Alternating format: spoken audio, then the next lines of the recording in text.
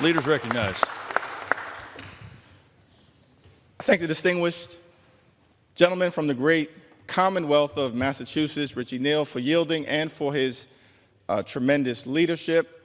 Mr. Speaker, I rise today in strong opposition to Donald Trump's one big, ugly bill, this disgusting abomination, the GOP tax scam that guts Medicaid, rips food from the mouths of children, seniors, and veterans, and rewards billionaires with massive tax breaks. Every single Democrat stands in strong opposition to this bill because we're standing up for the American people.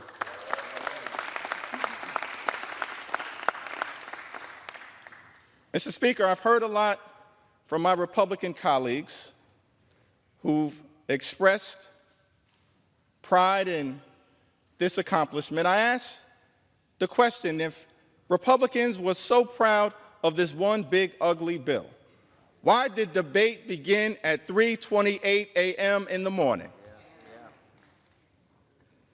Republicans are once again, which has been the case, Mr. Speaker, through every step of this journey, tried to jam this bill through the House of Representatives under cover of darkness. But I'm here today to make it clear that I'm going to take my time and ensure that the American people fully understand how damaging this bill will be to their quality of life. Now, Republicans and Donald Trump promised that costs would go down on day one. Costs haven't gone down under Donald Trump and House Republicans here in the United States of America. In fact, costs have gone up. We believe that America is too expensive, that the cost of living is too high, that that's a priority that should be worked on in a bipartisan way. But from the very beginning of this Congress, our Republican colleagues have shown no interest in addressing the high cost of living in the United States of America. Not a single executive order has been issued by this administration, Mr. Speaker, to address the high cost of living. Not a single bill has been passed, Mr. Speaker, to address the high cost of living in the United States of America. And this bill, this one big, ugly bill, this reckless Republican budget, this disgusting abomination, is not about improving the quality of life of the American people. It will hurt everyday Americans in several different ways. This bill represents the largest cut to health care in American history. It's an all-out assault on the health care of the American people, an assault on Medicaid, an assault on Medicare, an assault on the Children's Health Insurance Program, an assault on the Affordable Care Act, an assault on Planned Parenthood and the health care of women all across the United States of America, an unprecedented assault on the American people and their health care.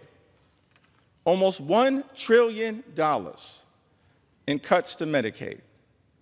This runs directly contrary to what President Trump indicated in January, which was that he was going to love and cherish Medicaid. Nothing about this bill loves and cherishes Medicaid.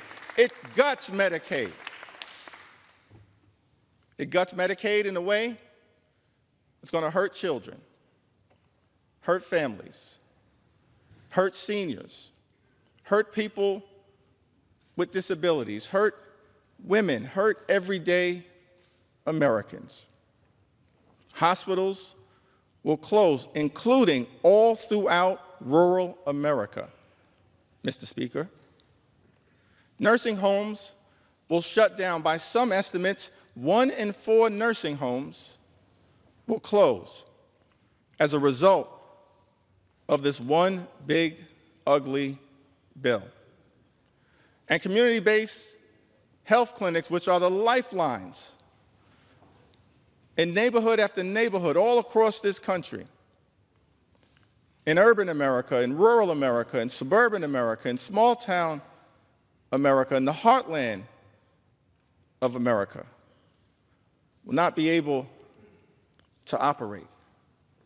And as a result of the lack of health care that will result directly from this one big ugly bill, people in America will die. Unnecessary deaths. That is outrageous. It's disgusting. That is not what we should be doing here in the United States House of Representatives. Not what we should be doing. In addition to the cuts to Medicaid, this bill will result in the largest cut to Medicare in American history. By some estimates, more than $500 billion in cuts to Medicare as a result of the Republicans' one big, ugly bill. This bill will also result in a devastating blow to the Affordable Care Act. That's no surprise because since 2010, Republicans, Mr. Speaker, have been trying to gut and destroy the Affordable Care Act. And as a result of the damage that is done to the Affordable Care Act in this legislation, millions of Americans will lose their health care. The assault on health care in this one big ugly bill will result in more than 17 million Americans losing health care in the United States of America. Shame on the people who've decided to launch that kind of all-out assault on the health and the well-being of everyday Americans. That's not what we should be doing here in the United States House of Representatives.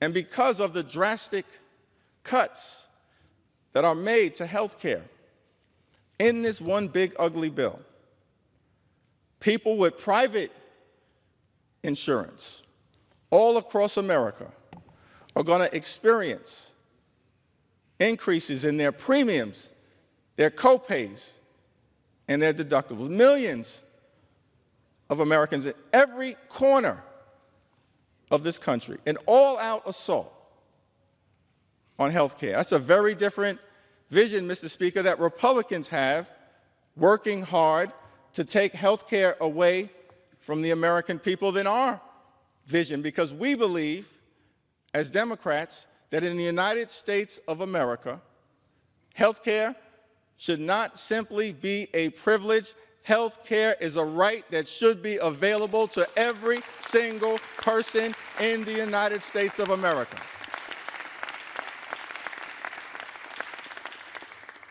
This bill is an all-out assault on the health care of the people of the United States of America, hard-working American taxpayers. These are the people we should be standing up to work hard to lift up. But instead, they're victims of this legislation. Hospitals will close. That impacts everybody in the United States of America. If your hospital closes, whether you're on Medicaid or not, you will be unable to get the treatment that you or your family needs. That's why we're fighting so hard to stop this bill. 1 in 4 nursing homes, by some estimates, will close as a result of the Republicans' assault on Medicaid in this one big, ugly bill. This bill also represents an assault on nutritional assistance here in the United States of America. We've made great progress over the last 50+ years as it relates to hunger in this country. Great progress. But we're still dealing with the reality that tens of millions of people in this country go to bed every night wondering whether they're going to be able to get a nutritious meal the next day. Tens of millions of people in this country, millions of children. And instead of trying to address that issue, Mr. Speaker, the one big ugly bill will rip nutritional benefits away from millions of Americans, including children, rip food from the mouths of hungry children and hungry veterans and hungry seniors. That is unacceptable. That's one of the reasons why we stand in strong opposition, Mr. Speaker, to this one big, ugly bill. Republicans promised to address the high cost of living in the United States of America. We believe that the cost of living is too high. Housing costs are too high. Grocery costs are too high. Utility costs are too high. Insurance costs are too high. Child care costs are too high. America is too expensive. There are far too many people in this country struggling to live paycheck to paycheck. That should not be the case in the United States of America. But instead of addressing the high cost of living in this one big ugly bill, Mr. Speaker, Republicans are actually going to increase costs, particularly as it relates to the energy bills that everyday Americans pay. Estimated that energy bills will increase by hundreds of dollars a year. That has nothing to do with lowering the high cost of living, making this country a more affordable place. It does the exact opposite. It's an all-out and unnecessary assault on the clean energy tax credits. The clean energy tax credits that many of my Republican colleagues promised in letter after letter after letter that you would stand behind, but all chose to fold and abandon, fighting instead for special interests and opposing the ability for this country to stand up a cleaner energy economy, which means cheaper energy. And because of the attack on clean energy jobs, on the clean energy economy, on the economic development that had already been set in motion, often in districts represented by my Republican colleagues and in Republican-led states, red states. By some estimates, millions of jobs are going to be lost. And so you're ripping health care away from millions of Americans, Mr. Speaker, ripping food away from children and veterans and seniors, raising the cost of utilities, of paying your energy bill by hundreds of dollars, stripping away millions of jobs all across America. And what is all of this being done for? To provide massive tax breaks to billionaires all across this country. We are better than that in the United States of America. When we take an oath, convene here, come to the United States Capitol, our job is to make life better for everyday Americans. But the genesis of this bill, the focus of this bill, the justification for all of the cuts that will hurt everyday Americans in this bill is to provide massive tax breaks for billionaires. It's extraordinary. Never in my time here in Congress have I experienced legislation that benefits so few people who fall into the category of the wealthy, the well-off, and the well-connected, while at the same time hurting everyday Americans, that we should be fighting hard to help. Now, all of this apparently is being rushed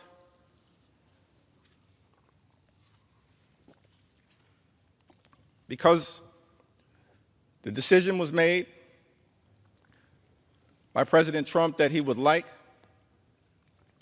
to get a bill done by the 4th of July. What does the 4th of July have to do with this one big, ugly bill? What does celebrating American independence, the birth of this exceptional country, the journey that we've been on for 249 years, what does any of that have to do with this one big, ugly bill? I would suggest, Mr. Speaker, that if you actually look at the Declaration of Independence, what we find is that everything about this one big, ugly bill runs in direct contrast with what was set in motion by the framers and the founders of our great country. Of course, the Declaration of Independence, authored by Thomas Jefferson, makes the famous statement that we hold these truths to be self-evident, that all men are created equal, that they are endowed by their Creator with certain unalienable rights, that among these are life, liberty, and the pursuit of happiness. Mr. Speaker, I want to lock in for just a moment on that aspirational objective, the pursuit of happiness. Because when it comes to everyday Americans, this one big, ugly bill will hurt the quality of life of hardworking American taxpayers, and it's all designed to put a happy smile on the face of billionaires. That is inconsistent with the Declaration of Independence and what we should be celebrating on July 4th.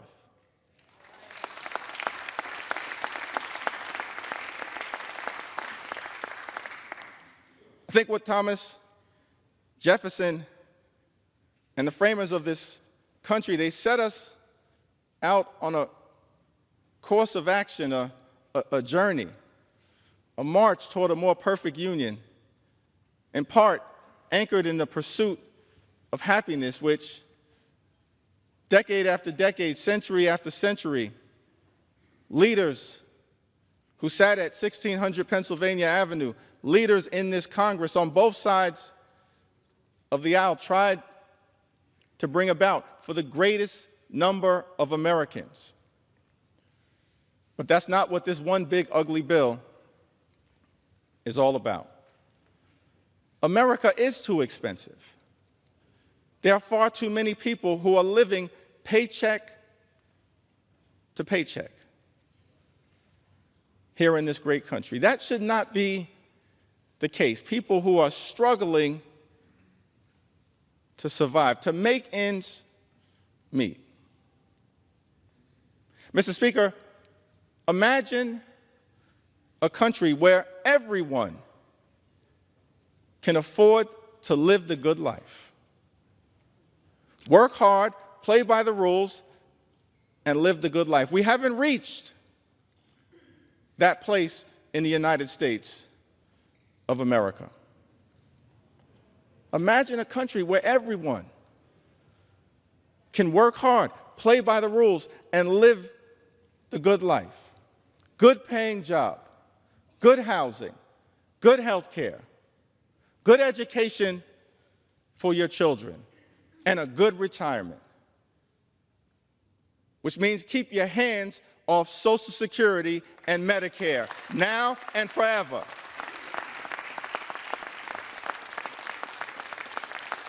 Now and forever. We want a country where every single American can afford to live the good life. Good paying job, good housing, good health care, good education for your children, and then a good retirement. And we know that in the United States of America, to unlock that quintessential American dream, living the good life, you have to work hard and play by the rules. But the challenge that so many Americans have right now in this country is that they're doing those two things. They're working hard and they're playing by the rules, but they're unable to experience the great American dream. They're unable to get to that third leg. They're unable to live the good life. And that's what we should be focusing on here in the United States Congress. Not gutting Medicaid, not ripping food out of the mouths of hungry children, not rewarding billionaires with massive tax breaks. How can you prepare to celebrate legislation that will undermine the quality of life of everyday Americans? It's not just a hypothetical, it's not just hyperbole, it's not just hype. It will happen. Everyday Americans will be hurt by the one big ugly bill. We're here on the floor of the House of Representatives, debating legislation in the middle of the night, with millions of Americans having gone to sleep anxious about what would happen. Here on the floor of the House of Representatives, understandably concerned that their voices have not been heard in this debate, that their pleas for compassion have been overlooked. Many of my colleagues, Mr. Speaker, on the other side of the aisle have chosen not to hold town hall meetings, not to hear from the voices of the people that you're privileged to represent. But we've embraced the American people. We haven't run from the American people. House Democrats will continue to run toward the American people and lift their voices up. Lift their voices up. And so, Mr. Speaker, I'm going to take a little time to share some of the stories of the American people. Voices that might otherwise be excluded from this debate. But we're not going to let those voices be excluded. We will ensure that these voices are heard. We will continue to do everything we can to bring those voices to life, here on the House floor and beyond, to stand up for the best interests of everyday Americans. And we've heard from many of them. Throughout this process, I'll share just a handful. With Medicaid expansion, I now qualify for Medicaid. Without insurance, my monthly bill for my 3 injectable drugs would be $3,000, $36,000 a year. And that doesn't include any of my other meds or my medical appointments. Who has that kind of money? That's Charles, who lives in Alaska, district represented by Congressman Nick Begich. Medicare and Social Security keep me alive. I'm surviving on about $13,000 a year, most of it from my Social Security checks. That's just enough to afford my rent, utilities, and food. Without Social Security, I would be homeless. And if Medicare did not pay for my medications, if I had to pay full price, I wouldn't be able to survive. There are so many other seniors who are in the same boat. Without these programs, seniors like me would die on the street. That's Paula, who lives in Arkansas's 2nd Congressional District, represented by my colleague, Congressman French Hill. My son is a 25-year-old young adult with profound nonverbal autism who needs 24/7 support. Our family has relied on Medicaid from the time he was 2 years old, when he began early intervention services. At 3, when he was diagnosed with autism, a private health insurance denied him coverage for his pre-existing condition. Medicaid stepped in to provide health care. From that point until today, home and community-based services through Medicaid have been vital to our son's health and well-being. Medicaid also helped his school district pay for medically necessary therapies at school. Our son is thriving and healthy, and our family can support him at home because of Medicaid. That's Robin. She lives in Arizona's 1st Congressional District, represented by David Swiker. These are stories from everyday Americans who've written to us to say to this Congress, stand up for our health care, Mr. Speaker. Don't stand up for billionaires.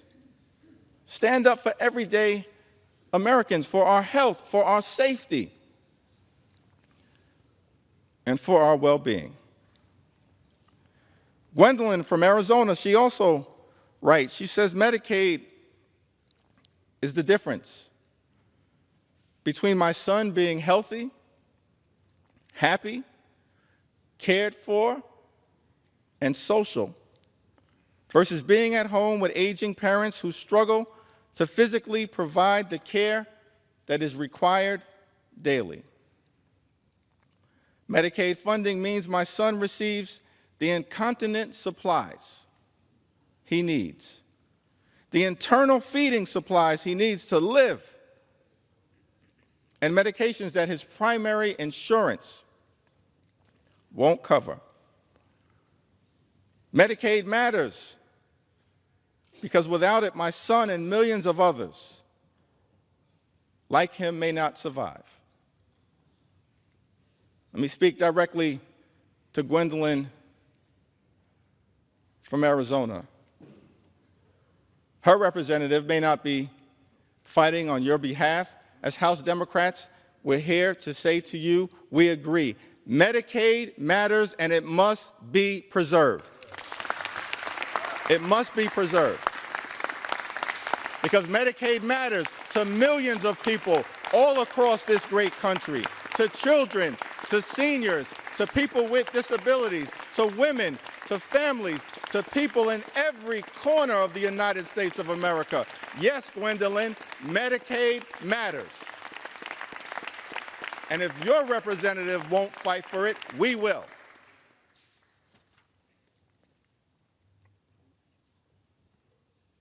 Brenda?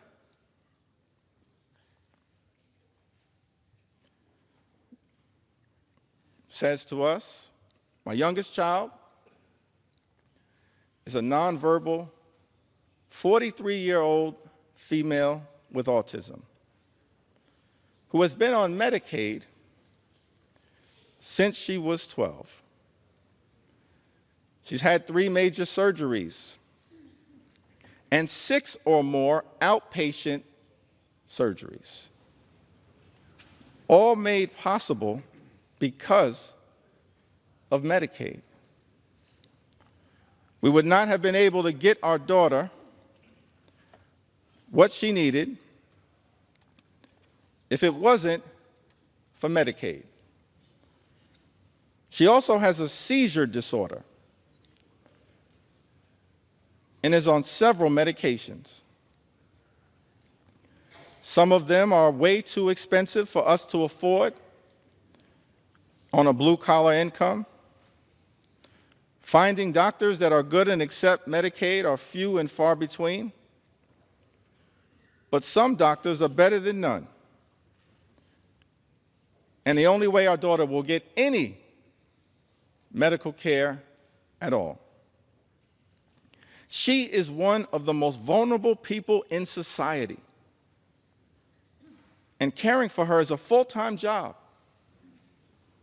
For myself and her father, who are both retired and are full-time care providers for her. I am not sure why anyone would want to take this help and service from people whose very life depends on the help it provides. That's a powerful and profound question. Why would anyone in this House vote to take away Medicaid from the American people amongst the most vulnerable here in the United States of America?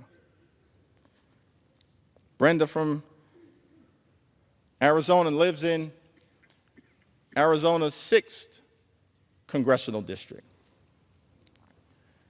represented by my colleague, Congressman Juan Ciscomani. Garrett, also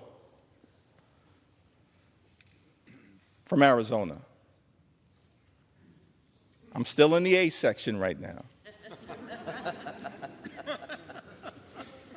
So strap in as we make sure we lift up the voices of everyday Americans all across this country. It's important that we take note. This isn't abstract, taking away health care from the American people. It's concrete, it's real. It has devastating implications. Garrett says, I was diagnosed with cerebral palsy at birth. Cerebral palsy at birth. Thanks to Medicaid, I was able to undergo multiple surgeries that significantly improved my ability to walk, transforming both my mobility and daily life. Relying on Medicaid, SNAP in the past, and SSI, I worry about what would happen to me and my friends if these programs were taken away. Without them, I wouldn't be able to keep up with doctor's appointments, medications, and transportation. Earlier today, my distinguished colleague from the great Commonwealth of Virginia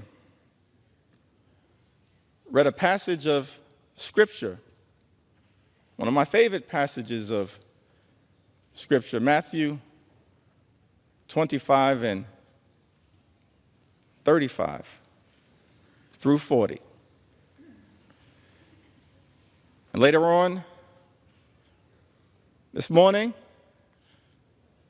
as I continue my remarks, perhaps I'll have an opportunity to go a little deeper into the meaning of Matthew 25 and 35. What I can say is that all of us should be trying to lift up the least, the lost, the left behind, the poor, the sick, and the afflicted. Garrett tells us, I was diagnosed with cerebral palsy at birth. And the first thing that jumped out to me when I read this was that we're all God's children, and we should be looking after all God's children to the best of our ability, not running away from them and undermining their quality of life. So Garrett, we're going to continue to stand up and work hard on your behalf. Nancy from California. That's a great name, Nancy from California.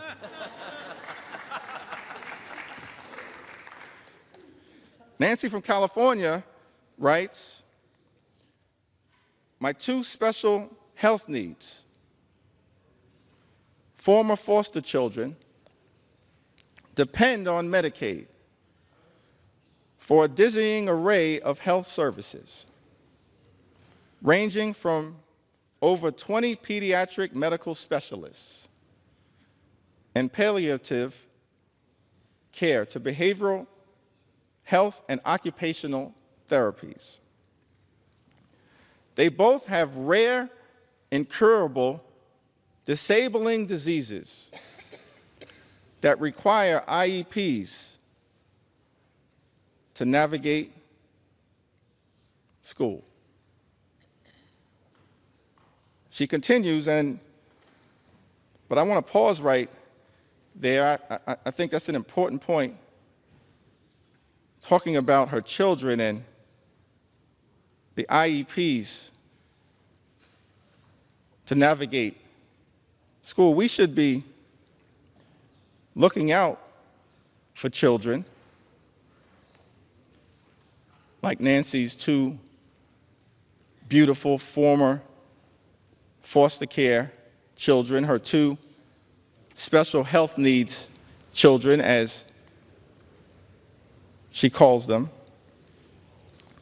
It's one of the reasons why the Department of Education is important. Public schools are important. Nothing in this bill supports public education. In fact, this one big, ugly bill represents an attack on public education. And that is not consistent with what we should be doing as we prepare to celebrate our 249th birthday and lifting up this pursuit of happiness. Nancy continues, the ACA protections for pre-existing conditions and the removal of lifetime caps are also essential. My youngest child requires medical care that I simply cannot afford, costing between $750,000 and $1 million per year, depending on how stable her health is. I work part-time, but the caregiver burden is too demanding for me to maintain a full-time job. As a single widowed mother, Medicaid has become a lifeline for keeping my kids as well as possible. Nancy lives in California's 1st congressional district, represented by my colleague, Congressman Doug LaMalfa. Laura lives in the Central Valley of California, an area of the country with the highest concentration of Medicaid recipients. The highest concentration of Medicaid recipients. I've been raising my 6 grandchildren for 15 years,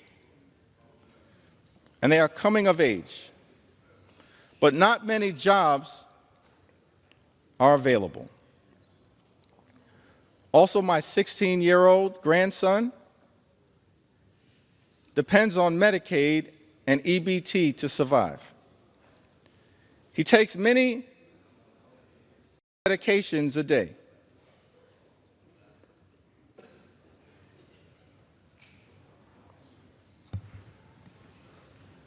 If you're not going to respect my ability to speak, respect the story that I'm telling on behalf of Laura. Respect her story, because her story matters. Her story matters, and the American people matter. We need order. He takes many medications a day. I'm too old to do anything but take care of him. I can't imagine choosing what medicines he gets or who gets to eat. Please reconsider for the people who need medication that is necessary for survival. Universal access to food and meds would lighten the worry that we carry. Not having to worry about food and medicines gives me more time to care for my 26-year-old grandson, who is quadriplegic due to a head-on collision last year. Please don't make him suffer anymore. He needs food supplements and many medications every day to survive. Laura lives in California's 22nd congressional district, a district that is represented by my colleague, Congressman David Valadao. Just happens to be the district that has the highest concentration of Medicaid recipients in this country. Laura, I don't know what your Congress member is going to do. Every single House Democrat is fighting hard to protect your Medicaid. We value you, and we're working hard to defend you. Jackie is from the Orange County area of California. My son is 34 years old. He has Down syndrome and autism. and lives at home with his aging parents, Dad, 82, and Mom, 71. His biggest joys in life for him are his day program and eating out. How small are his desires? And you want to take that away from him. He requires much care. Bathing, shaving, washing hair, brushing teeth, dressing, etc. His aging parents can do the job required for this 100% of the time. He has great caregivers right now, and they have been with him for many years. Now you want to take that away from us? Please know that Medicaid, Medi-Cal, is what allows us to keep him in a safe and happy environment. That he will not get anywhere else. And for a whole lot less money. Why should that change for him? Jackie asked. Please be respectful of families who have high-need family members who need these services. Thank you for allowing me to speak on behalf of my son and everyone who loves him. Jackie lives in California's 40th congressional district, a district represented by my colleague, Congresswoman Young Kim. Kayla writes to us from Colorado. At 26, I was diagnosed with brain cancer, a discovery I was only able to make because of Medicaid. Without it,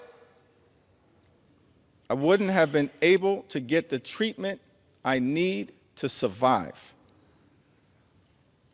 That diagnosis changed my life. And while I am grateful to be here, I can no longer work. Now I rely on disability benefits, food stamps, just to get by. These programs are the only reason I'm able to live. Without this support, I don't know how I would manage. Kayla lives in Colorado's 2nd congressional district, a district represented by the Assistant Democratic leader, Joe Neguse. Kayla, I can say to you that your Congress member is fighting hard to protect you, just like every single member of the House Democratic Caucus.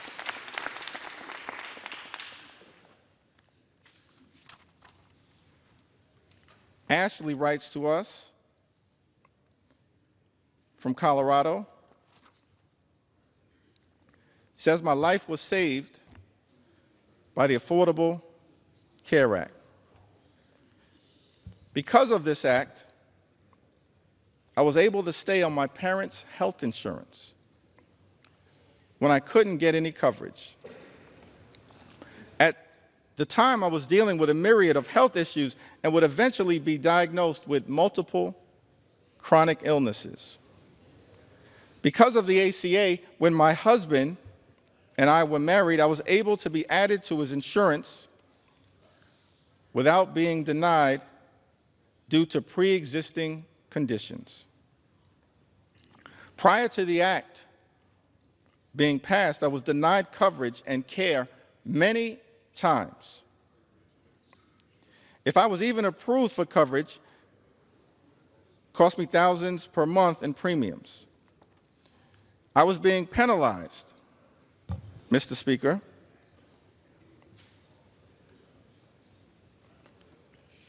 for being sick. There were many times when I could not get coverage that I had to choose between which prescriptions I would get to have or whether I would get all my meds or the groceries we needed. You know, there are far too many people in the United States of America right now, before experiencing the devastating consequences of this one big, ugly bill, who have to choose between putting food on the table, clothing on their backs, access to medication, or paying the rent. The United States of America is the wealthiest country in the history of the world. Not a single hard-working American taxpayer should ever have to choose between food or medicine or rent or putting clothing on their back. Not a single hard-working American taxpayer should ever have to make that choice.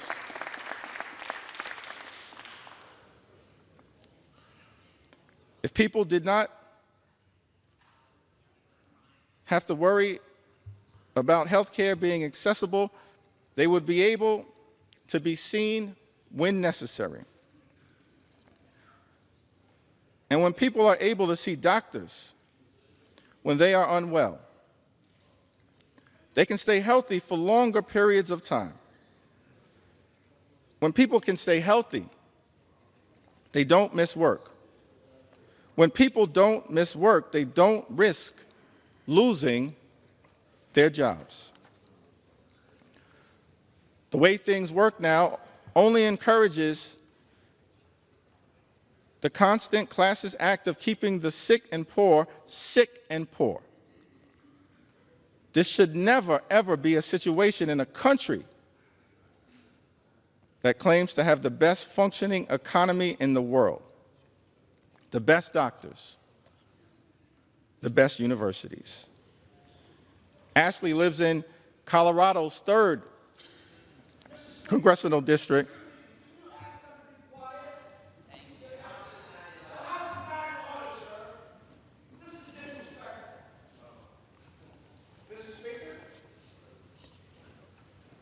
The gentleman is not recognized.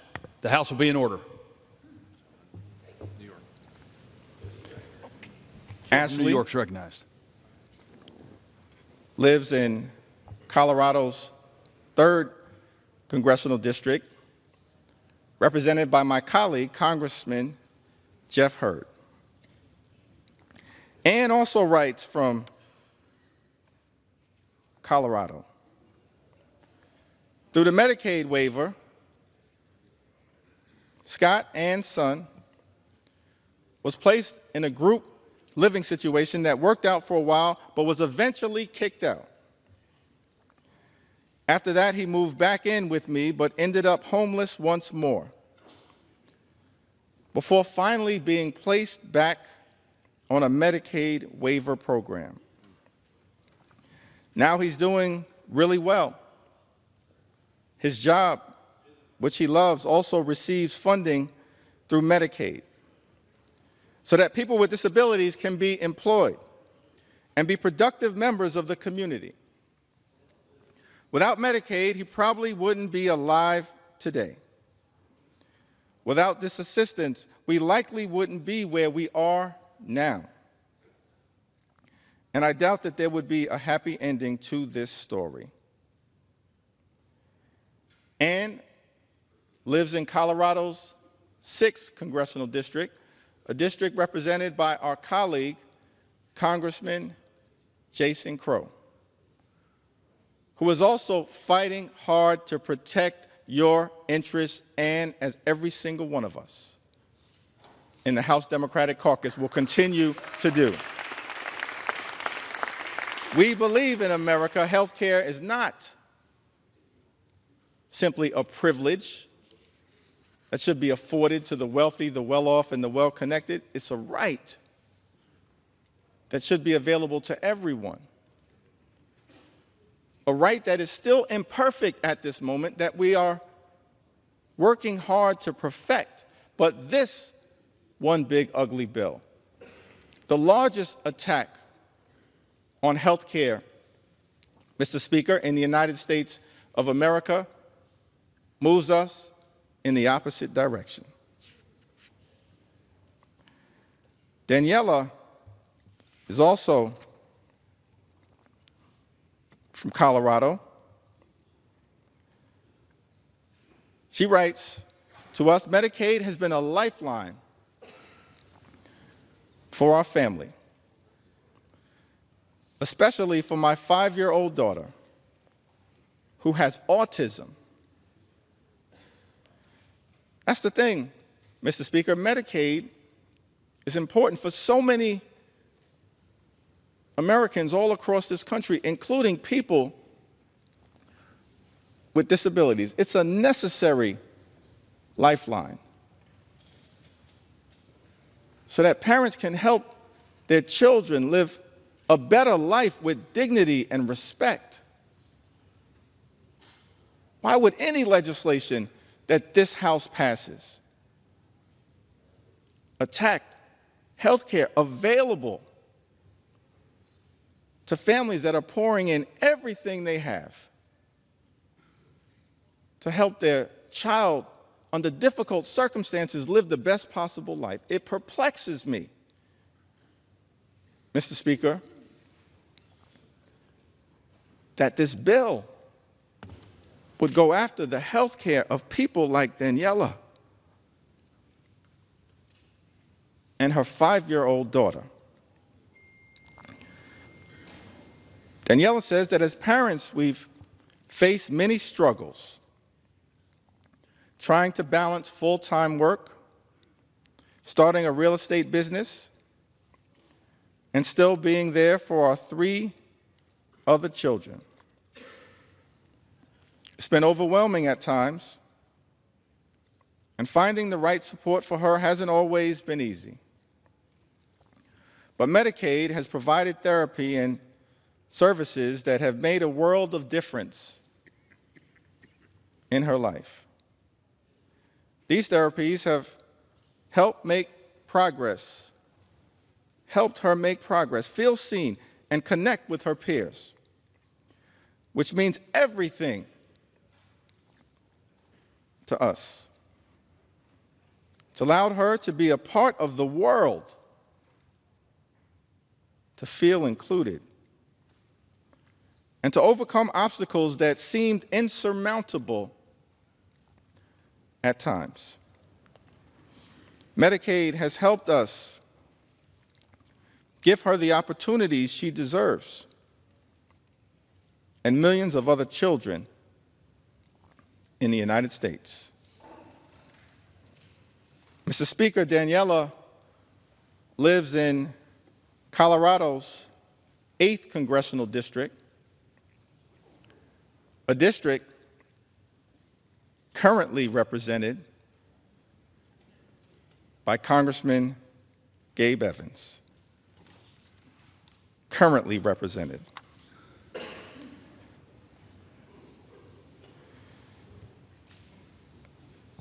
Mr. Speaker, we heard from Martha,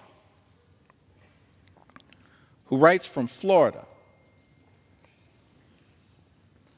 I have an adult daughter with developmental and intellectual disabilities who needs Medicaid for her medical care. As a mom, I worry a lot about what the future will hold for her. Will she have access to quality medical care when my husband is no longer able to provide for her? Please support individuals like my daughter who are vulnerable and need our help. Thank you from my heart. Martha lives in Florida's 7th congressional district, a district represented by our colleague, Mr. Speaker, Congressman Corey Mills. We've heard from people from the heartland of this country. In Indiana, Kim writes to us, SNAP and Medicaid were lifelines when my children were younger. At least when I was able to get them. As a single mom, working my way up from low-paying jobs, we often had too little food. My dinner was the combined uneaten food from my 4 kids' plates. Even then, keeping benefits was difficult due to missing or late paperwork, faxes lost to the ether. I sometimes worked 3 jobs and cried too often when the letter came saying benefits were suspended. When that happens, you end up hungry for weeks until it's straightened out. Kim lives in the 9th Congressional District of Indiana, Mr. Speaker. She says, SNAP and Medicaid were lifelines when my children were younger, at least when I was able to get them. Let me park right there for a moment, because one of the arguments that I've consistently heard made, Mr. Speaker, by our Republican colleagues on the other side of the aisle is that they weren't going after Medicaid recipients, that no benefits would be taken away as a result of these so-called work requirements.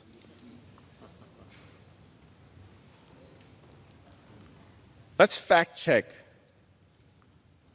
that statement. Every independent entity that has looked at this question, including the Congressional Budget Office, has made clear, as a result of the one big ugly bill, millions of Americans will lose their Medicaid benefits.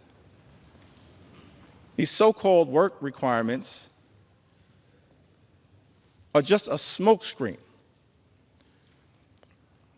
because more than 90% of the people who receive Medicaid benefits who can work, do work right now in the United States of America. Right now, more than 90%. What these impositions are really paperwork requirements that are designed to make it harder for everyday Americans like Kim to access their benefits. And as a result, millions of Americans who are eligible, who are hardworking, who are deserving, will lose their health care. Kim says, I sometimes worked 3 jobs and cried too often when the letter came saying benefits were suspended. As House Democrats, Mr. Speaker, we are here fighting for people like Kim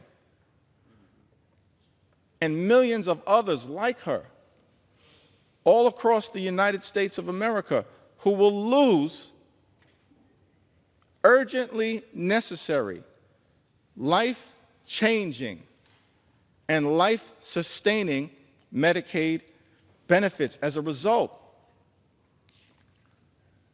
of Donald Trump's one big, ugly bill.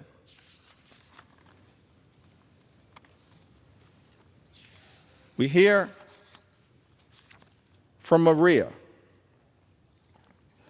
from Iowa, in the great heartland of this country. Maria writes to us in 2021, I got seriously sick with COVID. I ended up in a coma for 12 days, spent 3.5 weeks in the ICU, and then another 3 weeks on the recovery floor.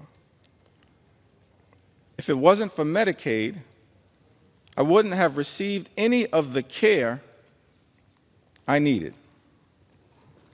I honestly don't know where I'd be today. I don't know what my family would have done.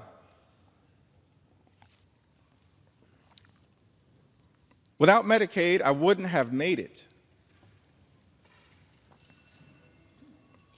If I lost Medicaid,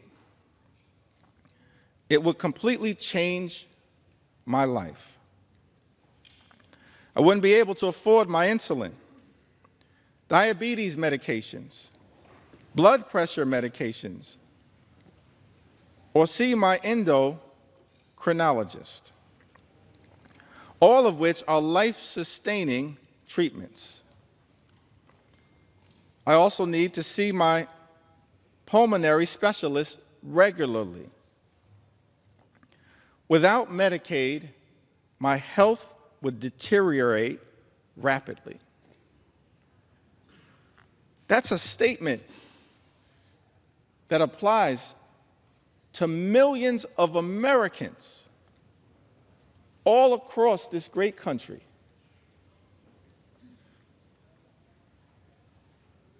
Who are at risk of losing their health care because this one big, ugly Republican bill has put a target on their back.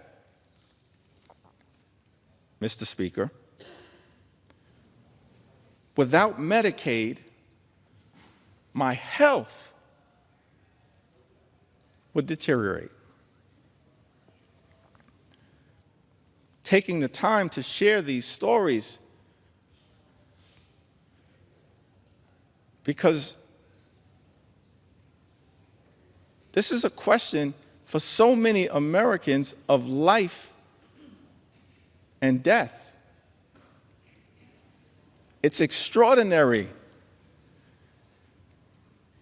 that on the House floor, in the middle of the night,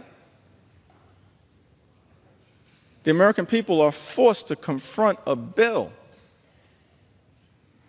that targets their health care and will result in their well-being deteriorating.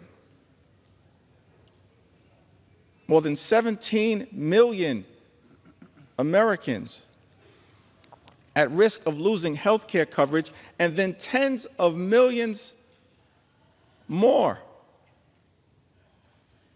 experiencing increased premiums, co-pays, and deductibles as a result of the attack on health care in this bill. Many of them will also lose coverage, lose their health care.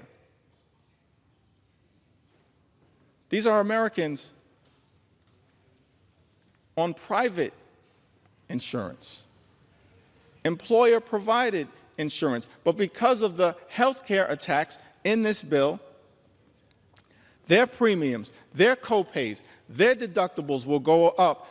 Some will not be able to afford it, and they will lose their health care. That's what this bill represents.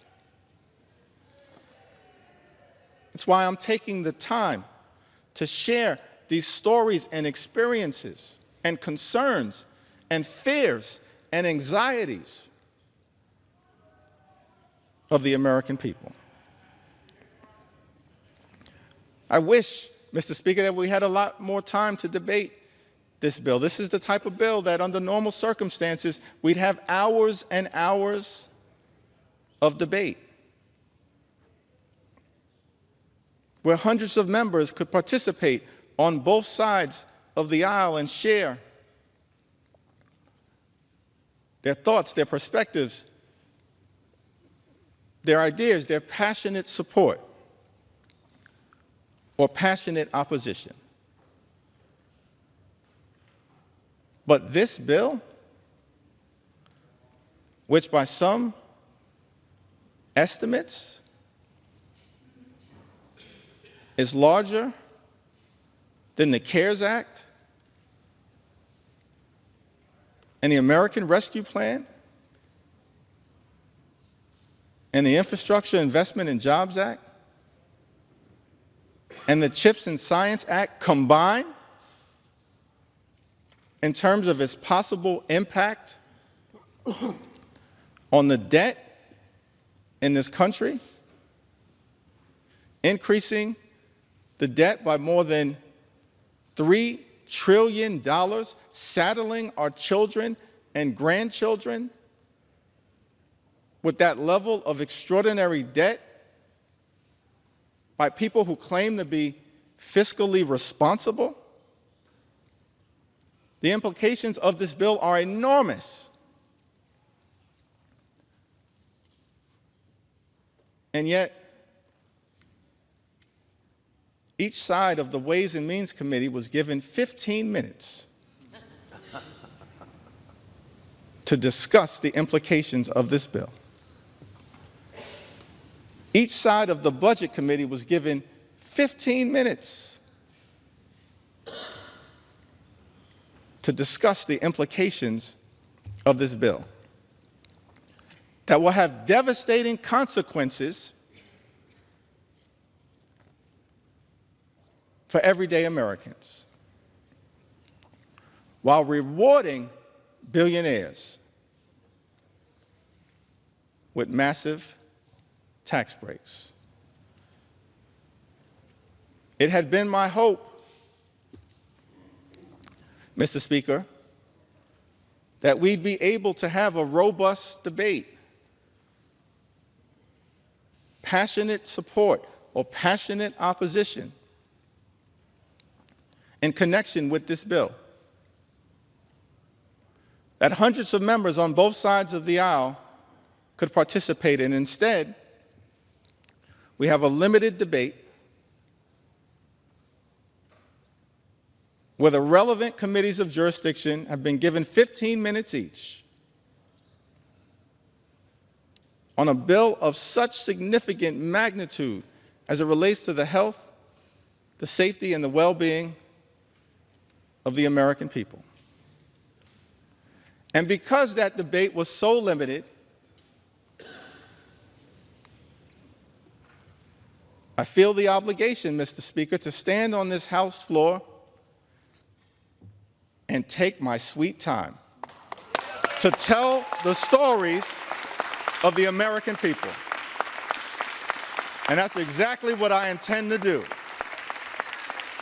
Take my sweet time on behalf of the American people, on behalf of their health care, on behalf of their Medicaid, on behalf of their nutritional assistance, on behalf of veterans, on behalf of farmers, on behalf of children, on behalf of seniors, on behalf of people with disabilities, on behalf of small businesses, on behalf of every single American.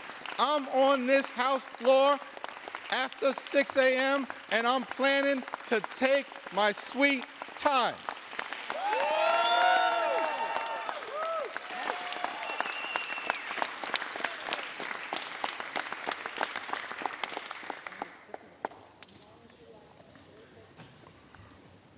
Without Medicaid, I wouldn't have made it. If I lost Medicaid, it would completely change my life. It would also severely affect my husband with epilepsy. Without Medicaid, he wouldn't be able to afford his seizure medications, which means he'd have seizures every week, like he did before. This would leave him unable to function or work. Before he had Medicaid, he'd have a seizure. And it would take him days to recover. His health is inconsistent, which makes it hard for him to hold down a job. I still have my house, my car, my husband, and my health. Thank God for that. But why should we have to struggle so hard just to live? In a country with so much wealth, I'm considered one of the lucky ones. And yet I still struggle to make ends meet for the basics. That's Maria, pouring her heart out to us as members of Congress about her struggles. She lives in Iowa's 1st Congressional District, represented by our colleague, Mr. Speaker, Representative Marionette Miller Meeks. In a country with so much wealth, I'm considered one of the lucky ones, and yet I still struggle to make ends meet for the basics. Maria makes this important point as we stand on the threshold of the 4th of July.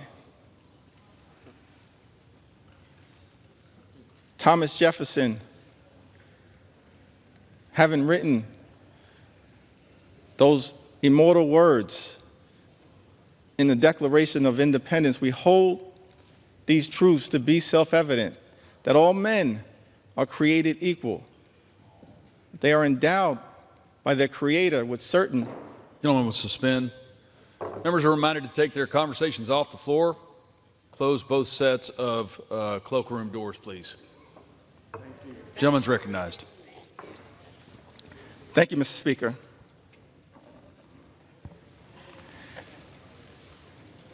If I'm not going to get any love for the other side of the aisle, I would expect that at least Thomas Jefferson would.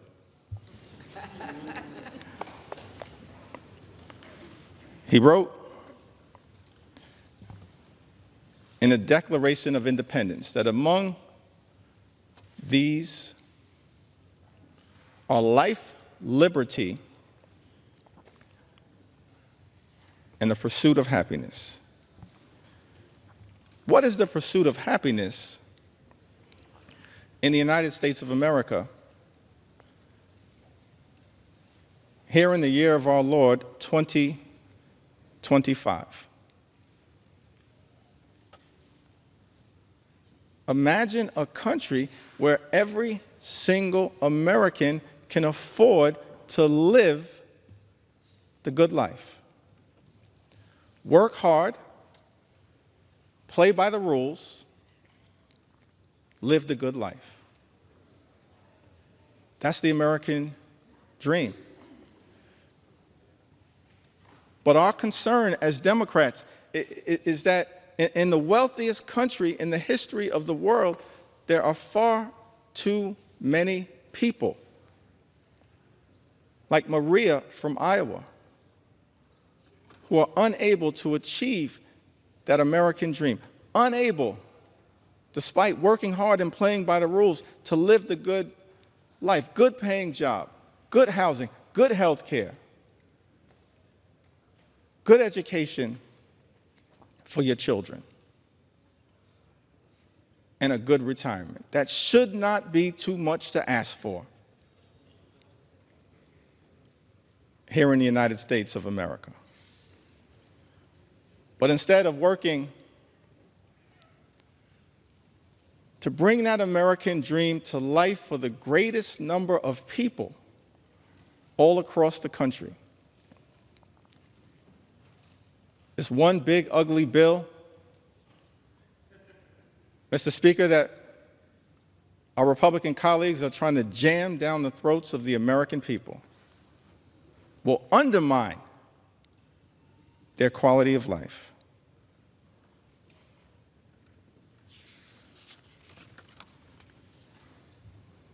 We'll also hear from Patrick. Lives in the heartland of this country. One of the good people of Iowa, who says, I'm a registered nurse in the ICU at the VA hospital in Iowa City. I've worked as a nurse for 30 years, and I'm a native Iowan. I have 2 disabled children who are on Medicaid. My son had a severe brain injury as a child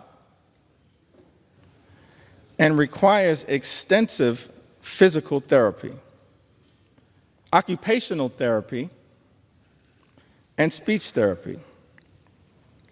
My daughter is autistic and lives independently on housing provided by Medicaid. Before we had Medicaid, we were bankrupt paying for their treatment. We would go bankrupt again if Medicaid is cut. These are complicated systems for people with very complicated needs. These quote-unquote common sense solutions they're coming up with are not based in reality.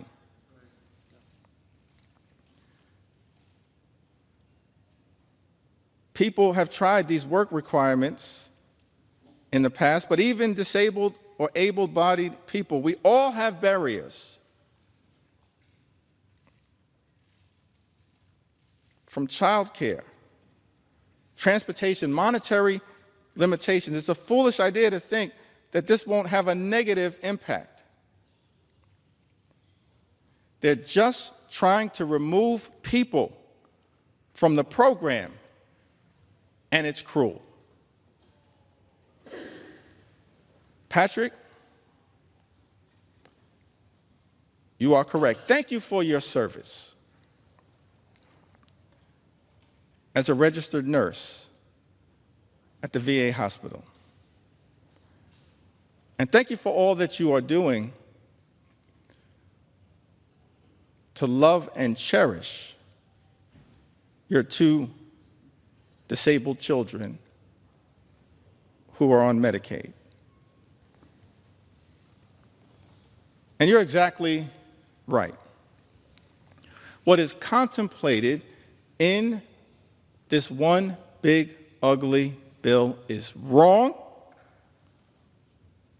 it's dangerous, and it's cruel. And cruelty should not be either the objective or the outcome of legislation that we consider here in the United States House of Representatives. Mr. Speaker, cruelty should never be the objective or the outcome of legislation that we consider here in the House of Representatives. But it is cruel to take away Medicaid from the American people. And that is why, as House Democrats, we will continue to show up and speak up and stand up in defense of the health care of the American people. I'm thankful for all of my colleagues who are here, who throughout this process, a difficult process, have stood up over and over and over again on behalf of the health care of the American people. Thankful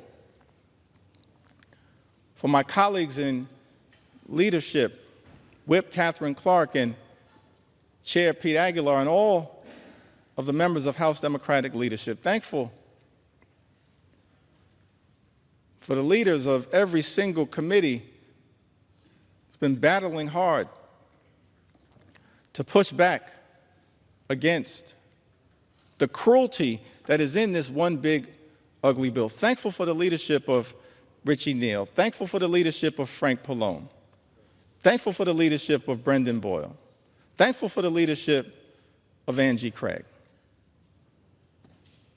I'm thankful for the leadership, the principal leadership of every single member of the House Democratic Caucus. But above all else, I'm just thankful for the spirit, the heart, and soul of the American people who have risen up throughout this country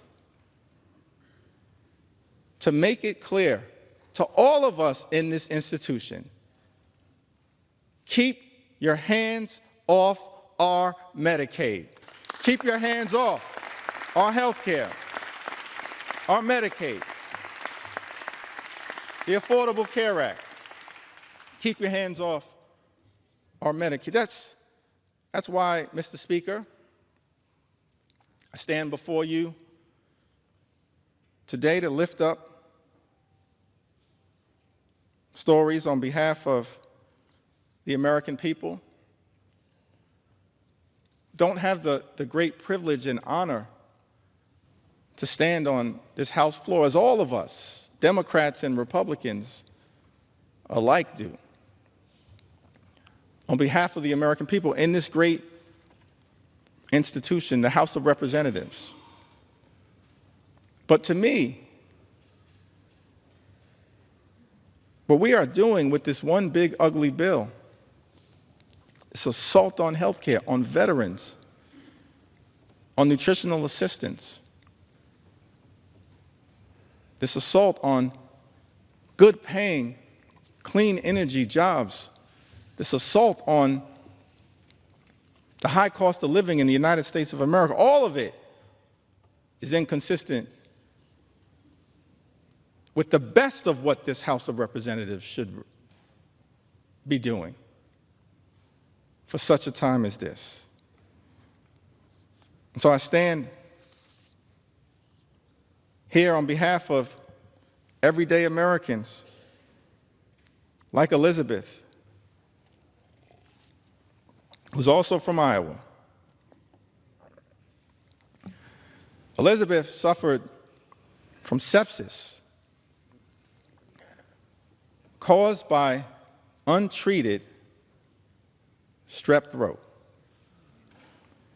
After waiting to receive care while uninsured and without paid sick leave. After receiving care she needed, she was able to apply for Medicaid and have her medical bills retroactively covered. Now, Medicaid has allowed her to get access to essential and preventative health care. Mr. Speaker, Elizabeth lives in the congressional district represented by our colleague, Zach Nunn, Iowa's 3rd congressional district. Thank you, Elizabeth, for highlighting one of the concerns that all of us should have with this bill. When you launch an all-out assault on the health care of the American people, when you effectively end Medicaid as we know it, gut parts of the Affordable Care Act, what you essentially are doing by stripping health care away from the American people, putting people like Elizabeth back in the position that she had previously been in, where she has untreated medical conditions that won't get better on its own, it will likely get worse and lead to further medical complications. Why would we do that to the American people? That is wrong. We should be lifting people up in this country, not tearing them down. We should be lifting up everyday Americans, not tearing them down and putting them at risk of their life, their quality of life, their health, their well-being getting worse. We hear from Becky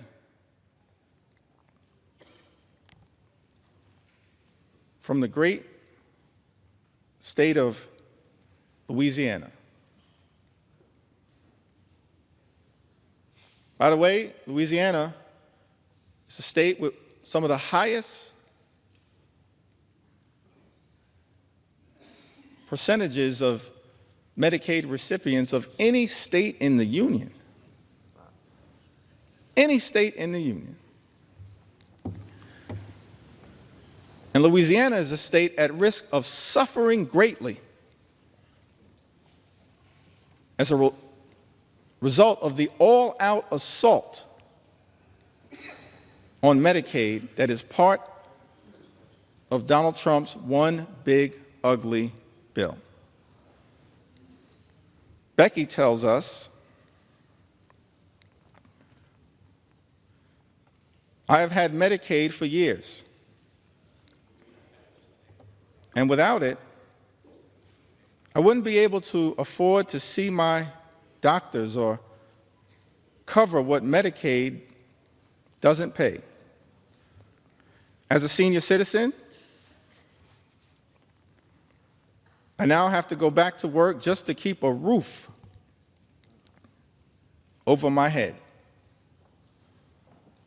afford rising food and utility costs, and maintain my car. Meanwhile, the government keeps taking more and more out of my Social Security benefits. Money I already paid taxes on while working. Feels like the middle class no longer exists. You're either rich or poor. Politicians today have no real understanding of what it's like to struggle every single day. If they had to live like regular people, maybe things would improve for seniors like me. Becky lives in Louisiana's 3rd congressional district, a district represented by our colleague, Mr. Speaker, Representative Clay Higgins. Louisiana, state, of course, also represented by my good friend and colleague,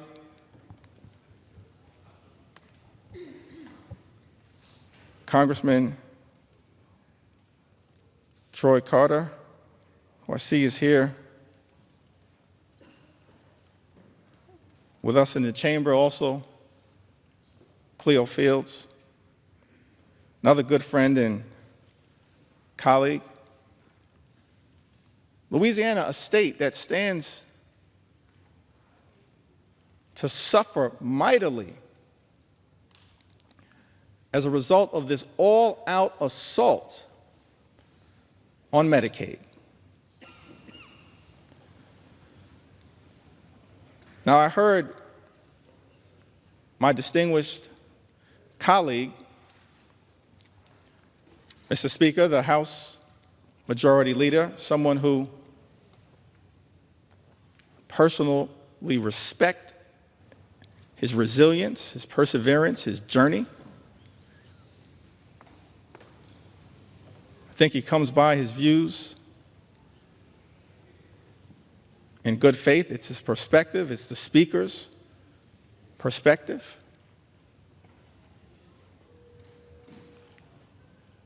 But many of our colleagues on the other side of the aisle have made the representation that as House Democrats,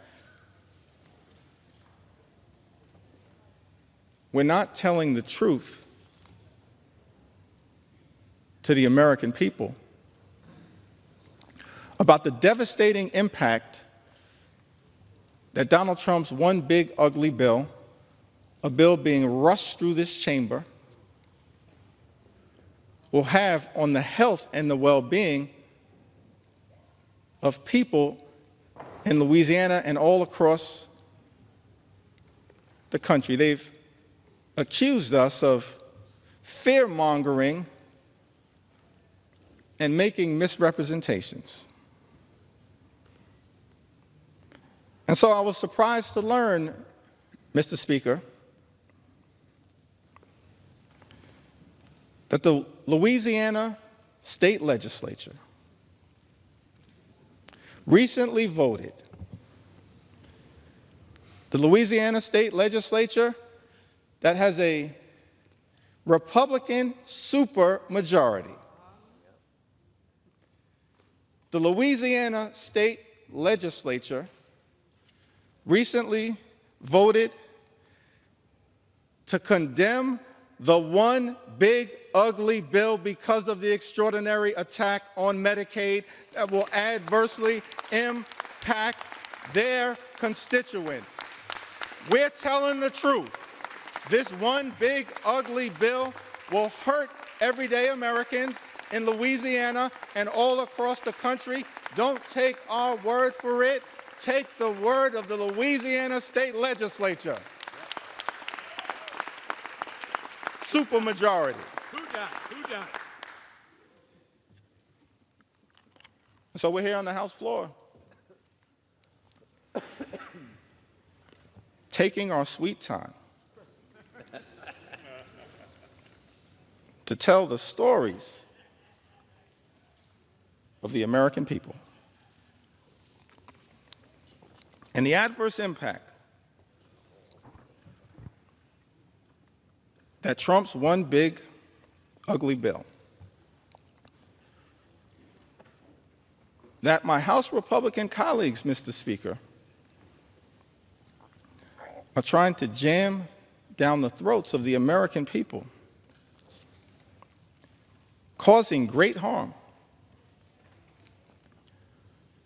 to those who we should be working hard to protect, love, and cherish, not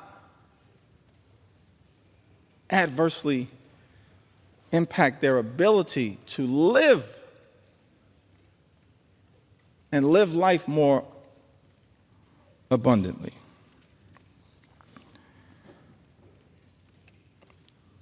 Tamara, who lives in Louisiana's 4th Congressional District, represented by the Speaker of this great House. I have depression and PTSD. I'm unable to work and rely on Medicaid to get my monthly medications to keep me essentially alive. Tamara, we're going to continue to fight hard on your behalf. We heard from Emily, who lives in the Commonwealth of Massachusetts. Emily tells us that I'd moved to Massachusetts in 2020 and was working a retail job for minimum wage. I was unable to afford much, but the state thankfully approved me for SNAP assistance and Medicaid. Without that jump start, I'm not sure where I would be today.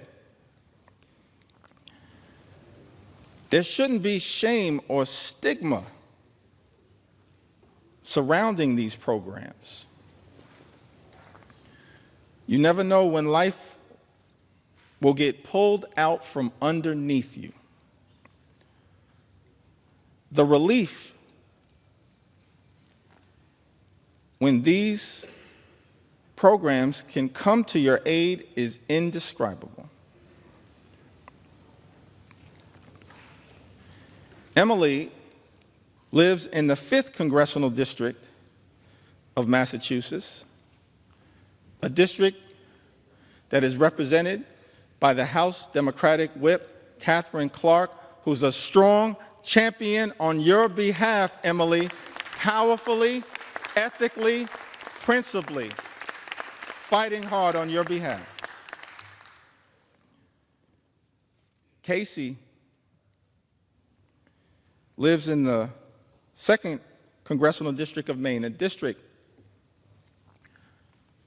represented by Congressman Jared Golden. Thankful for Congressman Golden's service. He served this nation with distinction overseas and has come back home to serve this nation in the United States Congress. Casey writes, as a single mom of 2 young children and non-profit professional in rural Maine, Casey and her children rely on Medicaid and SNAP to live their lives. The resources and stability provided by Medicaid and SNAP allowed Casey to leave her emotionally abusive husband and support her children. Casey's 7-year-old son has ADHD and is on the autism spectrum.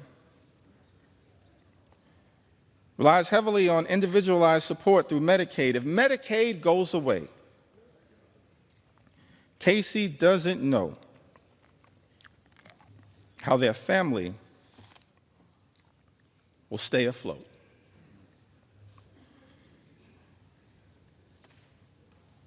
The American people pouring into us, Democrats and Republicans, in the United States House of Representatives, the People's House, pouring into us with all of their heart, all of their soul, all of their authenticity, pleading that this Congress would find it in our hearts to stand up for them and not stand up for billionaires, which is what this one big ugly bill is designed to accomplish. Sarah writes to us from Michigan's 4th Congressional District. My daughter has a heart condition. And the fact that she's on Medicaid is the only way that we can pay for her doctor visits and medications. I'm a widow, and money is very tight. So the fact that I'm on Medicaid, too, is the only way that I can pay for my own visits and meds. The loss of Medicaid for us would be absolutely devastating. Mr. Speaker, Sarah lives in Michigan's 4th Congressional District, a district currently represented by our colleague, Congressman Bill Huizenga. The loss of Medicaid for us would be absolutely devastating. That's the consequence of the GOP tax scam, this disgusting abomination, this reckless Republican budget. Mr. Speaker, that Republicans were trying to jam down the throats of the American people during the dead of night. It's extraordinary. No legislation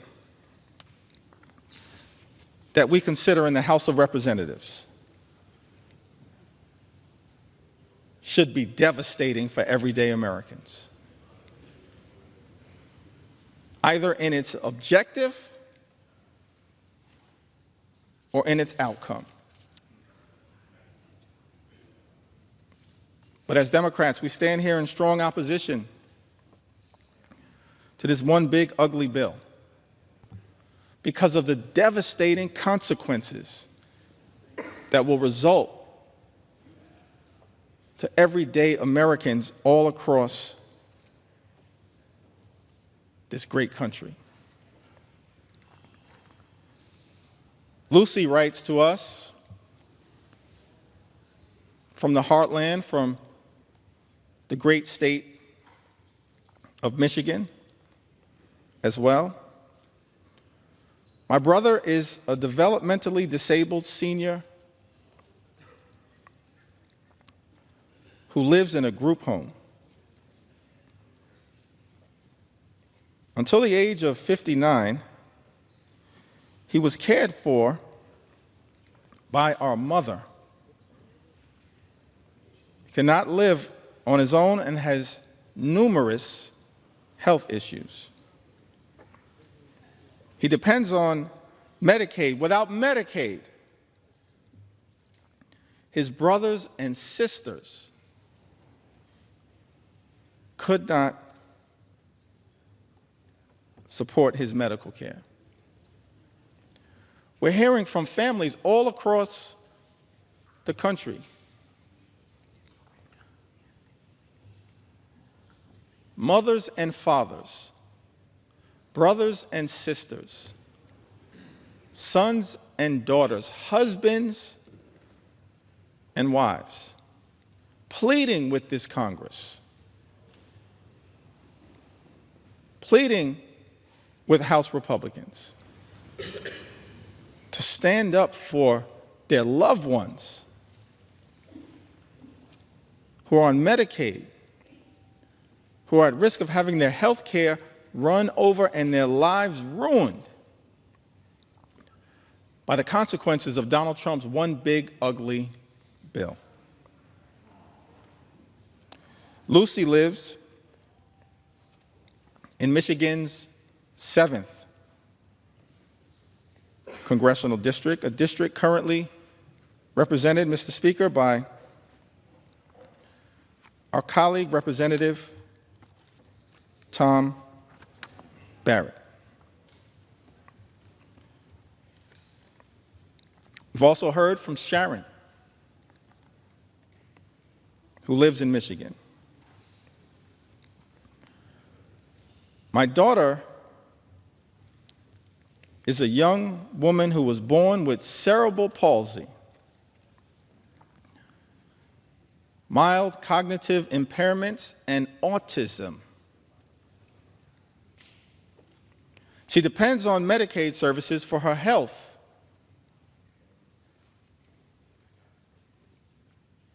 Safety and well-being.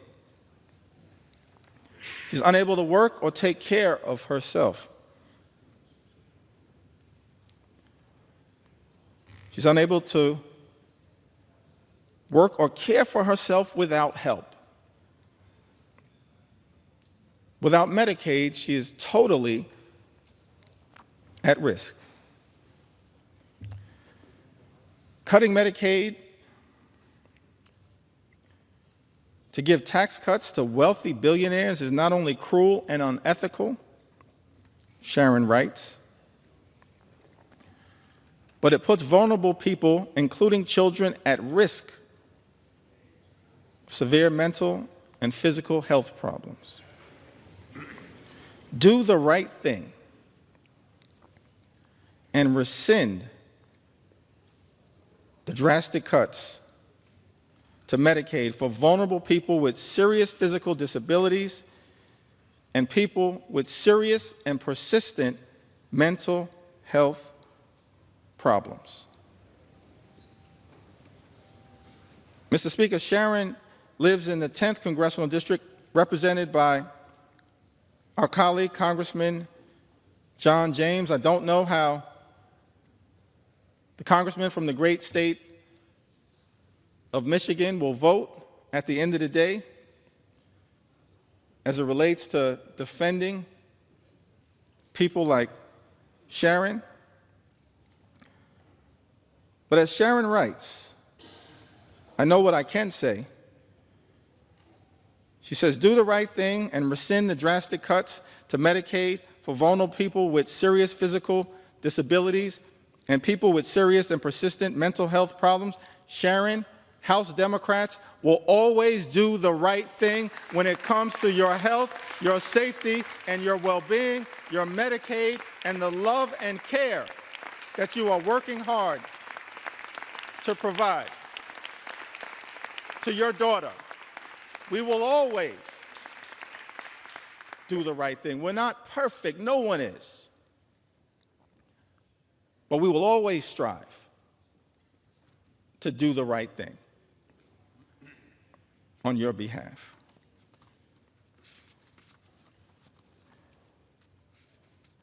As I work through these stories in the Midwest, and it appears, Mr. Speaker, that I'm about halfway through the stories as it relates to Medicaid. Medicaid. Medicaid. It appears that I'm halfway through the stories as it relates to Medicaid. But the extraordinary thing about this bill is that it represents such an unprecedented assault on the American people that there are stories that need to be told as it relates to the attack on nutritional assistance for the American people. And I will tell those stories. Stories that need to be told as it relates to the attack that has taken place on farmers in this country. And I will tell those stories. Stories that need to be told as it relates to the attack on small businesses in this country. And I will tell those stories. Stories that need to be told as it relates to the unprecedented assault on veterans in this country. How dare this administration attack veterans who have served this country? Instead of attacking veterans, we should make sure that every single veteran in this country can live with the dignity and respect that they've earned. So there are stories that need to be told as it relates to the veterans in this country. And there's stories that need to be told as it relates to law-abiding immigrant families. We have to secure our border. We believe that we have a broken immigration system that should be fixed in a comprehensive and bipartisan way. But we must also stand up for dreamers and farm workers and law-abiding immigrant families in this country. We will not abandon our nation's heritage as a country of immigrants. Not today, not tomorrow, not ever. It's part of what American exceptionalism has been all about.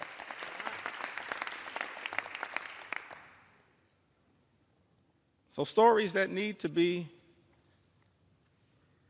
told. William writes to us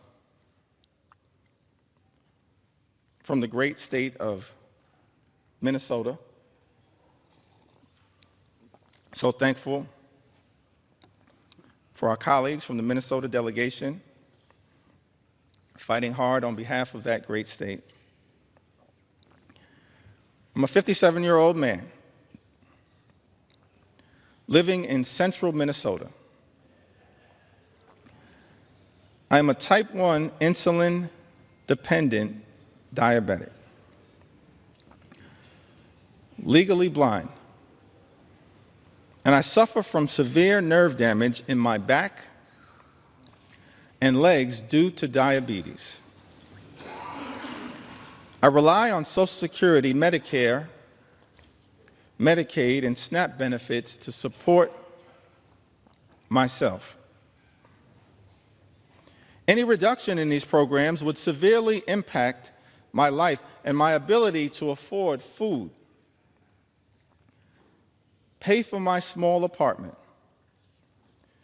and access medical care. Without these benefits, I would be destitute. William lives in Minnesota's 6th congressional district. Mr. Speaker, a district represented by our colleague, Congressman Tom Emmer. Say to William, I don't know what the majority whip will ultimately decide to do as it relates to this one big ugly bill. But we're going to stand up for the things that clearly matter to you. We're going to stand up for Social Security, stand up for your Medicare, stand up for Medicaid, stand up for your SNAP benefits, and stand up for you. I'd also note, parenthetically, it's not rhetorical that we are claiming to stand up for people like William, a 57-year-old man living in central Minnesota. He notes two things that are of interest to me. He says that I'm a type 1 insulin-dependent diabetic.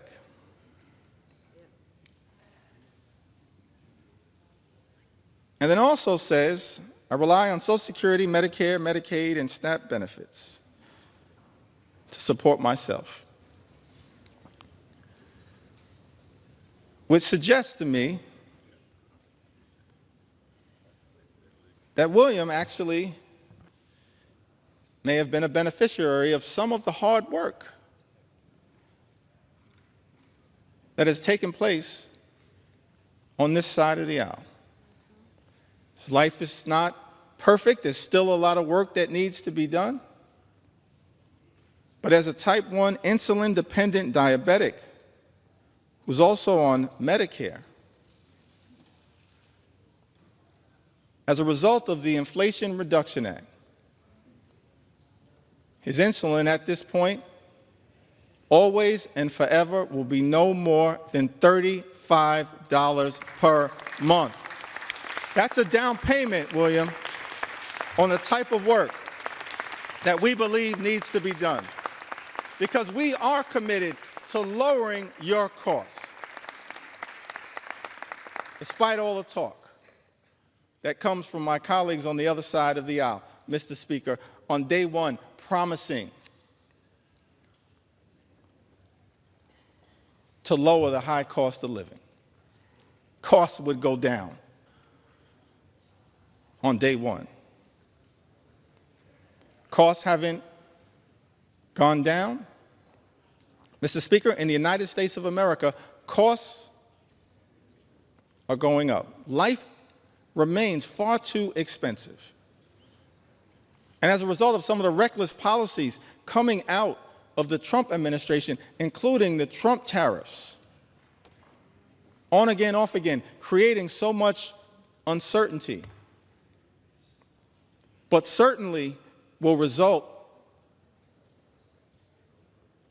in thousands of dollars per year in additional costs on everyday Americans. We're committed to lowering the high cost of living. We're committed to making sure that every single person in this country can afford to live the good life. Good paying job, good housing, good health care, good education for their children, and a good retirement. We're committed to working hard to make sure that every single American like William can afford to live the good life. This one big ugly bill does the exact opposite. Does it make life more affordable, Mr. Speaker? It makes life more expensive. The gentleman suspend. House will be in order. As the caffeine kicks in, please take your conversations outside the chamber or in the cloakroom. Gentleman's recognized. Thank you, Mr. Speaker. Without Medicaid, Heather from the great state of Minnesota writes, without Medicaid, my 3 kids and I would have no insurance. I couldn't afford my epilepsy and schizophrenia medications. My kids wouldn't have access to health care, including ER visits, physicals, vaccinations, and dental cleanings. Heather lives in Minnesota's 8th Congressional District, represented by our colleague, Mr. Speaker, Congressman Peter Stauber. Lynn writes to us from Missouri, the Show Me State, a state ably represented by Representative Emanuel Cleaver and Representative Wesley Bell. Lynn writes to us, says that I'm a widow near 70 with very little family left and have been diagnosed with breast cancer. I have an adult son, severely disabled. He already has lost transportation services due to low Medicaid funding. And if Medicaid is cut, it will be disastrous for my situation. Lynn knows that this one big ugly bill puts a target on the back of Medicaid. One of the senators from the great state of Missouri, Senator Josh Hawley, spent months warning about the damage that Donald Trump's one big ugly bill would do to the people of Missouri as a result of the all-out assault on Medicaid, and then turned around and voted to cut Medicaid from his constituents. It's so shocking, it's so disappointing. It's so heartbreaking for many Americans that a lot of people in the House of Representatives, Mr. Speaker, a lot of people in the Senate have talked a good game about Medicaid, but then turned around and done nothing to protect it. That's shameful. It disgusts me, because I want to believe in the good faith of every member to look out for the people that they are privileged to serve.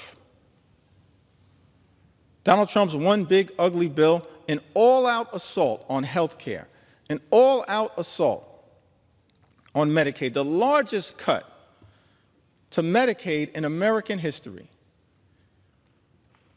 This legislation will end Medicaid as we know it. Millions of people will lose their health care. Hospitals will close, including in rural America. People will lose their nursing homes. 1 in 4 nursing homes may close as a result of this dangerous and extreme Republican budget. Community-based health clinics relied upon by many of the people all across this country will shutter as a result of Donald Trump's one big ugly bill. People in this country will die unnecessary deaths. That's unacceptable. That's unconscionable. That's un-American. And that is why, as House Democrats, we stand on this floor aggressively pushing back on the everyday Americans on their behalf, pushing back on their behalf, because they will be so absolutely devastated if this bill were to pass in the House of Representatives. Donald Trump's one big ugly bill hurts everyday Americans and rewards billionaires with massive tax breaks. Why is it that every time, Mr. Speaker, Republicans have the opportunity to govern in a partisan way, you immediately race, Republicans immediately race to legislation that provides massive tax breaks for the wealthy, the well-off, and the well-connected in this country. We've seen this happen all over time. During the presidency of Ronald Reagan, massive tax cuts for the wealthy, the well-off, and the well-connected, adding to our nation's debt and deficit. During the presidency of George W. Bush in 2001 and 2003, yet again, massive tax cuts for the wealthy, the well-off, and the well-connected. In fact, the Republican president at that time, in 2001, inherited a budget surplus from President Bill Clinton, and immediately turned around and took that budget surplus and turned it into a deficit, exploded the debt. Don't ever lecture us about fiscal responsibility. Not now, not ever. Mr. Speaker, Republicans are not the party of fiscal responsibility. You are the party of fiscal irresponsibility. Over and over and over again. And now with this bill, you've taken it to a whole nother level. Because in addition to exploding the debt by more than $3 trillion, and by some estimates, even more than that, saddling our children and our grandchildren with trillions of dollars in additional debt. Why? It appears to subsidize the lifestyles of the rich and shameless. That's extraordinary to me. But shouldn't be surprising, because it's exactly what we saw during the first 4 years of the Trump administration, where the signature legislative accomplishment was the 2017 GOP tax scam, where by some estimates, 83% of the benefits would go to the wealthiest 1% in this country. Saddling at the time our children and grandchildren with more than $2 trillion in additional debt. And yet, Mr. Speaker, many of our Republican colleagues want to lecture America about fiscal responsibility, and then have the nerve to come to the House floor and try to jam a bill down the throats of the American people with a debate that began at 3:28 a.m. in the morning that would saddle them with more than $3 trillion in additional debt to provide massive tax breaks to billionaires in this country, and then pay for some of it by going after working class Americans, everyday Americans, hardworking American taxpayers, middle class Americans, children and veterans and seniors and people with disabilities. Mr. Speaker, Trump's one big ugly bill is obscene in that regard. Seems to me that all of us have a responsibility as leaders to try to make life better for the American people. That's what leaders have done, particularly those who have served in the White House, when it comes to actually lifting up the people who we are entrusted to represent. That's what great leaders do. Leaders like FDR, President Johnson, President Obama, and so many others. That's what the track record says. American people in this country, they deserve real leadership. What we've seen from complete Republican rule, in Washington, D.C. Mr. Speaker, it's not leadership that lifts up the American people. It's leadership that is tearing them down and tearing us apart. The first 6 months of this administration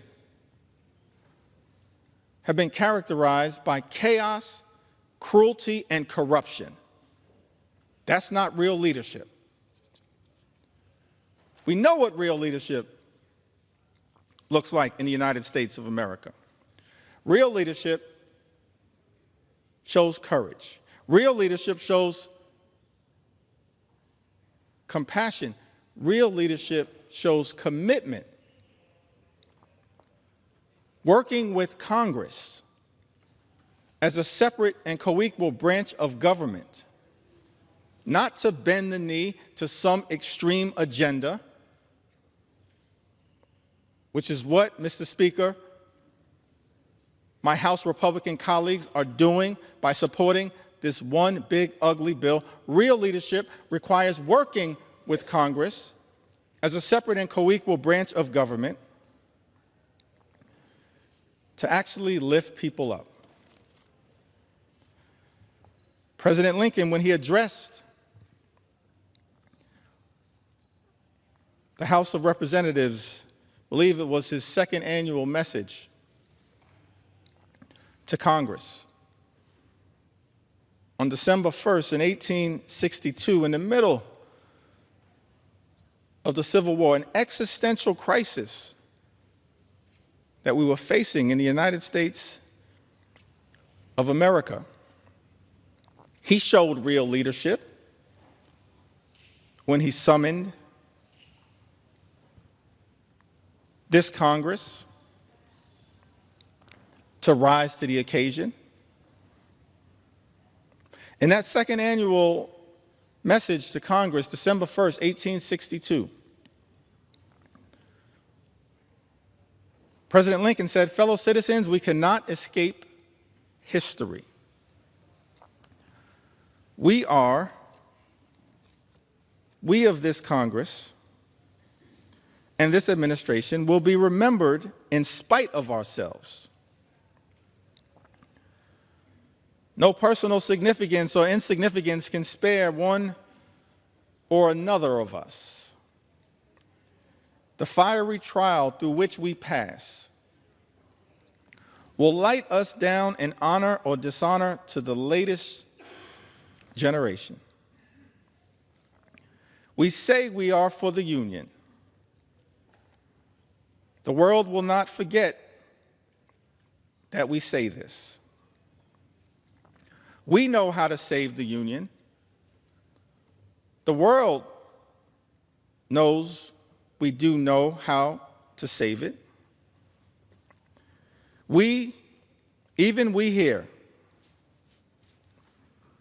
hold the power and bear the responsibility. In giving freedom to the slave, we assure freedom to the free. Honorable alike in what we give and what we preserve. We shall nobly save or meanly lose the last best hope of earth. That's America. Even to this day, the last best hope on earth. Extraordinary that Abraham Lincoln, in America's infancy,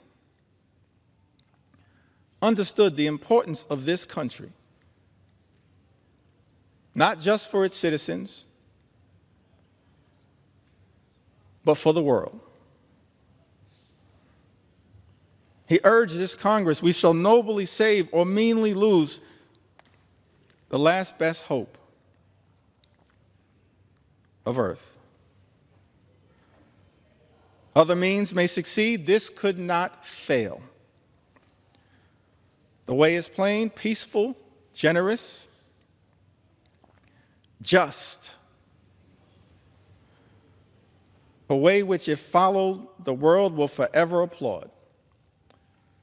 and God must forever bless. That's presidential leadership. That kind of leadership is missing in the United States of America right now. Exhibit A is the fact that at President Trump's urging, Mr. Speaker, our House Republican colleagues are here ready to rubber stamp, recklessly rubber stamp legislation that will rip health care away from more than 17 million Americans. That's not leadership. That's not the leadership that this country deserves. But that's what the American people are experiencing because of Republican rule here in Washington, D.C. Yet we know, Mr. Speaker, that things can be different.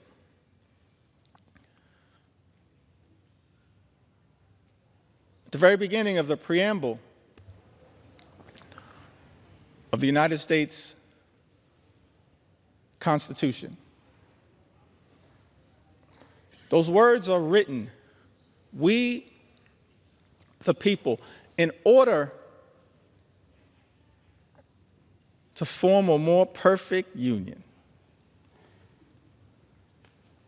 I like that. We, the people, in order to form a more perfect union. That's a recognition of the aspirational objective that all of us should have as part of our sacred charge to make life better for the American people, while also acknowledging that at its birth and even to this day, America is not a perfect country.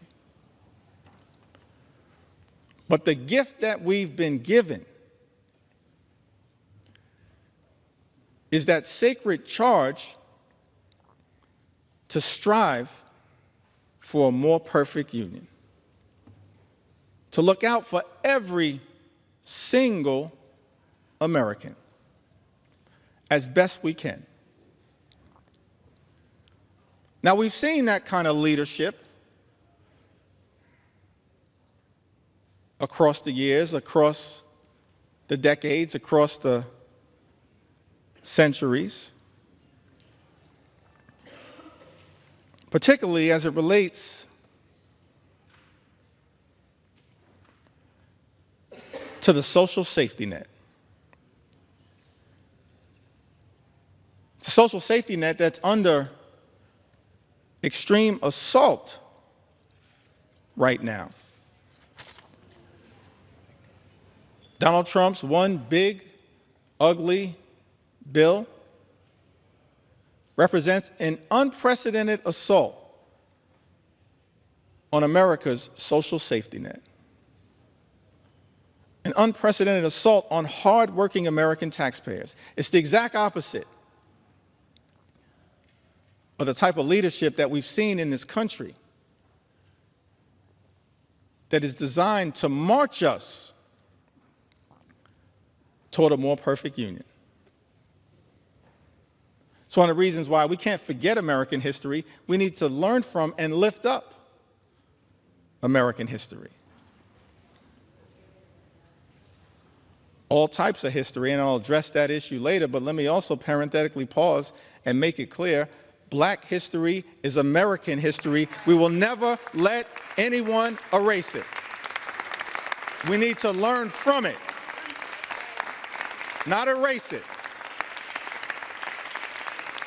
And we will never let that happen. Our history teaches us that what leadership actually does is set us on a course toward a more perfect union. And leaders have recognized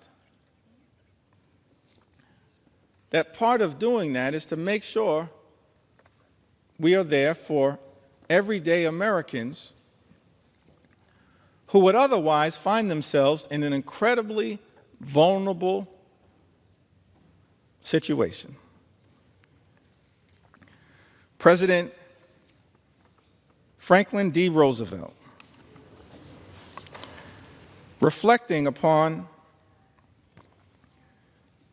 Social Security, which he championed,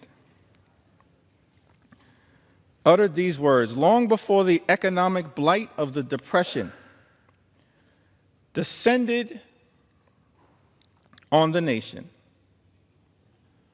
millions of our people were living in wastelands of want and fear. Men and women too old and infirm to work either depended on those who had but little to share, or spent their remaining years within the walls of a poorhouse. Fatherless children early learned the meaning of being a burden to relatives or to the community. Men and women still strong, still young, but discarded as gainful workers, were drained of self-confidence and self-respect. The millions of today want and have a right to the same security their forefathers sought. The assurance that with the health and the willingness to work, they will find a place for themselves in the social and economic system of the time. Because it has become increasingly difficult for individuals to build their own security single-handed, government must now step in and help them lay the foundation stones. Just as government in the past has helped lay the foundation of business and industry. We must face the fact that in this country we have a rich man's security and a poor man's security,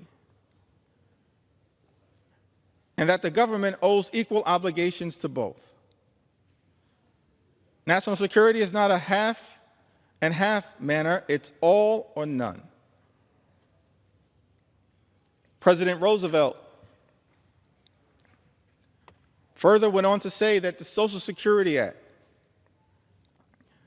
offers to all our citizens a workable and working method of meeting urgent present needs and of forestalling future need. It utilizes the familiar machinery of our federal state government to promote the common welfare and the economic stability of the nation. The Act does not offer anyone, either individually or collectively, an easy life, nor was it ever intended so to do. None of the sums of money paid out to individuals in assistance or in insurance will spell anything approaching abundance. But they will furnish that minimum necessity to keep a foothold. And that is the kind of protection Americans want. Truer words could never have been spoken. That is the type of protection that we should be building upon here in the United States Congress, not undermining. President Franklin D. Roosevelt went on to say, what we are doing is good, but it is not good enough. To be truly national, a Social Security program must include all those who need its protection. Today, many of our citizens are still excluded from old age insurance and unemployment compensation because of the nature of their employment. This must be set aright. And it will be. FDR continues to say to the American people, I am hopeful that on the basis of studies and investigations now underway, the Congress will improve and extend the law. I'm also confident that each year will bring further development in federal and state Social Security legislation. And that is as it should be. One word of warning, however, in our efforts to provide security for all of the American people, let us not allow ourselves to be misled by those who advocate shortcuts to utopia of fantastic financial schemes. We have come a long way, but we still have a long way to go. There is still today a frontier that remains unconquered, in America unclaimed. This is the nationwide frontier of insecurity, of human want and fear. This is the frontier, the America we have set ourselves to reclaim. President Franklin D. Roosevelt pioneered Social Security, but recognized that the work was unfinished, even as it related to making sure every single American, regardless of race or position in life, would have Social Security to be able to live out their golden years with grace and dignity. President Franklin D. Roosevelt talked about this frontier that America must continue to pursue, conquering the frontier of insecurity, of human want and fear. That's leadership. That's what we should be doing here in the United States of America, Mr. Speaker, not enacting devastating cuts to health care that will hurt millions of everyday Americans. All of this is also unfolding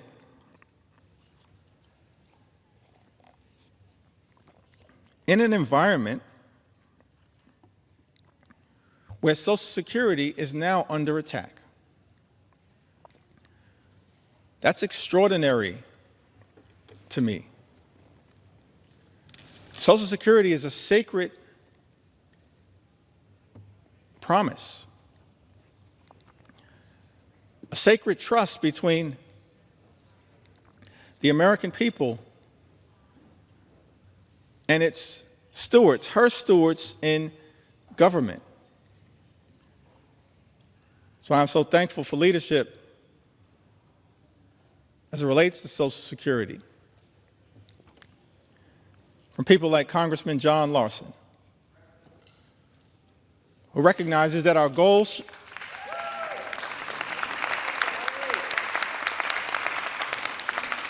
recognizes that leadership is not attacking Social Security. We as House Democrats, led by John Larson, are determined to protect and strengthen Social Security for the American people. Keeping FDR's promise of conquering that frontier of financial insecurity. That's what we should be doing here in the United States Congress, not attacking the social safety net, Mr. Speaker. Many of my colleagues on the other side of the aisle, they constantly call things like Social Security and Medicare entitlement programs.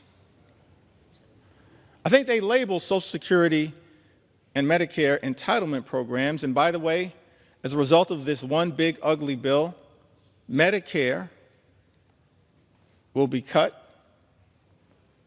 potentially by more than $500 billion, the largest cut to Medicare in American history, set in motion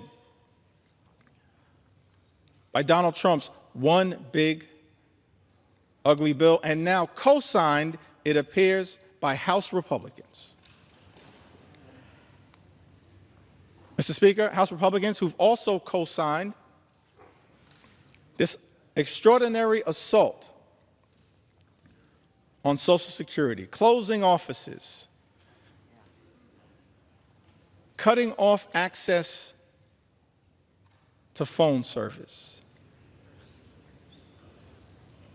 making it harder for seniors to access their hard-earned benefits. Social Security is not an entitlement program. Medicare is not an entitlement program, Mr. Speaker. I learned this very early on in life. When I was 15 years old, I secured my first job. I was a messenger traveling from office to office in Midtown Manhattan, delivering mail, delivering packages. I was just a sophomore at Midwood High School in Brooklyn, my first job, earning minimum wage, $3.35 an hour. Thankful for that money, having been raised by my mom and dad in a working class neighborhood in central Brooklyn, $3.35 an hour, coming of age in the middle of the crack cocaine epidemic in central Brooklyn. And I couldn't wait to get my first check. And I was told that because I was working part-time and I was a high school student, that the money that I made would not be taxed.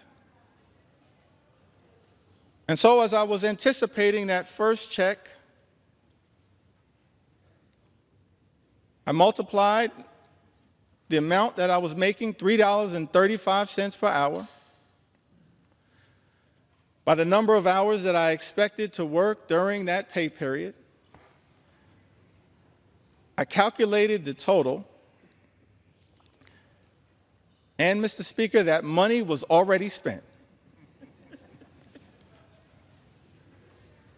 I couldn't wait to go to Albee Square Mall in Brooklyn and get some new sneakers so I could look fresh like Run DMC. Money was already spent, Mr. Speaker, because I was told that as a high school student working part-time, my first job, the money that I would make would not be taxed. And then I got my first check.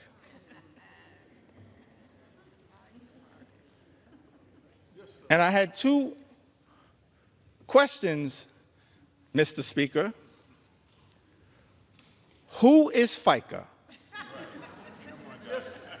And why is he taking my money?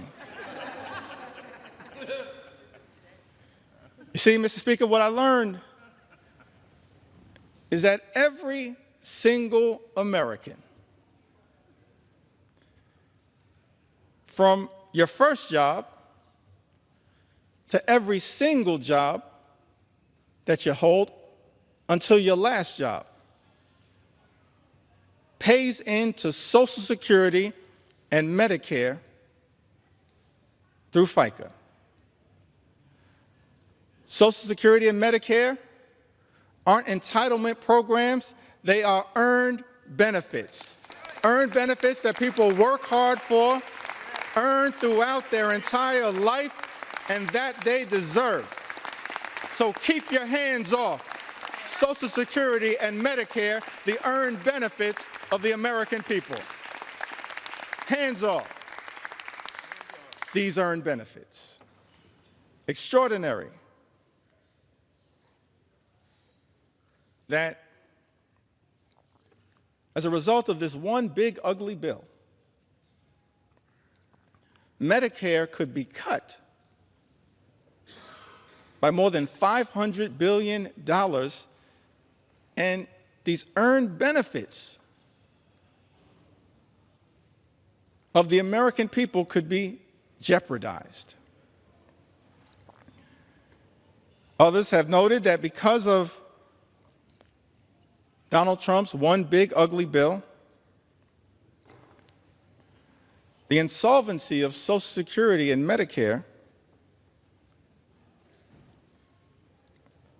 could be accelerated. This is the exact opposite of that sacred charge that President Franklin D. Roosevelt articulated to the nation as he reflected upon the important first step that was taken with the establishment of Social Security.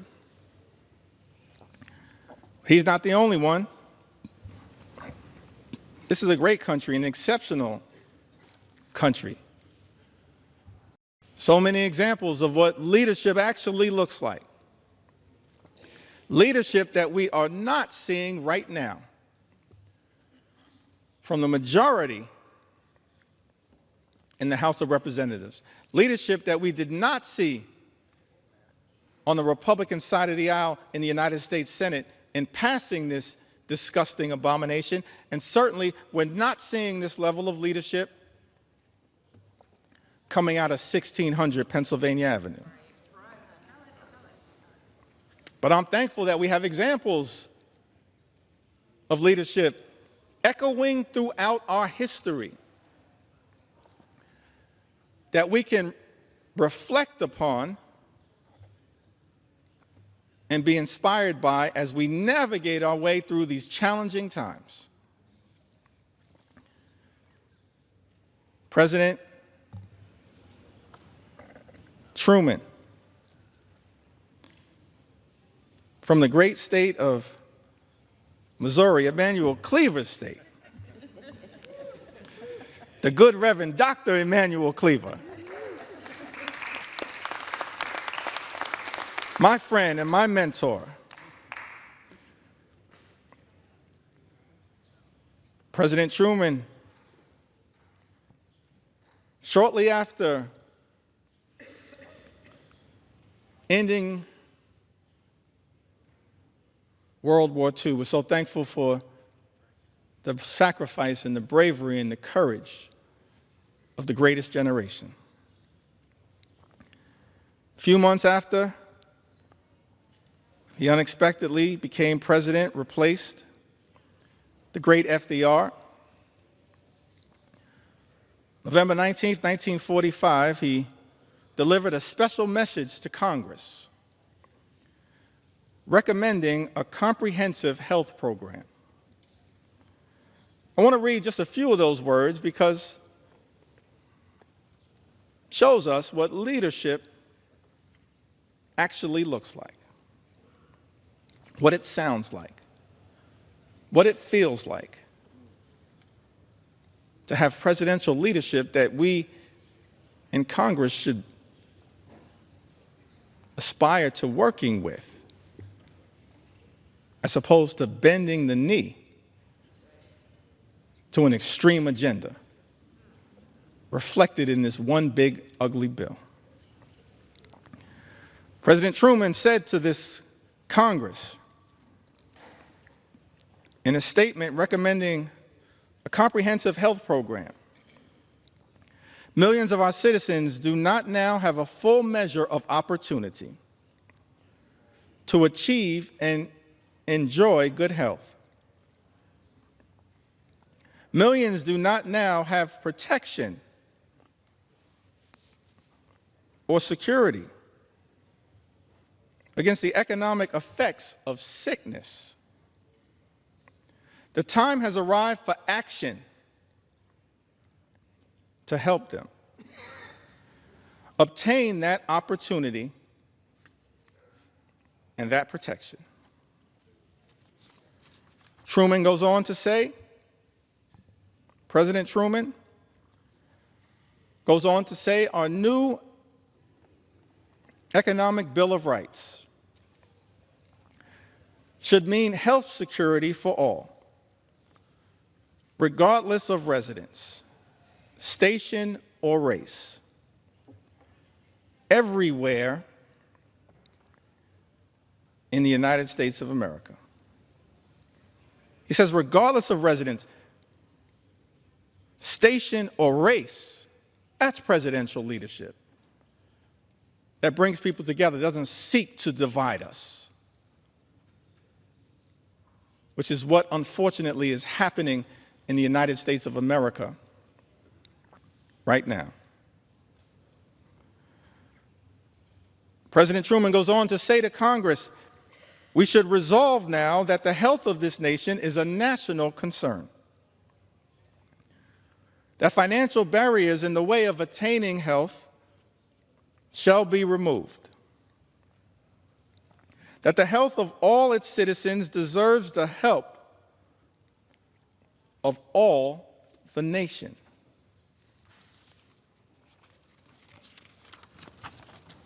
Truman goes on to articulate the challenges that exist in America as it relates to illnesses.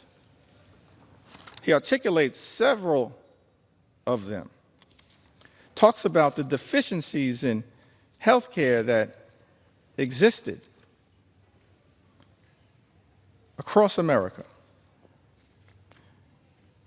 and the fact that in the aftermath of World War II, it was clear that so many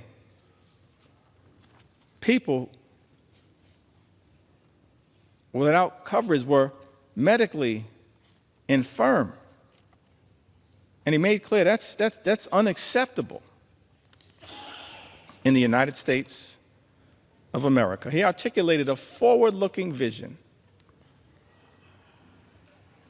for universal health care,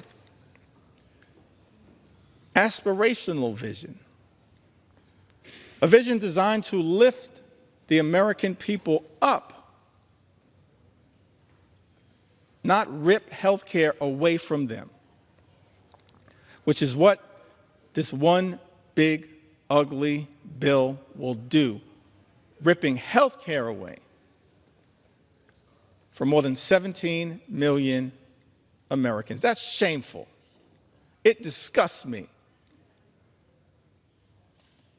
that we're on the floor of the House of Representatives right now having to push back so aggressively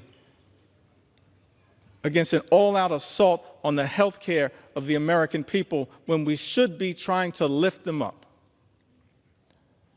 in a manner consistent, Mr. Speaker, with what President Truman once charged this Congress with doing. And of course, he wasn't the only one. We're thankful for other leaders who worked with this Congress in prior years to actually advance the health, safety, and well-being of the American people.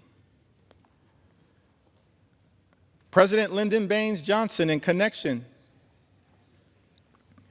with the Great Society, inspired in part by his own experiences growing up in the hill country of Texas, seeing rural poverty and the devastating impacts of it.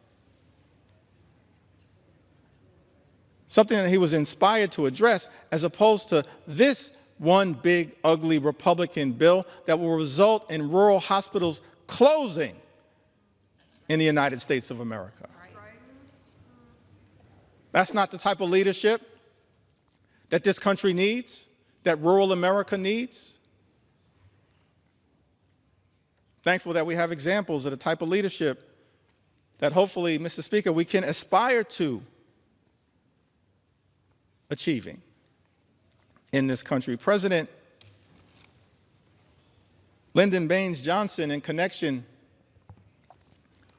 with the signing of Medicare and Medicaid, spoke to the American people. He said, because the need for this action is plain, and it is so clear indeed that we marvel not simply at the passage of this bill, but what we marvel at is that it took so many years to pass it. And I am so glad that Amy Forand is here to see it finally passed and signed, one of the first authors. There are more than 18 million Americans over the age of 65. Most of them have low incomes. Most of them are threatened by illness and medical expenses that they cannot afford. And through this new law, Mr. President, every citizen will be able, in his productive years, when he is earning,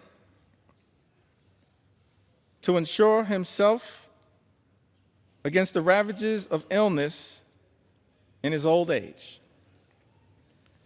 President Johnson was referring to President Harry Truman, who was there at the signing ceremony, having recognized President Truman's vision. He says, and through this new law, Mr. President, every citizen will be able, in his productive years, when he is earning, to insure himself against the ravages of illness in his old age. That was the beauty of Medicare. You pay into it, it's an earned benefit. And you can reap the benefits in your golden years. President Johnson went on to say, this insurance will help pay for care in hospitals, in skilled nursing homes, or in the home. It's ironic. That's what presidential leadership looks like. LBJ says this insurance will help pay for care in hospitals, in skilled nursing homes, or in the home. And yet, Mr. Speaker, we're here 60 years later, and Republicans are trying to jam a budget down the throats of the American people that will close hospitals, close nursing homes, and detonate the ability of millions of people to access home care. That's shameful. It's not the type of leadership that this country needs right now, but that's what we're getting. Chaos, cruelty, and corruption. President Johnson went on to talk about Medicaid, which is the subject of an all-out assault now by this reckless Republican budget, the GOP tax scam, this one big ugly bill. So I want to make sure that the record reflects what enlightened leadership had to say about Medicaid. The benefits under the law are as varied and broad as the marvelous modern medicine itself. If it has a few defects, such as the method of payment of certain specialists, then I'm confident those can be quickly remedied, and I hope they will be. No longer will older Americans be denied the healing miracle of modern medicine. No longer will illness crush and destroy the savings that they have so carefully put away over a lifetime so that they may enjoy dignity in their later years. No longer will young families see their own incomes and their own hopes eaten away. No longer will this nation refuse the hand of justice to those who have given a lifetime of service and wisdom and labor to the progress of this progressive country. Medicare and Medicaid benefit older Americans right now. People who have given a lifetime of service and wisdom and labor to the progress of this progressive country, as LBJ spoke to. And this bill, Mr. President, again, a nod to President Harry Truman, is even broader than that. It will increase Social Security benefits for all of our older Americans. It will improve a wide range of health and medical services for Americans of all ages. And then President Lyndon Baines Johnson leans in on the importance of Medicaid with a greater degree of precision. He says, but there is another tradition that we share today. Calls upon us never to be indifferent toward despair, commands us never to turn away from helplessness. It directs us never to ignore or to spurn those who suffer untended in a land that is bursting with abundance. And this is not just our tradition, or even the tradition of the nation. It is as old as the day it was first commanded. Thou shalt open thine hand wide unto thy brother, to thy poor, to thy needy in thy land. Is that what we're doing here today in the United States Congress? Opening our hands of grace and compassion and responsibility to our fellow Americans, our fellow citizens? No, that's not what Donald Trump's one big ugly bill is all about. It's an assault on everyday Americans to reward billionaires with massive tax breaks. That's extraordinary. President Clinton, in the 1990s, talked about the Children's Health Insurance Program. Program designed to make sure that children in this country would have access to the medical care they needed to live a life of dignity and respect. And it's extraordinary to me, Mr. Speaker, that in Donald Trump's one big ugly bill, the eligibility for the Children's Health Insurance Program will also be diminished as part of an all-out assault on the health care of the American people. So I thought it not robbery in the time that I have that we lift up the original spirit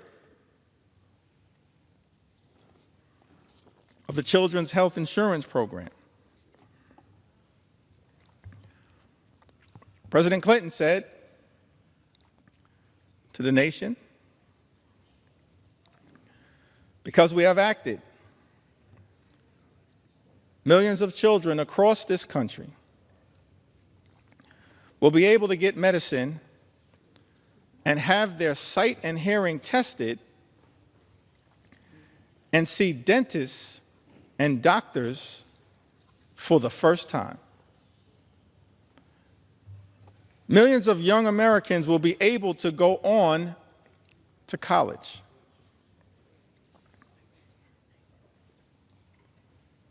Millions of Americans not so young will be able to go back to school to get the education and training they need to succeed in life. Millions of families will have more to spend on their own children's needs and upbringing. This budget is an investment in their future and in America's. You see, budgets are moral documents. And in our view, Mr. Speaker, budgets should be designed to lift people up. This reckless Republican budget that we are debating right now on the floor of the House of Representatives tears people down. This reckless Republican budget is an immoral document, and everybody should vote no against it because of how it attacks children and seniors and everyday Americans and people with disabilities. This reckless Republican budget is an immoral document. And that is why I stand here on the floor of the House of Representatives with my colleagues in the House Democratic Caucus to stand up and push back against it with everything we have on behalf of the American people. In the spirit of John Lewis, show up, stand up, and speak up for what we know is right. It's an immoral document that we're debating right now on the House of Representatives. This budget also represents an attack on the Affordable Care Act. For some reason, Republicans have been obsessed, Mr. Speaker, with attacking the Affordable Care Act. Gave it a nickname, Obamacare. But the great Jim Clyburn flipped the script and said, yes, it's Obamacare because President Barack Obama cares about the American people, just like we do as House Democrats. That's not what is being reflected right now on the other side of the aisle. We care about the American people. We care about their health.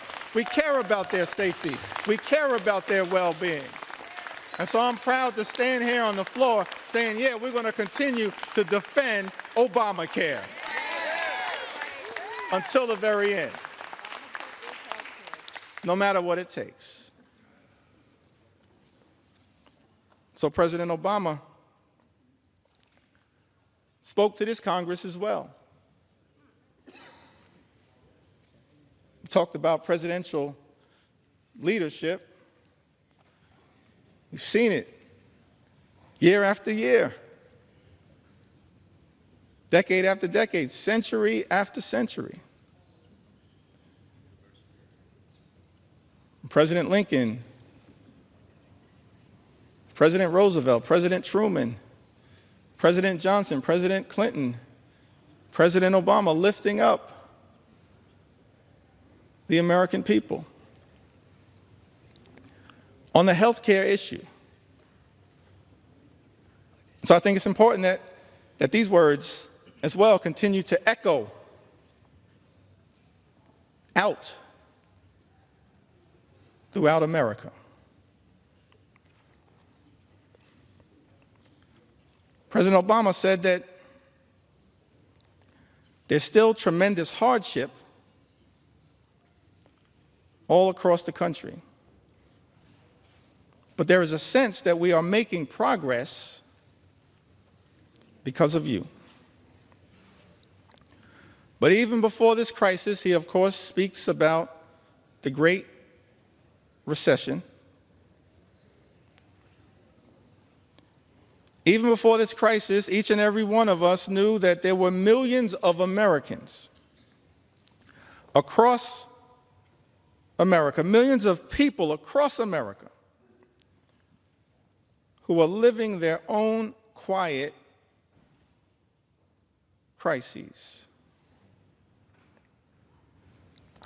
Maybe because they had a child who had a pre-existing condition. And no matter how desperate they were, no matter what insurance company they called, they couldn't get coverage for that child. Maybe it was somebody who had been forced into early retirement, in their 50s, not yet eligible for Medicare. And they couldn't find a job. And they couldn't find health insurance, despite the fact that they had some sort of chronic condition that had to be tended to. And now we're on the threshold of doing something about it, he said to the United States Congress, Speaker Nancy Pelosi and others who were great partners in this effort. He said, and now we're on the threshold of doing something about it. We're a day away. This is aspirational leadership.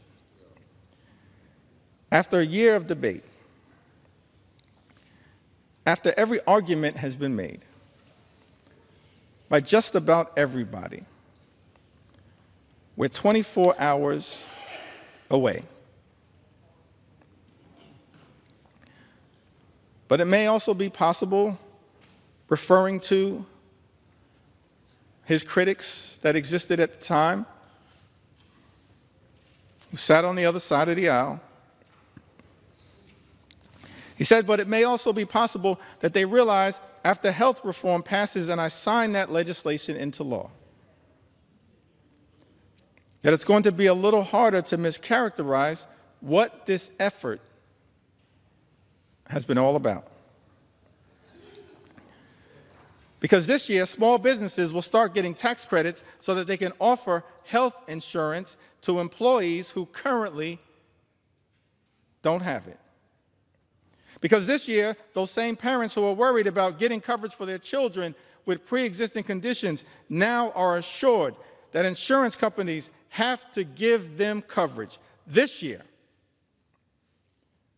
Because this year, insurance companies won't suddenly be able to drop your coverage when you get sick, or impose lifetime limits or restrictive limits on the coverage that you have. President Obama went on to say, maybe they know that this year, for the first time, young people will be able to stay on their parents' health insurance until they're 26 years old. The Affordable Care Act was a tremendous step in the right direction. It's aspirational leadership. Tens of millions of Americans now have health insurance coverage as a result of the Affordable Care Act. But this reckless Republican budget, this one big, ugly bill that President Donald Trump has directed my Republican colleagues to sign off on,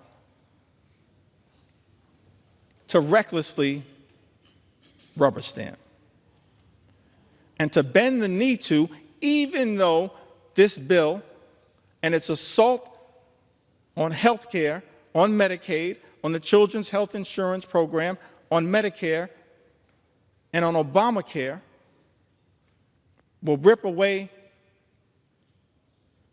health care coverage from the people my Republican colleagues are here in Washington to represent. It's extraordinary to me that as a result of this one big ugly bill, this all-out assault on health care in this country, millions of people are going to lose coverage, thrown off of health care,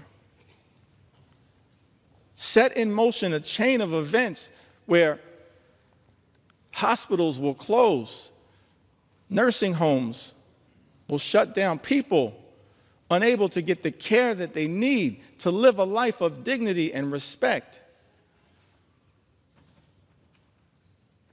And that as a result of the all-out Republican assault on health care in the United States of America, people will die. Tens of thousands, perhaps year after year after year,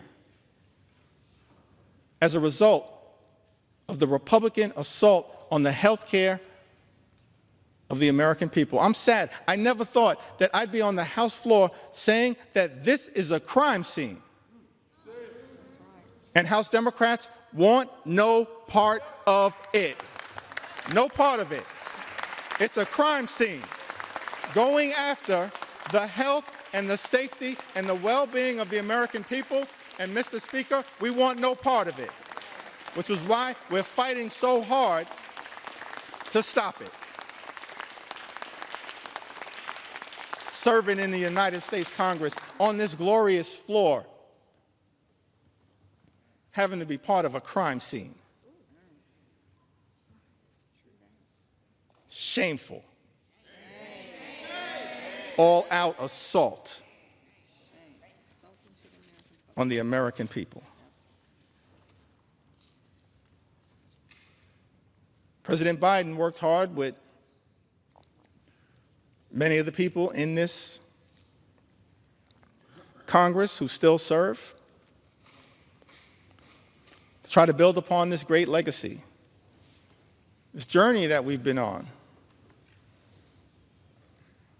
set in motion in modern American presidential history by FDR, inspired by the great vision of President Truman, enhanced in years that were cut short far too early by President Kennedy, and then powered in such an extraordinary way by President Lyndon Baines Johnson. Built upon aspirationally by President Jimmy Carter. And then advanced the Children's Health Insurance Program by President Bill Clinton. Furthered in such an extraordinary way by President Barack Obama. And then built upon and enhanced by President Biden. None of us are perfect, but that's part of our march toward a more perfect union. That's part of the charge that we have as public servants, given that sacred charge in the preamble of the United States Constitution. We the people, in order to form a more perfect union, leadership that tries to perfect the American journey. President Biden spoke to this in August of 2022, talked about the challenges, pushing back against special interests that are often the forces trying to stop progress on behalf of the American people. This one big, ugly bill is filled with giveaways to special interests. Here in Washington, D.C., I'm disgusted by that. It's not what lawmaking should be about. President Biden, reflecting upon the challenges of making progress on behalf of the American people, says in August of 2022, and yet we've not wavered. We've not flinched. We've not given in. Instead, we're delivering results for the American people. We didn't tear down. We built up. We didn't look back. We looked forward. This law that I'm about to sign finally delivers on a promise that Washington has made for decades to the American people. Guess what? We're giving Medicare the power to negotiate. The power to negotiate lower prices on behalf of the American people. This means seniors, President Biden goes on to say, are going to pay less for their prescription drugs, while we're changing circumstances for people on Medicare by putting a cap of a maximum of $2,000 per year on their prescription drug costs, no matter what the reason for those prescriptions are. That means if you're on Medicare, you'll never have to pay more than $2,000 a year.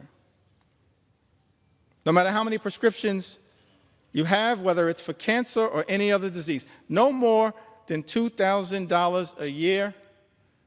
I don't care who in this town is trying to take credit for something accomplished by others. President Joseph Robinette Biden did that. He did that. He did that as part of our effort to lower costs on behalf of the American people. None of us are perfect. There's still work to do. But the 46th President of the United States of America did that.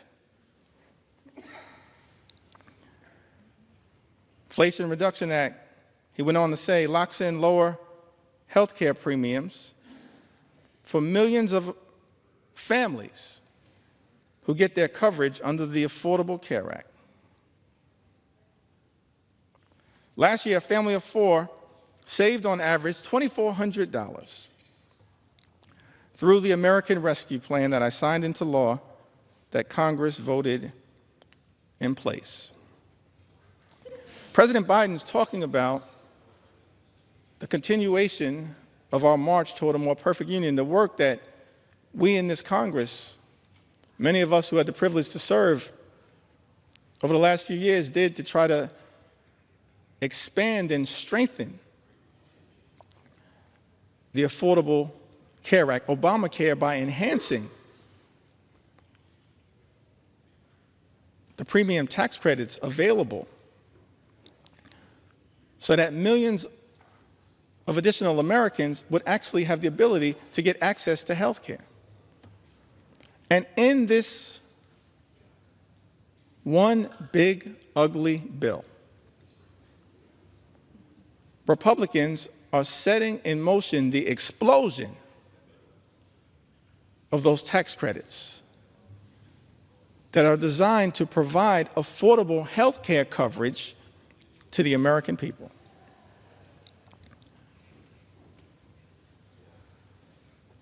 Leadership requires courage, conviction, compassion. And yet what we've seen from this administration and its co-conspirators on the Republican side of the aisle, Mr. Speaker, is cruelty, chaos, and corruption. And it's all been morphed into a toxic mix now contained in Donald Trump's one big ugly bill. An extraordinary assault on the health care of the American people. I mentioned earlier, Mr. Speaker, that I've taken to the House floor to share stories from the American people. Stories that are too numerous to articulate in the time available to us in connection with debating this bill.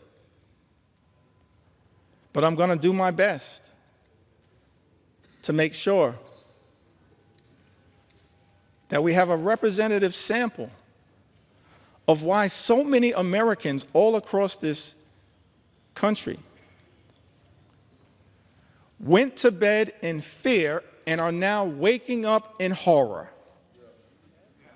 because Republicans are trying to jam this one big ugly bill down the throats of the American people. An assault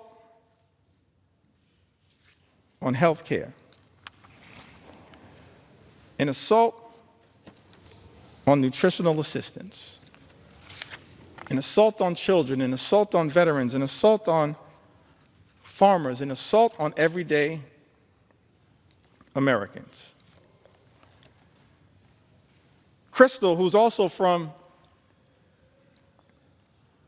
the great state of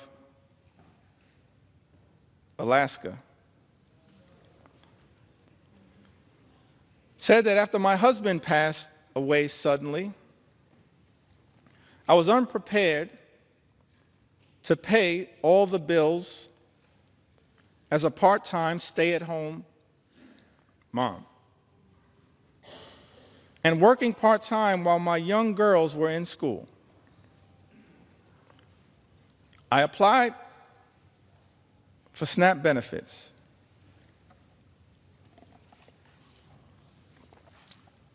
And was so thankful I received them, for it helped me so much. And I was so thankful it put food on our table. I didn't have to worry about how I was going to buy groceries while paying the other bills I had to take care of. The SNAP program has helped me many times, and through those times, I was struggling financially. And so I'm so thankful it was there when I needed it most. I am no longer on the program, but it was one of the biggest blessings in my life. During those hard years after my loss,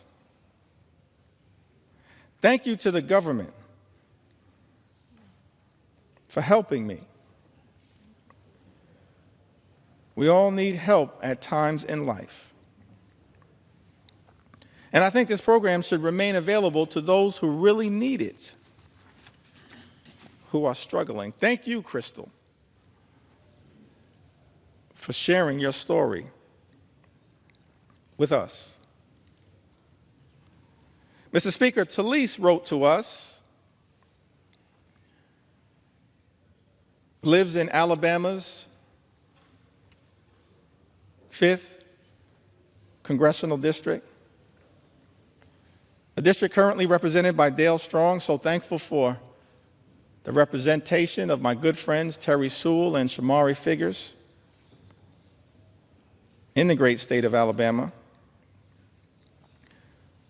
Talise writes to us, I'm a single mom doing everything with my one income. My ex-husband refuses to pay child support or split the cost of anything related to my daughter. If it wasn't for SNAP, we'd probably have very little in terms of food because I am always running on E. I'm so beyond grateful for the assistance. Curtis writes to us, Mr. Speaker, from the great state of Arizona, in my disabled senior status, I would be in a dire nutritional status, if not mostly for the SNAP nutritional assistance, a godsend. For so many Americans, that is what SNAP has been, a godsend in a time of need. And now the nutritional assistance benefits will be ripped away from millions of Americans in Donald Trump's one big ugly bill, a bill that Republicans are prepared to recklessly rubber stamp.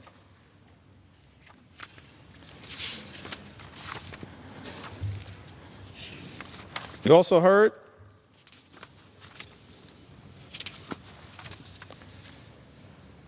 from Diana, great state of California. Diana writes, SNAP has helped my family tremendously during this difficult time. We really appreciate all the help. My husband was diagnosed with cancer, and we have a little one at home. It's been difficult taking care of everything. Please keep this benefit to help people get on their feet. Diana lives in the Inland Empire, California's 33rd congressional district, represented by the chairman of the House Democratic Caucus, Pete Aguilar. Diana, Pete Aguilar is fighting hard for you. Just like every single House Democrat are fighting hard for the American people to protect you as best we can from this cruel assault on nutritional assistance. We're going to continue to fight hard for you.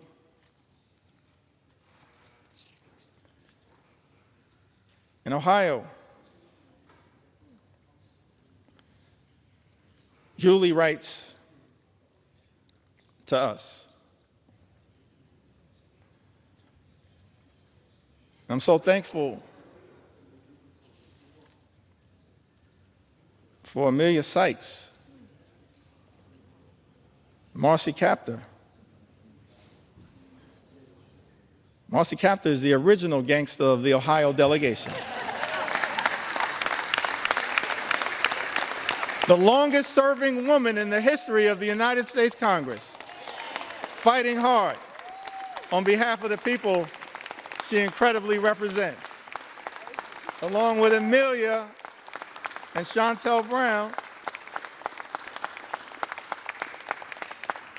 and Greg Landsman, and of course, y'all know I couldn't leave out my big sister Joyce Beatty.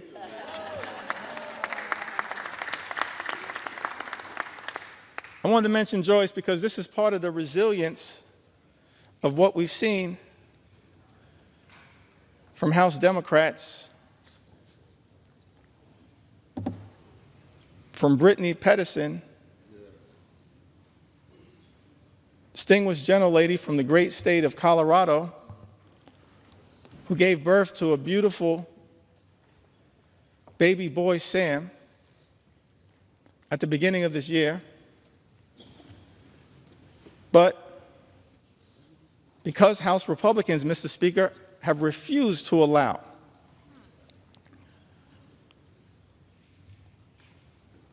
proxy voting, virtual voting for expectant mothers and new mothers throughout this year, shortly after giving birth, Congresswoman Brittany Pedersen, each and every week, often with her baby boy, Sam,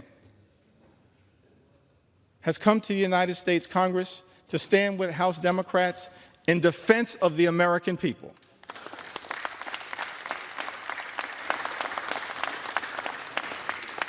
And she did it in connection with that first vote that set this whole disgusting abomination into motion in February, that same day.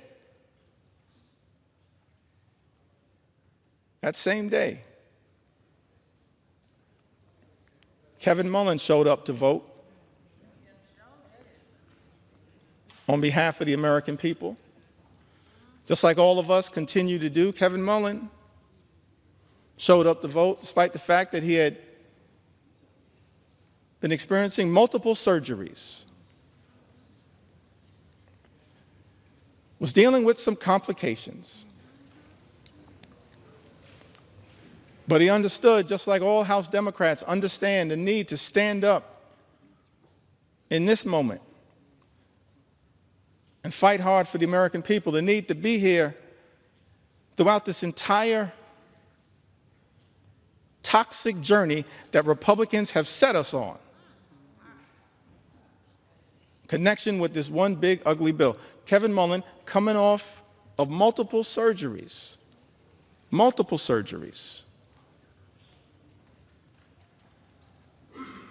rolled out of his hospital bed,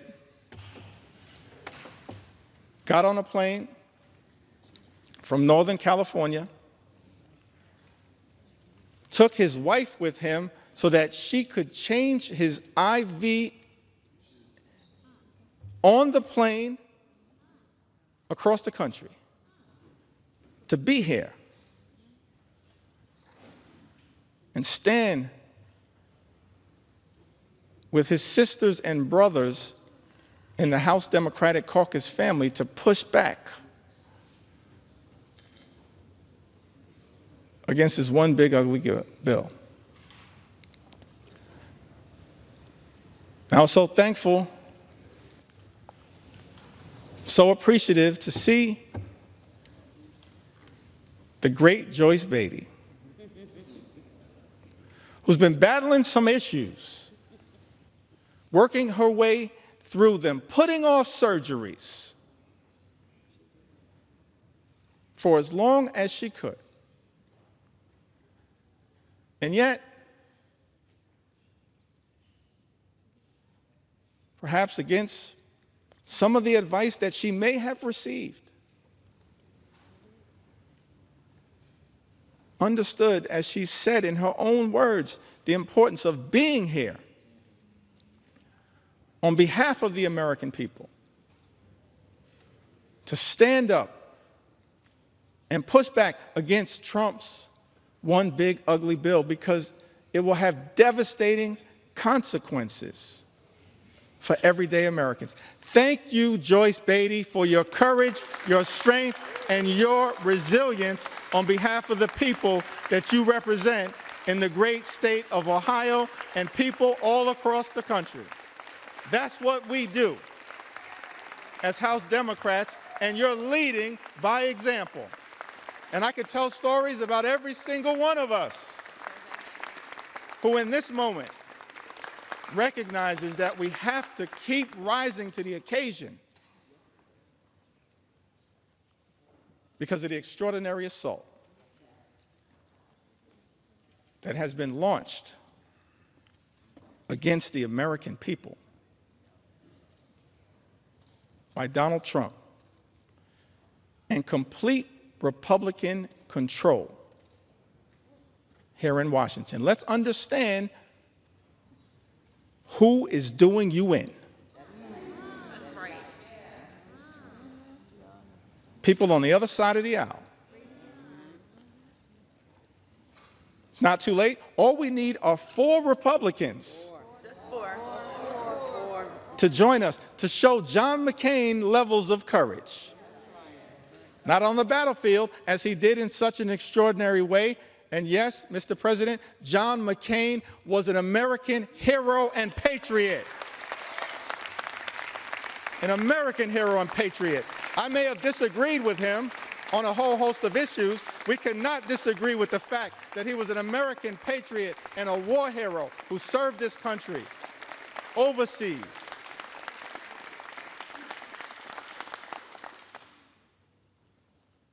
And then he came back home after being a POW year after year after year.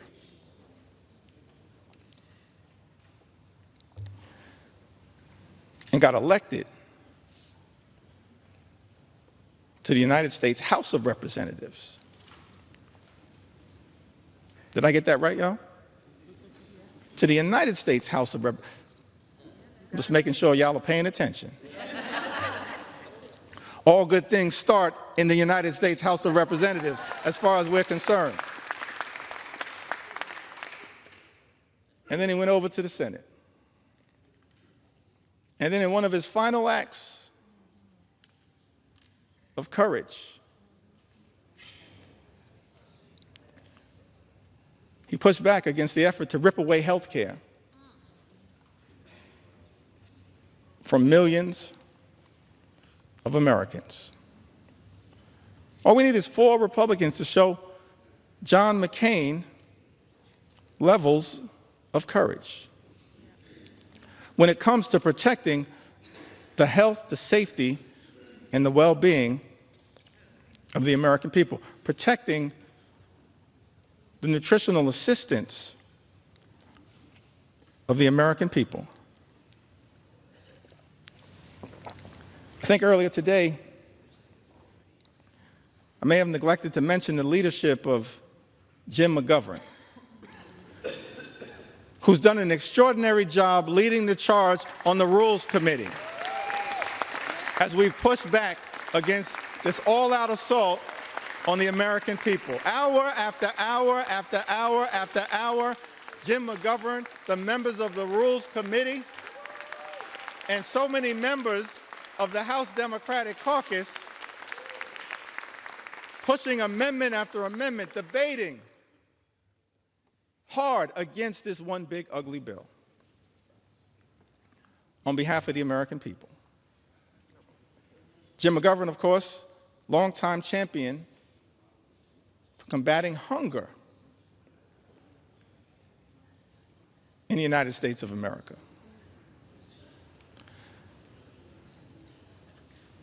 So thankful for Jim's resilience and his strength, even in the face of great tragedy. Continues to battle hard on behalf of the American people. Julie writes, SNAP has been an amazing help to my family. Very grateful to receive it. I'm a single mom of twin 13-year-old girls. I've been on my own with my girls since they were 1 and have never received child support. I do work. People who receive Medicaid work. People who receive SNAP work. So some people in this town need to stop lying to the American people.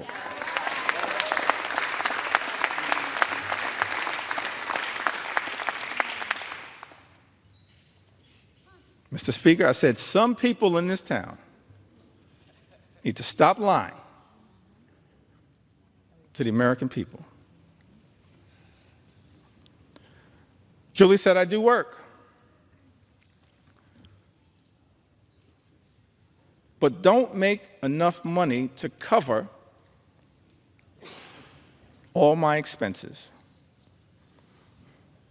It's a big misunderstanding that people on SNAP don't have jobs.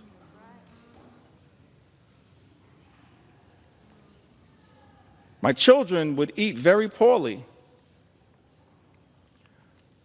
if I didn't have SNAP. I would have to rely on church food pantries, and they could only offer the bare minimum. The food banks don't give basics like milk and bread. That's Julie's experience. Mr. Speaker, she lives in Ohio's 14th congressional district, represented by our colleague, Congressman David Joyce. We heard from Mark from the Commonwealth of Pennsylvania. Mark says, I've collected Medicaid and SNAP benefits for over a decade now. I may well have found myself in a worse place if not for these programs. Giving freely and charitably is the way of Jesus.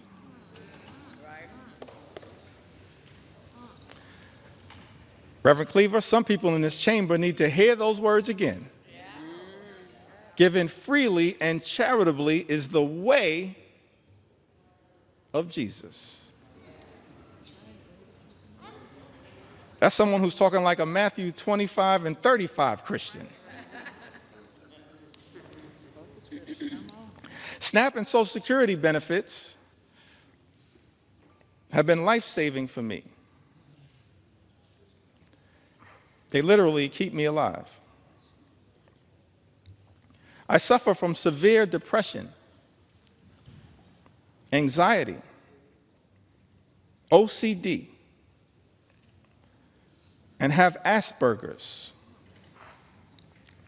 This is why I'm on Social Security and SNAP. I believe that everyone should have access to these benefits. And in an ideal world, our communities would be centered around love, harmony, and the protection of each other. That's real love. Not fake love, like promising to love and cherish Medicaid, and then turning around and presiding over the largest cut to Medicaid in American history, which is what Donald Trump's one big ugly bill represents. Mark says, I believe that everyone should have access to these benefits. And in an ideal world, our communities would be centered around love, harmony, and the protection of each other.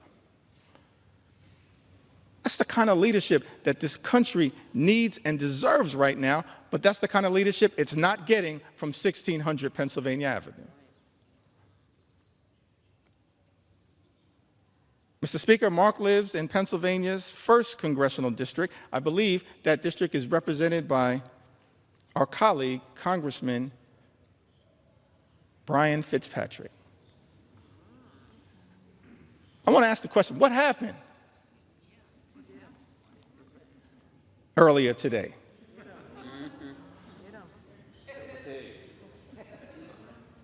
How was it that a few hours ago, several of my Republican colleagues had principled opposition to Donald Trump's one big ugly bill? Several hours ago, how is it that so many of our Republican colleagues, Mr. Speaker, had principled opposition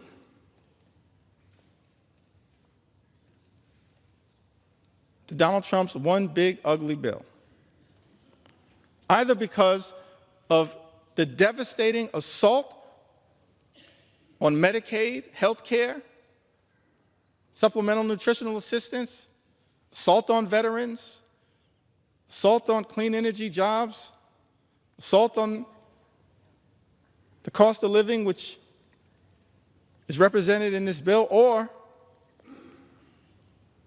because of the assault on the fiscal irresponsibility of a bill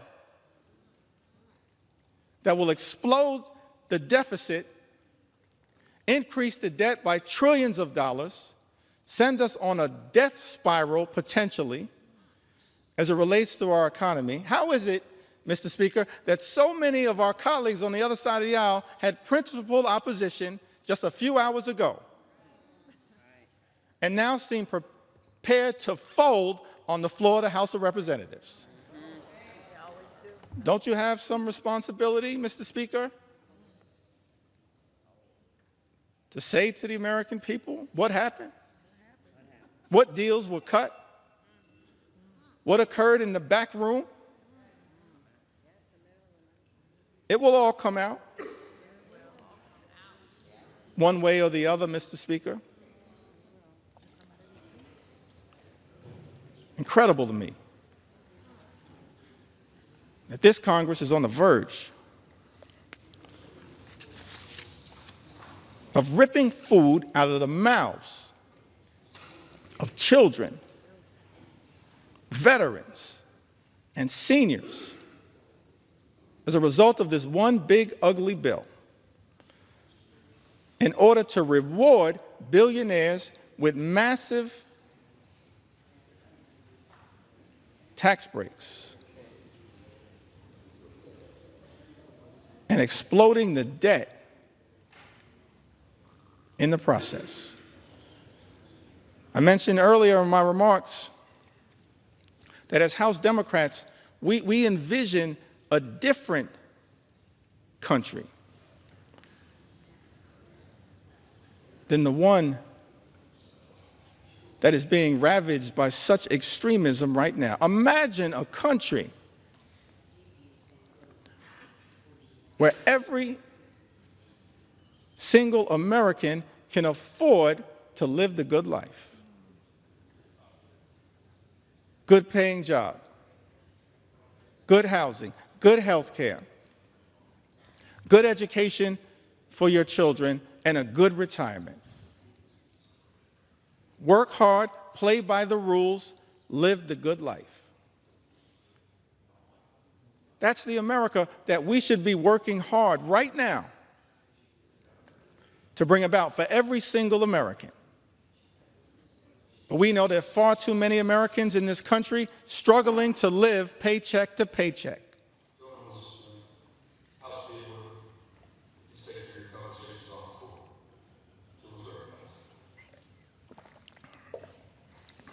Thank you, Mr. Speaker. That should not be the case in this great country. The wealthiest country in the history of the world, a country that has become far too expensive for far too many people. Donald Trump promised to lower the high cost of living on day one. He made that promise to the American people. You lied. Made that promise, hadn't happened on day one, hasn't happened on month 1, month 2, month 3, month 4, month 5, month 6. It's not happening. Mr. Speaker, costs aren't going down. Costs are going up in the United States of America. Life is becoming more expensive. And it seems to me that in this great country, this Congress should be working hard to build an affordable economy for hardworking American taxpayers. That's our plan. That's our vision. That's our goal as House Democrats, an affordable economy for hardworking American taxpayers. But Donald Trump's one big ugly bill will make life more expensive for the American people. Lynette wrote to us.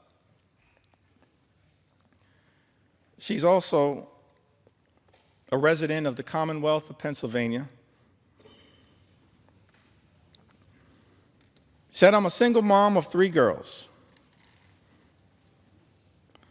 Although my 2 older girls are out of the home,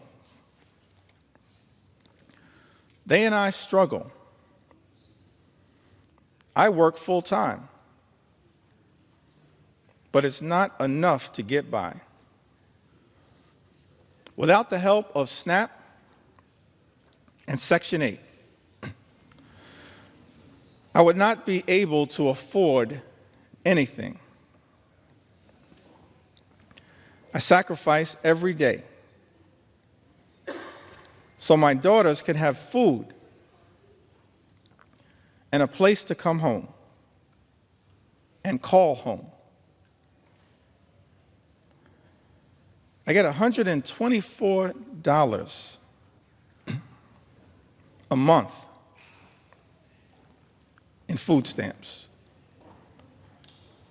$124 a month in food stamps, which isn't enough as food prices keep going up. With the little help I do get from the government, I am grateful and blessed. Last year, I passed out after a church service and was rushed to the hospital.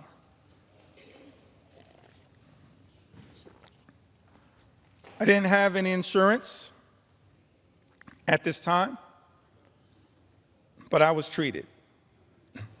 However, I could not pay back the services that I received, and I still need treatments. I have been choosing to pay for rent and food, but I have these bills and other appointments that I need to go to but don't have the extra money, and I don't qualify for Medicare, don't make enough to get insurance on the marketplace for insurance.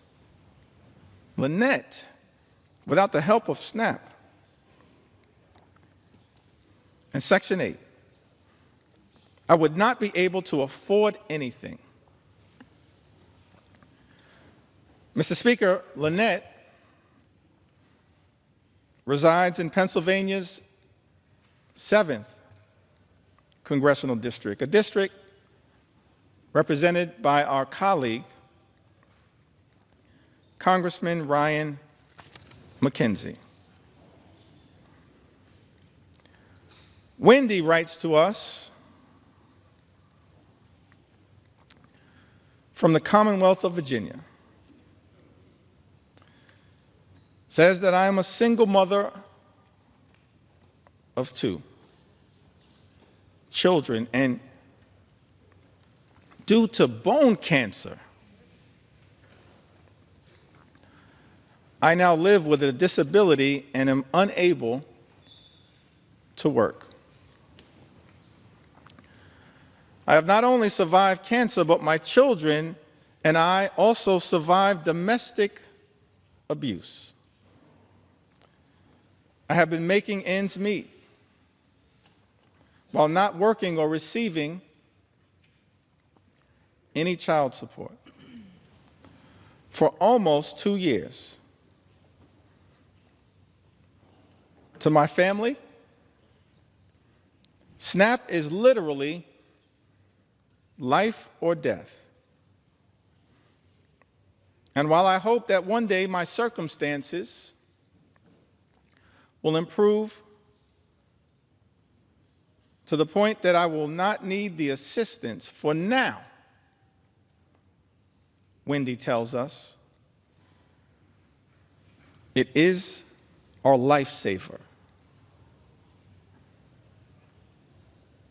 That's what these safety net programs represent. Lifesavers for Americans in need. And instead of protecting these life-saving programs, these life-sustaining programs, what we see from this one big ugly bill is that nutritional assistance for the American people will be decimated. And as a result, millions of Americans, our fellow Americans, are at risk of going hungry. That is not right in the United States of America. It's not right. And that is why we're fighting hard for people like Wendy, who, Mr. Speaker, lives in Virginia's 5th Congressional District, a district represented by Congressman John McGuire. Jamie, from the great state of Wisconsin, the heartland, part of the heartland of the United States of America, the magical Midwest, the hardworking people of the great state of Wisconsin. I was privileged to just be there this past weekend. Jamie said, I work, I am a single mom. I need help to feed my kids. All the bills have skyrocketed. I'm doing this on my own. Please don't take away SNAP. That's a plea that I think is being heard all across this land. Please don't take away SNAP. It's a lifesaver. It's being ripped away from the American people as part of this Republican effort, Mr. Speaker, to provide massive tax breaks for billionaires. Jamie is represented, she lives in the 3rd Congressional District of Wisconsin, currently represented, Mr. Speaker, by Congressman Derek Van Orden. Healthcare under assault. Nutritional assistance under assault. Farmers in this country have also been under assault. And one of the reasons why so many Americans are cynical about our politics of the moment is that there are people who run for office, they say one thing and then they do the exact opposite. And many of the policies that we've seen come out of the Trump administration are inconsistent with the rhetorical promises that were made on the campaign trail. Donald Trump and House Republicans promising to look out for people in farm country, and then supporting policies that do the exact opposite. April is from Iowa. Says that 4th-generation farmer on land her family has worked for almost 125 years in north-central Iowa. And then says, if there's all this uncertainty out there, how can we plan? We need a path forward. It's like changing a tire while we're still driving down the road. That's what our farmers are being asked to do, change a tire while they're still driving down the road because of the uncertainty that has been unleashed by an administration far too focused on chaos, cruelty, and corruption. Those are my words. April goes on to say, we're kind of holding our breath for this fall. That's when it will hurt the most farmers. We need trade with Mexico and Canada too. That's why I think the reciprocal tariffs are going to hurt us more.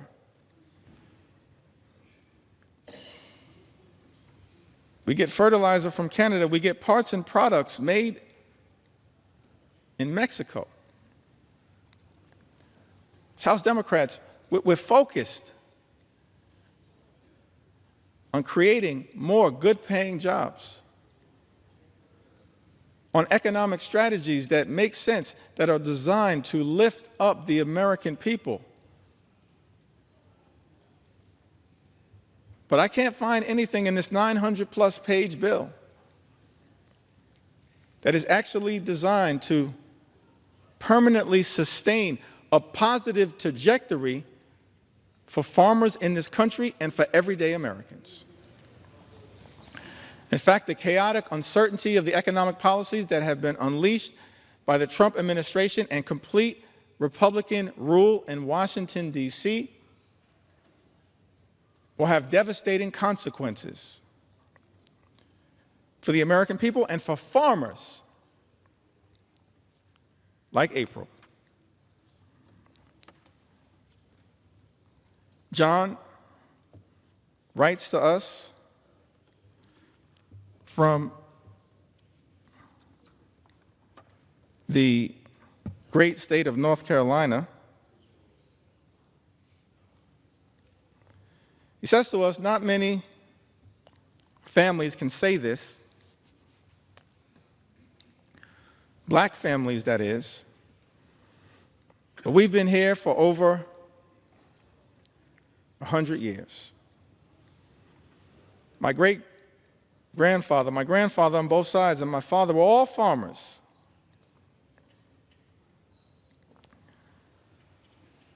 Honestly, I cannot understand it. I have not heard anybody from that administration that could tell me anything that makes any sense of what he's causing. John further writes, you cannot take a chainsaw and do surgery.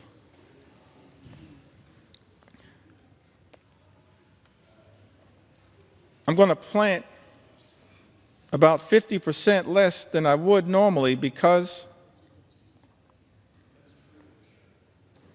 I don't know what the price is going to be. I don't want to take the risk of putting even more out there.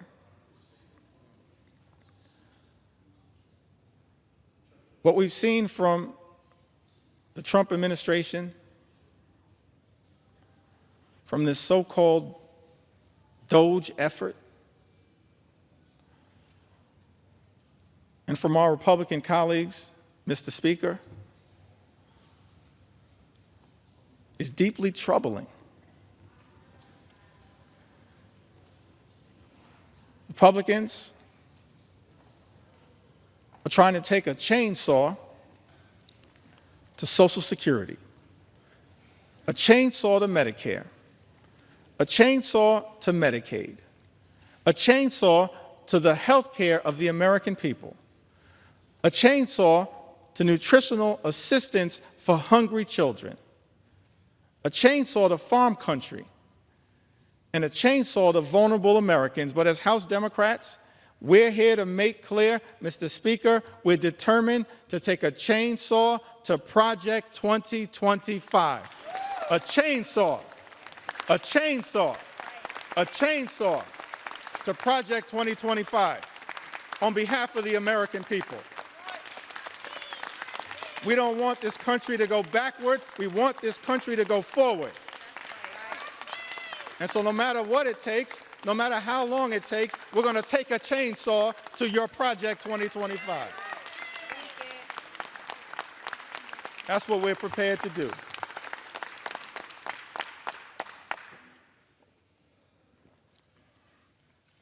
Thank you, John, from North Carolina. One last farmer whose voice I want to elevate at this moment. And then I'd like to have a discussion about, anchored around some of the things that our Republican colleagues, Mr. Speaker, have said during this entire process. Correspondence that has been written by Republicans as it relates to this one big ugly bill. Correspondence that I'm struggling to understand now, because it appears that almost every single House Republican is prepared to recklessly rubber stamp Donald Trump's extreme agenda and sign off on this one big ugly bill. So I'm going to go through some of the correspondence momentarily that maybe at some point our Republican colleagues can help us figure out. But I want to enter into the record one last story from a farmer. Can we respect the farmers in the United States of America? Can we respect them?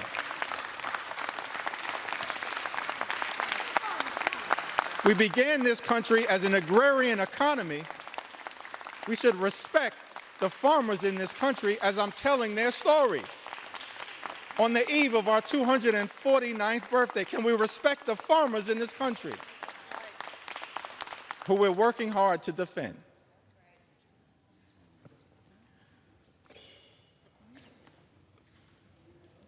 Susie is from Missouri. In a district, Mr. Speaker, represented by Ways and Means Chairman, our colleague, Jason Smith. She writes to us, she says that Susie and her husband, they moved back to her family farm over 2 decades ago, where they raised their children, including a son with complex medical needs who relies on Medicaid for essential therapies and care. Over the years, Susie has seen firsthand how Medicaid has been a lifeline for families like hers, especially in rural communities. A proud mother and daughter of hardworking Missourians, Susie apparently has voted for both Democrats and Republicans, and her husband is a registered Republican. But as farmers, they both believe that access to health care should never be a partisan issue. We agree. Thank you, Susie. Access to health care in the United States of America should never be a partisan issue. It should never be considered a privilege just for the wealthy, the well-off, and the well-connected. It is a right that should be available to every single American, and that is what we are fighting hard right now to defend here in the United States of America, and to push back against this one big, ugly bill.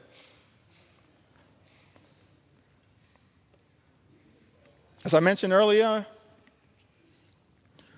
in the time that I have remaining, I certainly want to share the story of some of our veterans. Share a few stories of some of our small business owners who will also be under assault as part of this one big ugly bill. And share the stories of hardworking and law-abiding immigrant families who also will be targeted by this one big ugly bill. But I did want to take a little time at this moment to enter into the record some of the statements that have been made, Mr. Speaker, by our Republican colleagues.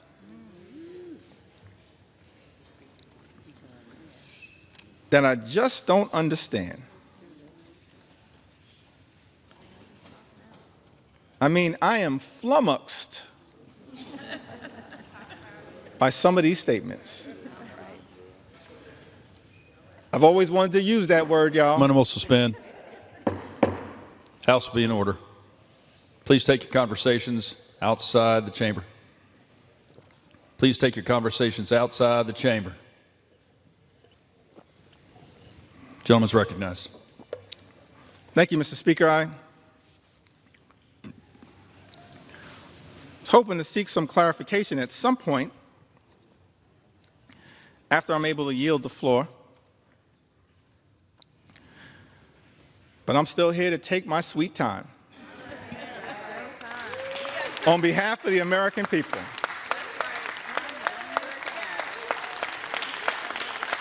Because it was totally unacceptable that you would try to jam this bill, Mr. Speaker, down the throats of the American people with 15 minutes allocated for a debate that would hurt everyday Americans, allocated to the committees of jurisdiction. 15 minutes.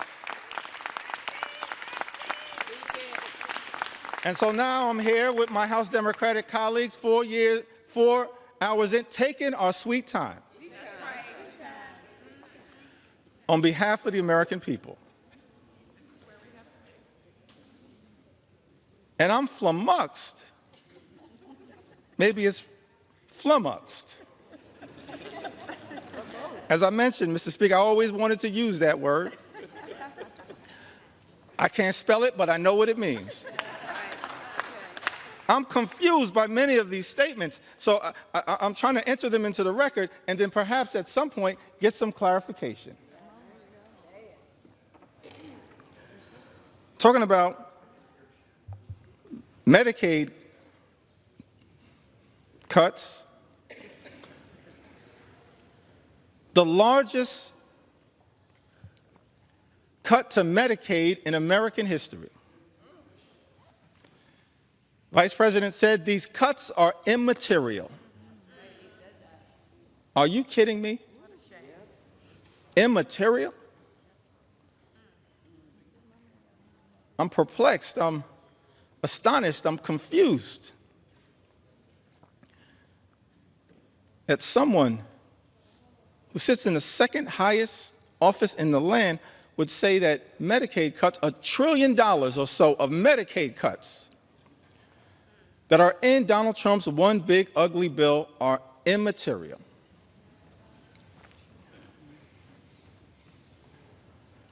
I'm confused, Mr. Speaker,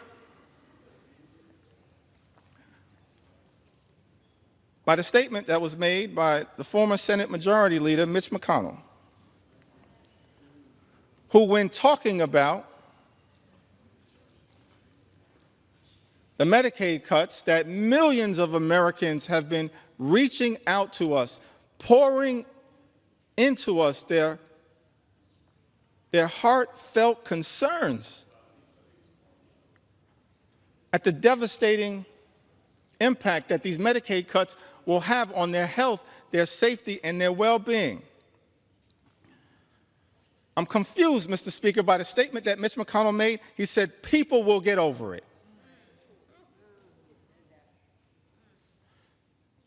No, Mitch.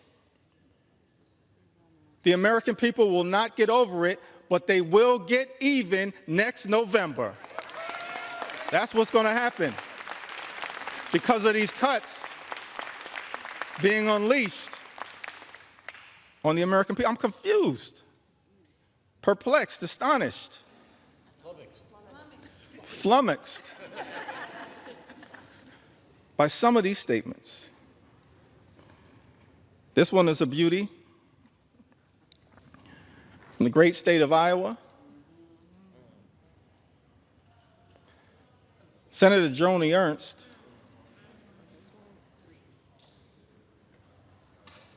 she showed up at a town hall meeting in Iowa. First of all, I'll give her credit for showing up at a town hall meeting because House Republicans were instructed not to show up at town hall meetings.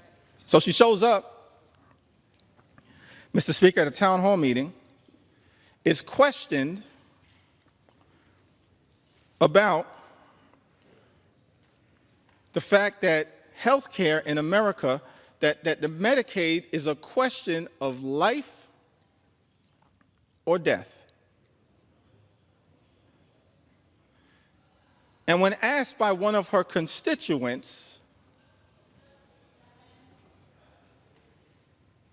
about the concern that was had,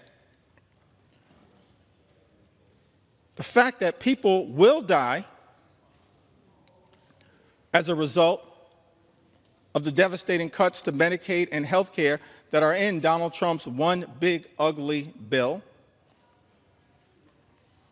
Senator Ernst says, we're all going to die anyway.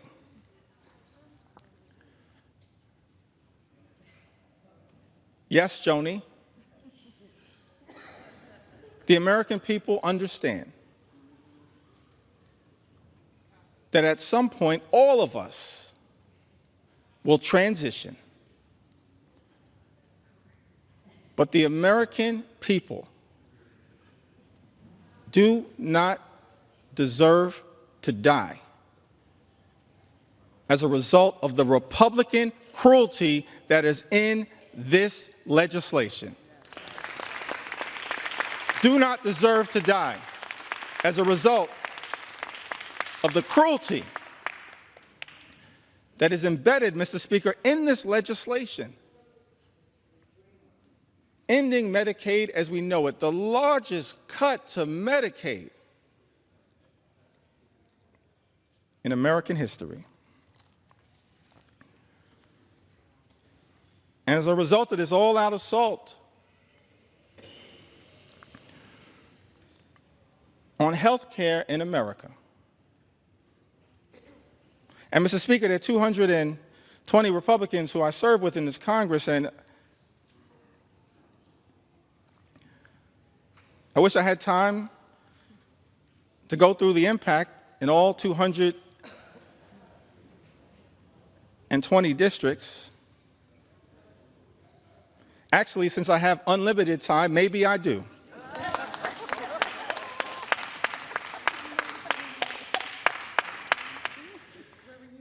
But, Mr. Speaker, I figured that, I'll start in my home state of New York.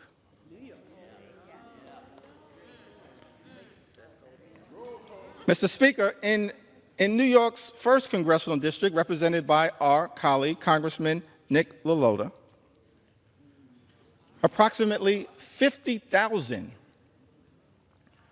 New Yorkers will lose their health care.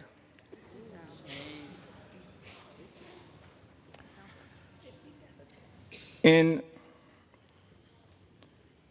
New York's 24th Congressional District, Mr. Speaker, represented by our colleague, Congresswoman Claudia Tenney, over 30,000 New Yorkers will lose their health care.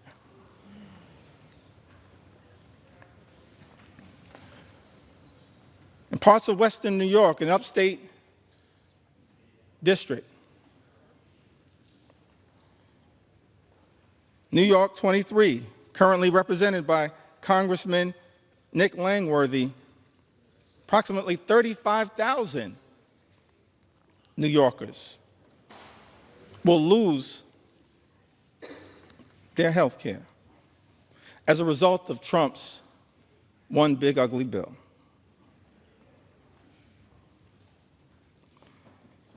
In New York, 17, currently represented by Congressman Mike Lawler, more than 30,000 New Yorkers will lose their health care. In New York 21, the North Country,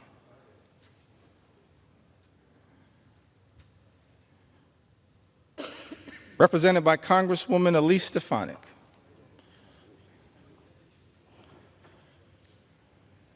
welcome back to Congress. I'm sorry it did not work out for you. That's a lesson that should be learned by all those who pledge fealty to the wannabe king. That's right. That's right. But I digress.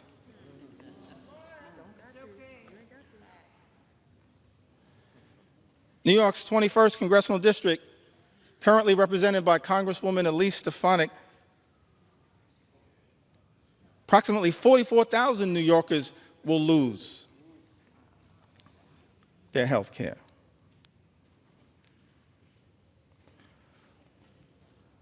In Long Island, Suffolk County, part of Long Island, currently represented in Nassau County by two amazing colleagues, Tom Swazi and Laura Gillen. But in Suffolk County, New York's 2nd Congressional District, currently represented by Congressman Andrew Garbarino, 48,000 New Yorkers will lose their health care.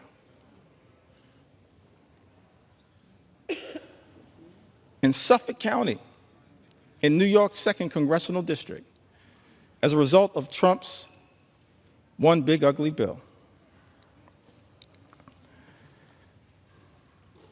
And in the 11th Congressional District, a district that includes all of Staten Island, a district, Mr. Speaker, currently represented by Congresswoman Nicole Malliotakis, more than 50,000 New Yorkers will lose their health care as a result of Donald Trump's one big ugly bill on Staten Island and in New York's 11th Congressional District. I don't think the Wu-Tang Clan would approve of that.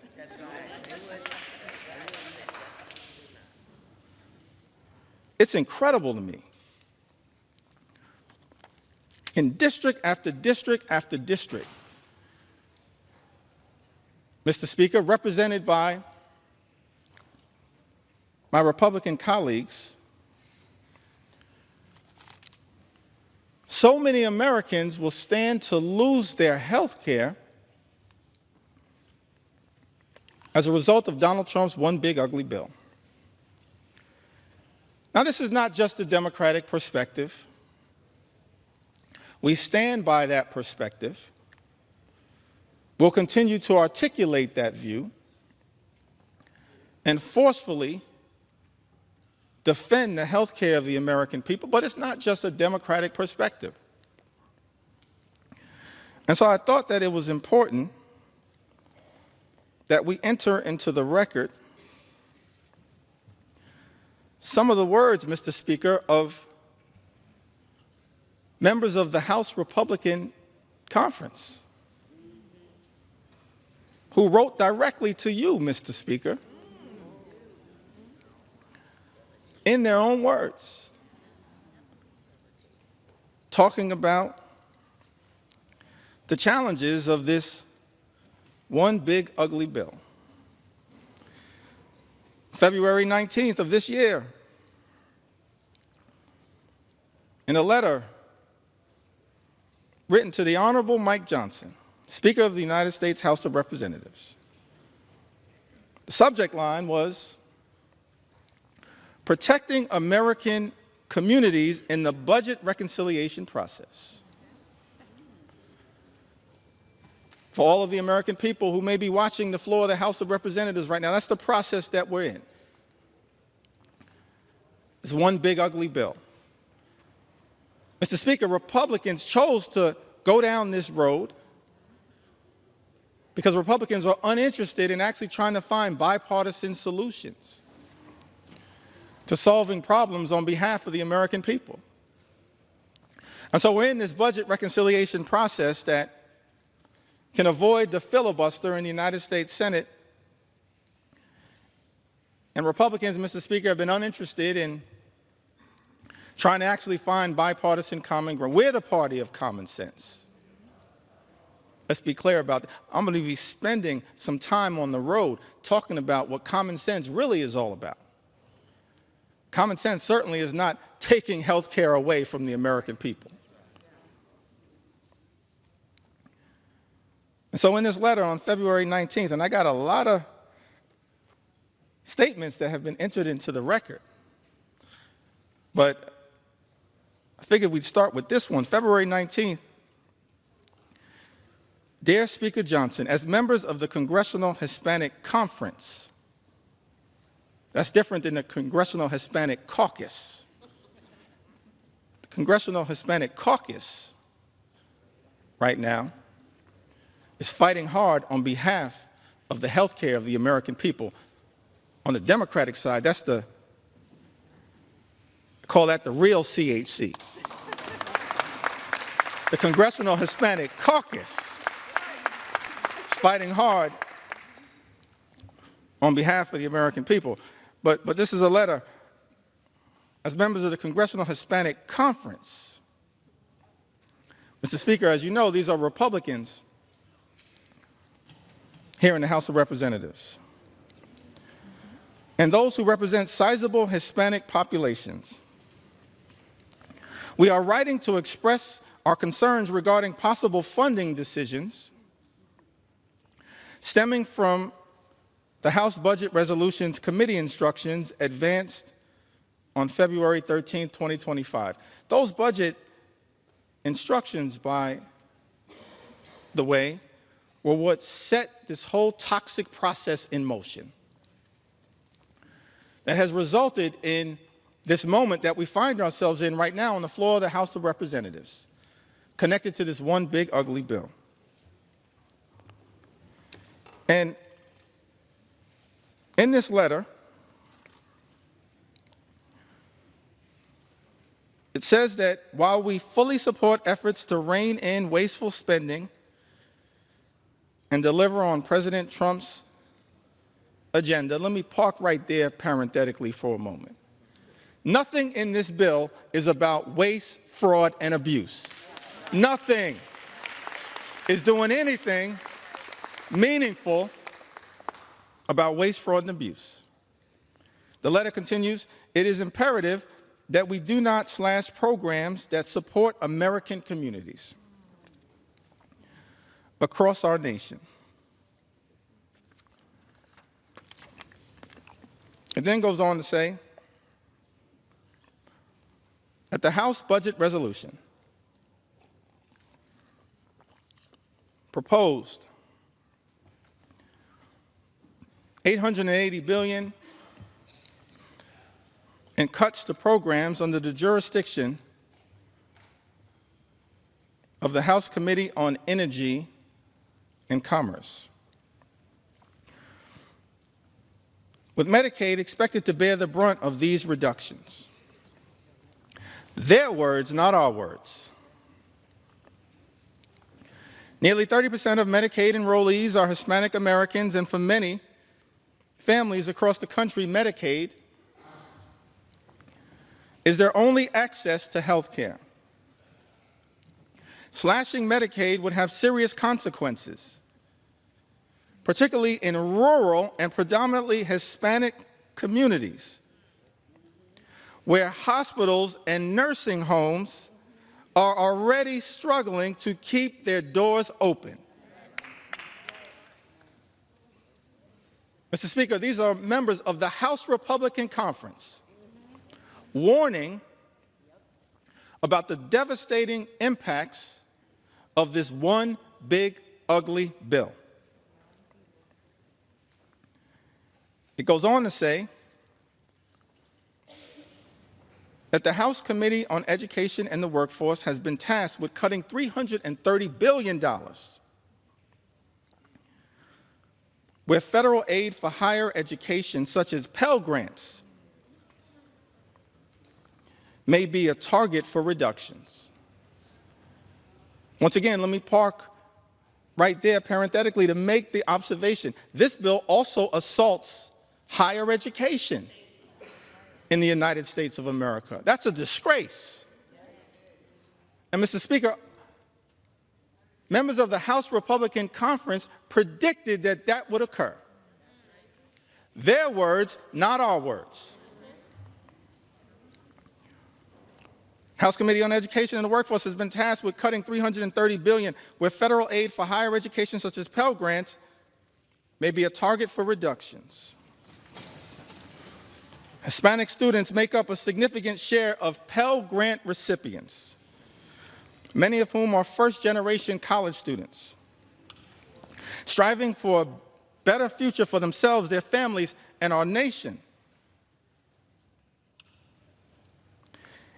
If we are serious about empowering the next generation and strengthening our workforce, we must facilitate and not undermine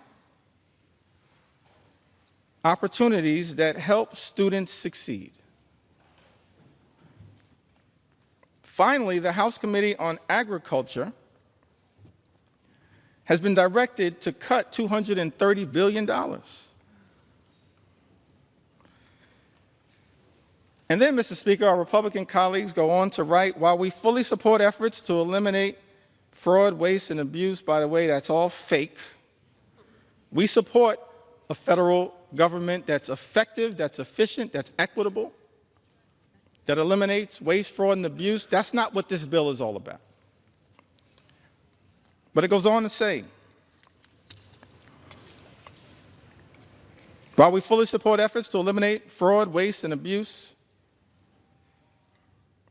we must ensure that assistance programs, such as SNAP, remain protected. I mean, I'm just confused. Remain protected as nearly 22% of Hispanic families rely on this critical program as a temporary safety net during difficult times. And then this letter concludes, written to you, Mr. Speaker, by the Congressional Hispanic Conference. Hispanic Americans are the future of the Republican Party. I'll reserve judgment on that statement. As House Democrats, we're going to fight for every single community in the United States of America, including the Hispanic community. Every single community. We want every single community to experience the good life, to afford to be able to live the good life. That's what we want. For every single community, good paying job, good housing, good health care, good education for your children, and a good retirement. That's what we want for every community. But the Congressional Hispanic Conference, they write, in closing to you, Mr. Speaker, that these Hispanic Americans are closely watching to see if we will govern in a way that honors their values and delivers results.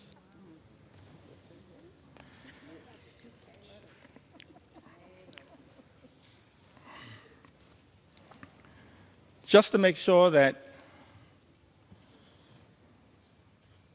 appropriate authorship is conferred,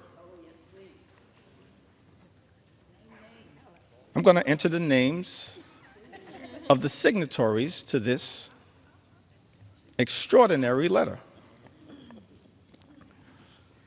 Mr. Speaker, Tony Gonzalez, Nicole Maliatakis, Monica de la Cruz, David Valadao, who represents more Medicaid recipients than any other member of Congress, Juan Ciscomani, Rob Bresnahan, what a beauty, James Moylan, Kimberlyn King Hines. They all signed this letter. And the question that many Americans have to ask right now is that after signing a letter indicating your commitment, Mr. Speaker, to protecting Medicaid and SNAP and access to affordable higher education through Pell Grants, how is it possible that, Mr. Speaker, some of our Republican colleagues will turn around and devastate Medicaid, devastate supplemental nutritional assistance, and devastate the ability of Hispanic communities to achieve the type of upward mobility, in part through higher education, that is talked about in this letter? That letter was written in February. And then we go to March. Can I talk about it? Talk about it. We're here for it. I mentioned, Mr. Speaker, I'm here to take my sweet time on behalf of the American people.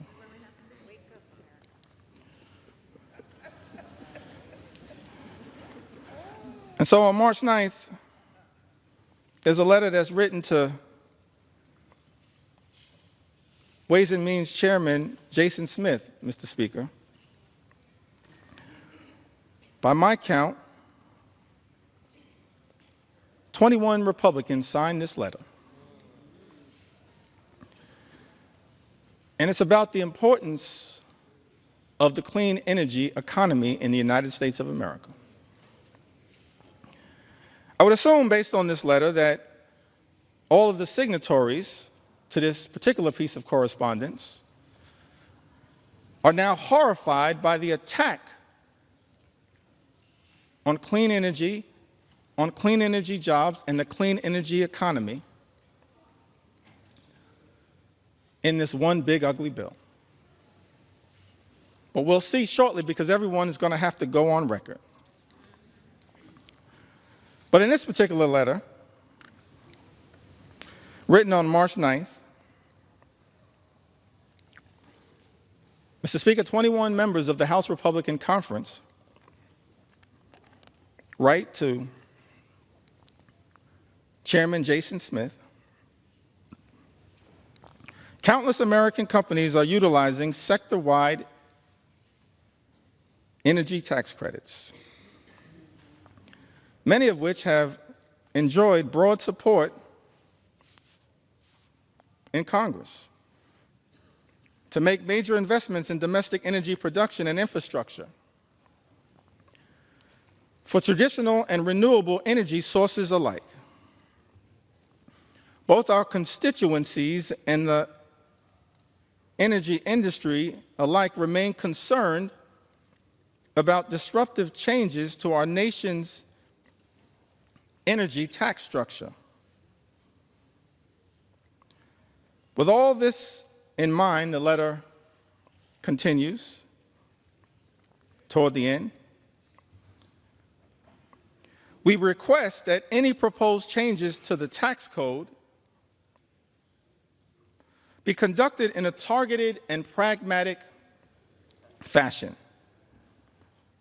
that promotes conference priorities without undoing current and future private sector investments,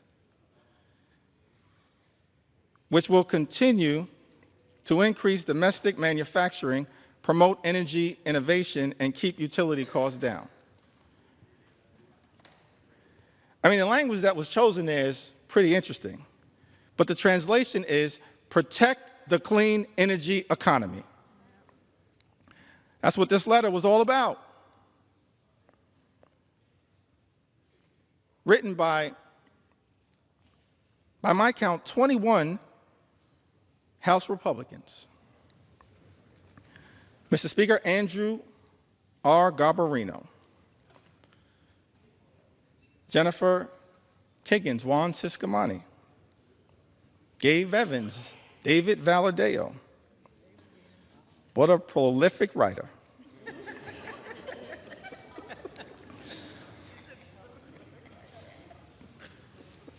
Mark Amadei, Michael Lawler, Young Kim, Don Bacon, Vince Fong, Jeff Hurd, Tom H. Kane Jr., Nick LaLota,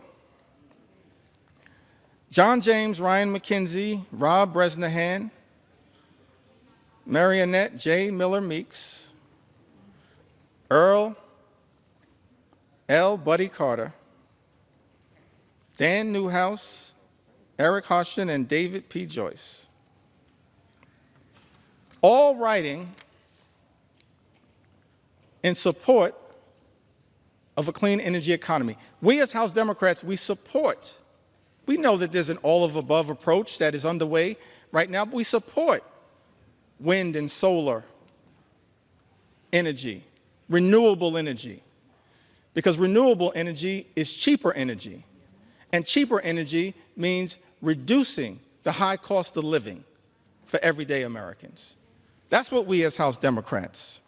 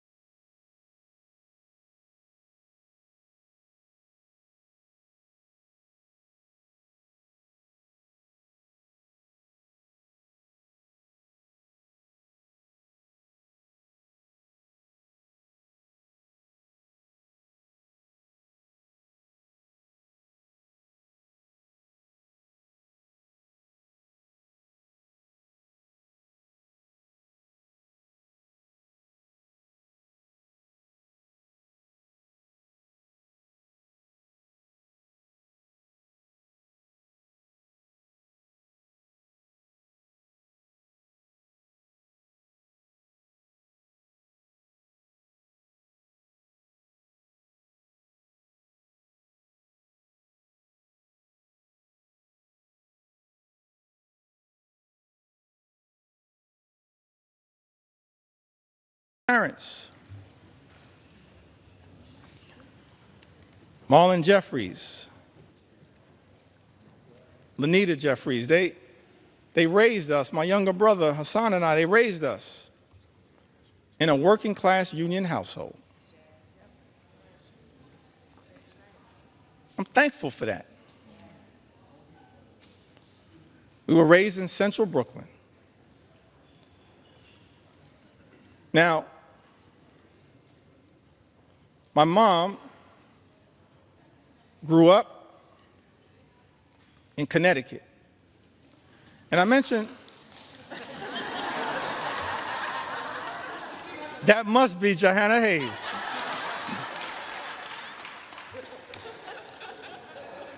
I don't see Rosa DeLauro in my sight line, but we're so thankful for all of the members of the Connecticut delegate. I'm an unofficial sixth member of the Connecticut delegation. My mom raised in Bristol, Connecticut. She went to Bristol High School.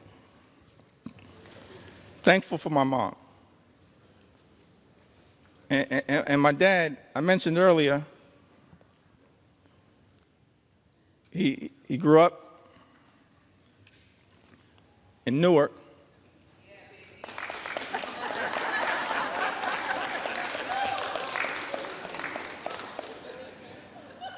That must be LaMonica McIver. I grew up in Brick City. I mentioned earlier he had the nickname Pudding. I failed to ask him, but I'm going to see if my mom can unlock the key to that nickname for me. My mom grew up in Bristol, Connecticut, and my father grew up in Newark. And I mentioned earlier that he then went off to serve this country in uniform as an Air Force member, served in Germany during the Cold War. I think about that a lot. I didn't get to talk too much about it. I wish I would have had the opportunity to talk a little bit more with my dad about that. It's an extraordinary thing in the United States of America that someone could grow up in inner city Newark and then have the ability, in part, thanks to President Harry Truman, to serve with people of all races to defend this great country. I wish I would have had the opportunity to talk to my dad a little bit more about his experience in Germany, because the one thing that I've been able to take away from that experience was that he came back having fallen in love with Heinekens and Becks.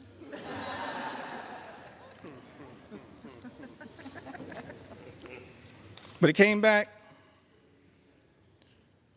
after serving this country,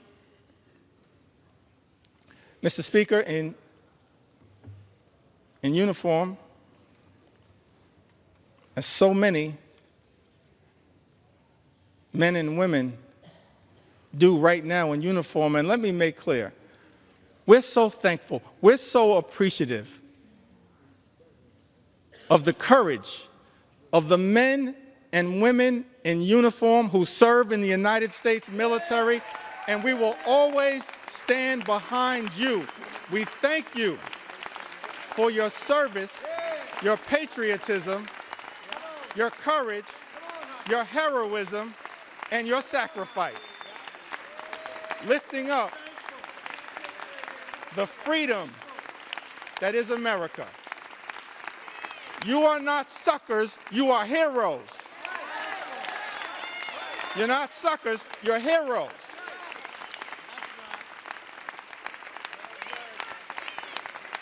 We're thankful for your service.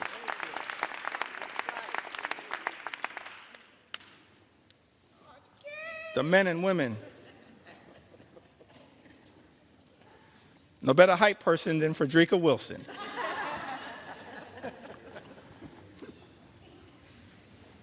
So my dad, as I mentioned, grew up in Newark. My mom in Bristol, Connecticut. So they meet at Central State University.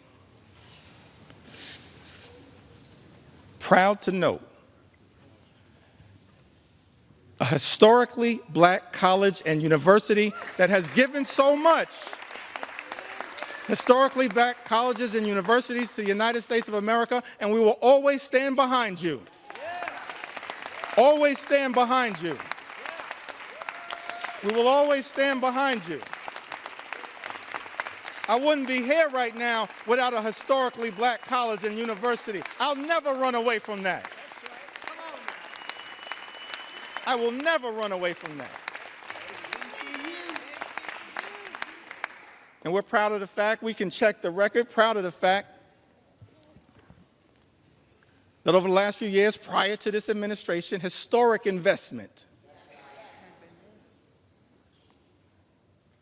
in Hispanic serving institutions, in historically black colleges and universities, in higher education.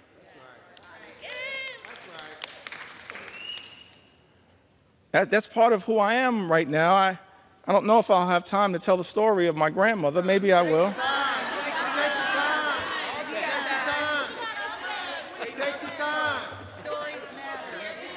Take your time.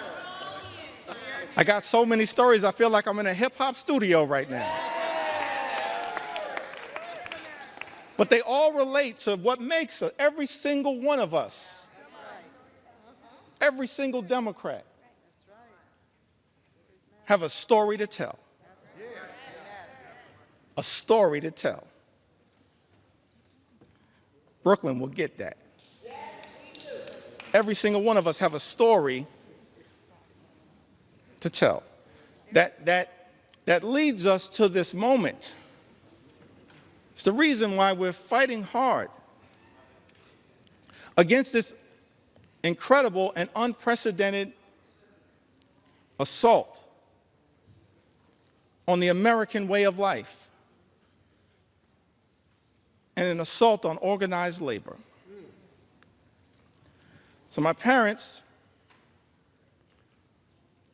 they meet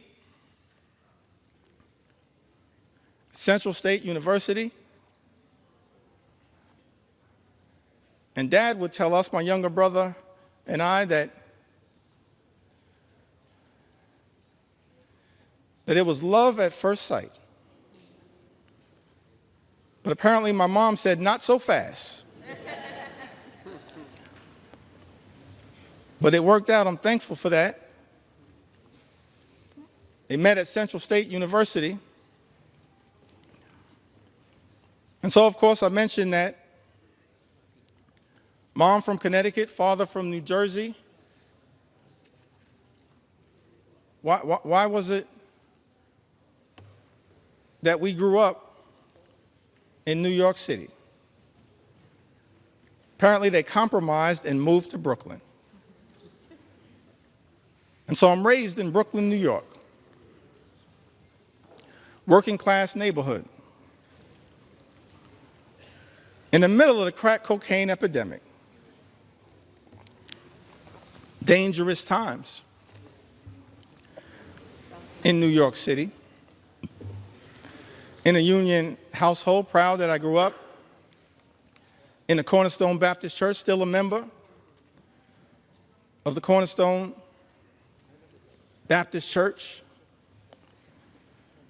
Grew up in this union household. And Mr. Speaker, I land on that moment, and every single one of us as House Democrats have a similar story to tell about why in our heart, in our soul, in our essence, in our experience, we're so horrified by the attacks on organized labor. because we understand the importance of what organized labor has meant to the American journey. My mom and dad were both public servants throughout their entire lives.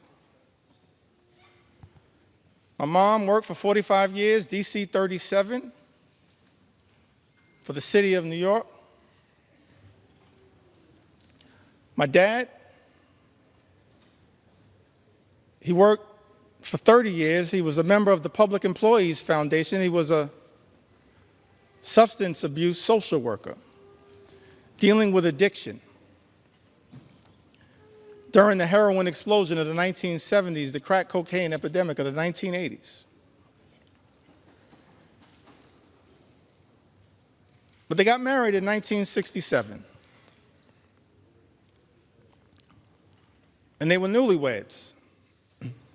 And many people familiar with the history of the labor movement, particularly in New York City, know that in 1967, the Social Service Employees Union, which they both belonged to at the time, famously went on strike for better pay, better health care, better working conditions, and most importantly, better service to the clients that they served. And I've thought about that fact. They were newlyweds. A few months in, and they had to make a decision. When the Social Service Employees Union went out on strike, whether they would cross the picket line,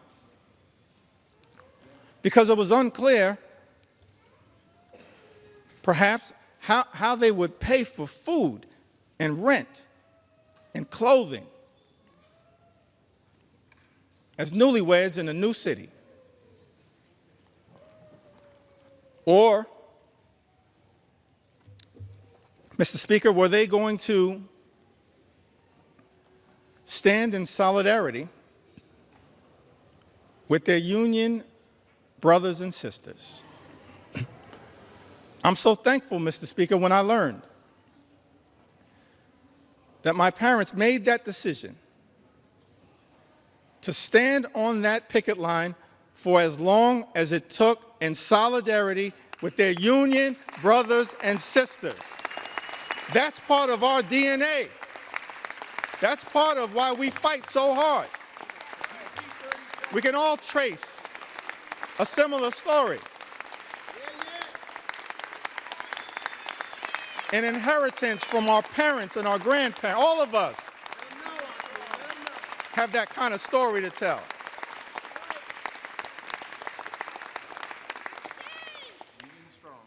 Why am I so thankful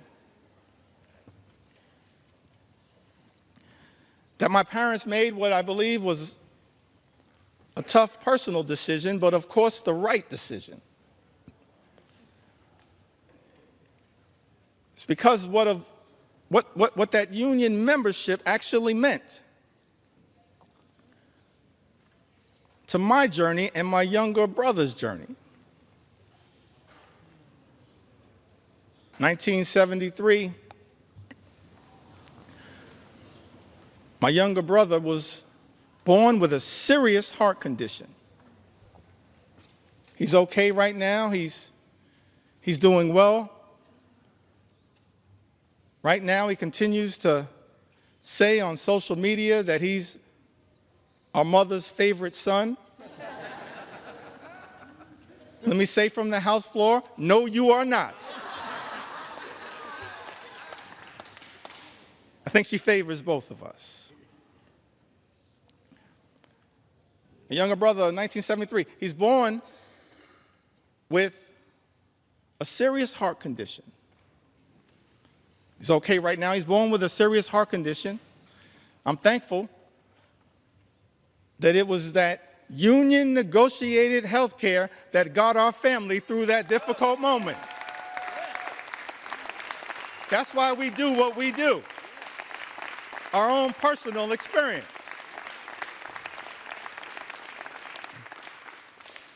And then in the early 80s, my parents, modest living.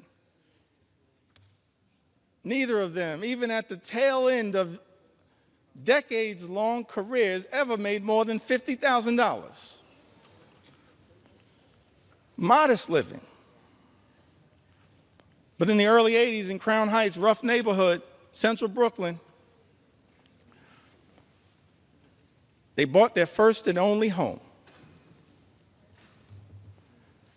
They were able to buy that home, the home that my younger brother Hassan and I were raised in, because of that union negotiated salary, and pay off the mortgage down to zero because of that union negotiated salary. This is personal to us, our own journey. And lastly, as it relates to this part of my journey, why we all fight for what we fight for, why we stood behind Mike Thompson's amendment to protect good-paying union jobs. I went to college. I went to Binghamton University.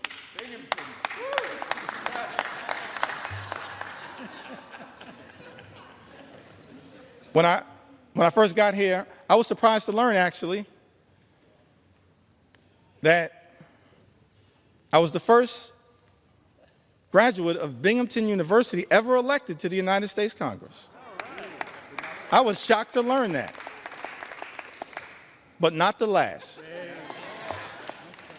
Because Vindman and Mannion have now joined us. And so we tripled the size of the Binghamton University delegation.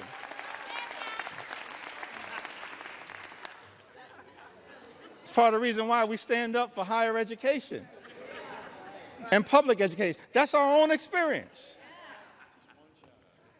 So I graduated from Binghamton University.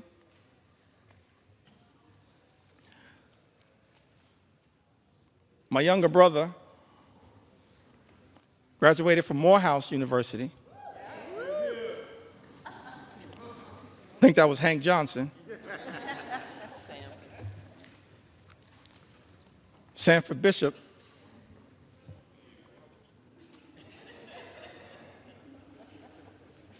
Graduated from Morehouse. I graduated from Binghamton University. And somehow, we managed to graduate from college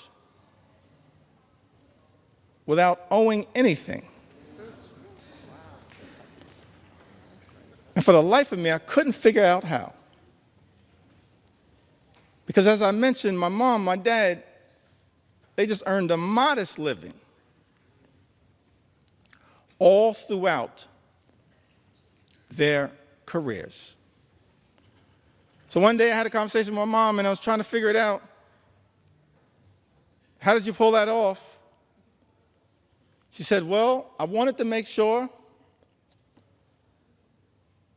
my two sons could have a clean start to life.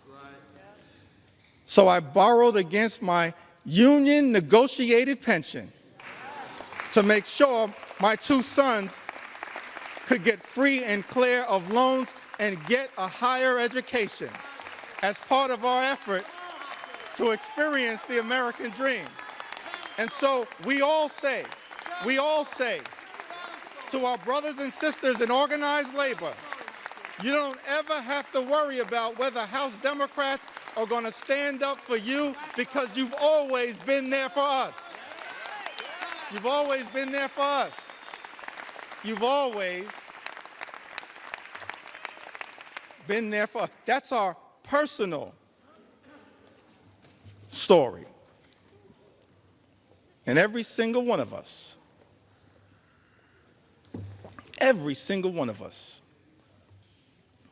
we do this work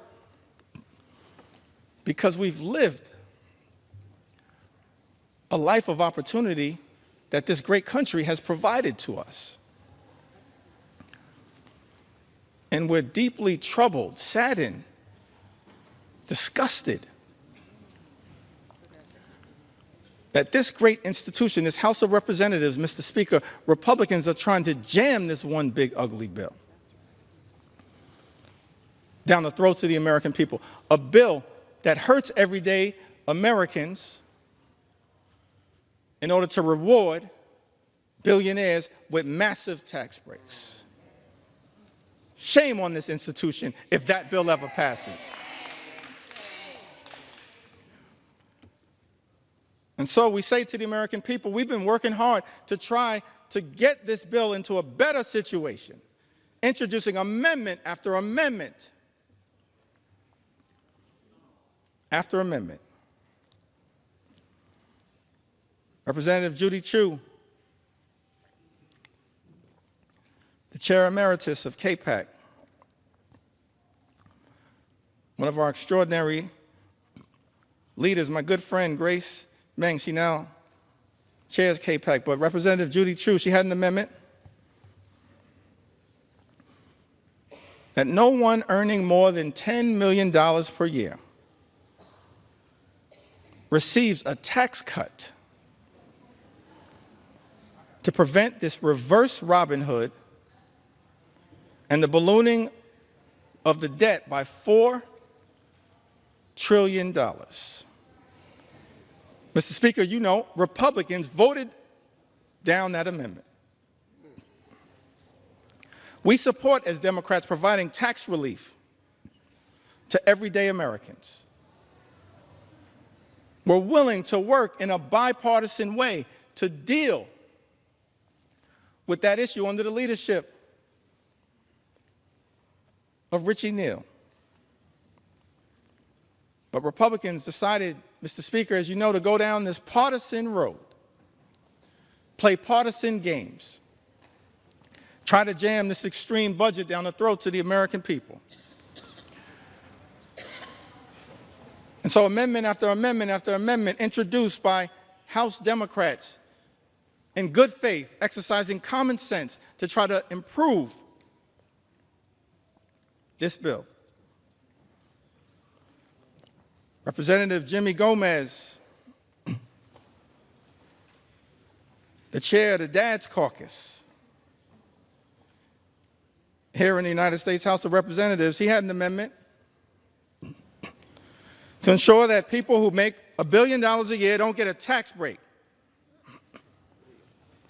paid for by cutting Americans' health care and food assistance. Mr. Speaker, you know, Republicans voted that down.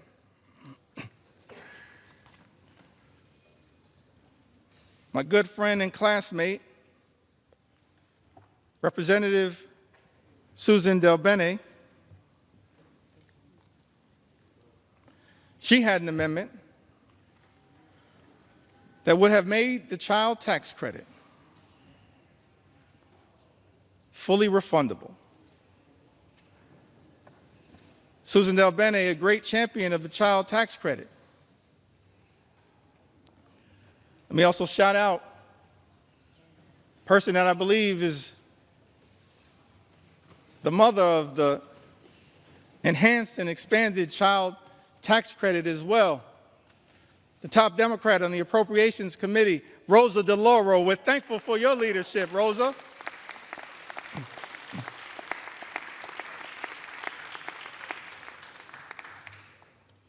Fighting hard on behalf of the American people. Susan DelBene, a great champion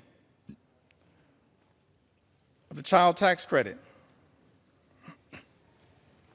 She had an amendment, Mr. Speaker, to make the child tax credit fully refundable, covering the 17 million children who are being left behind by the big, ugly bill, and increase the child tax credit for families. because what Republicans are doing, Mr. Speaker, as you know, in this particular bill, not enhancing and expanding the child tax credit, you are undermining the child tax credit. And Representative Susan DelBene, my classmate, along with Catherine Clark and others, the class of 2012. We used to be the new kids on the block, now we're just the OGs.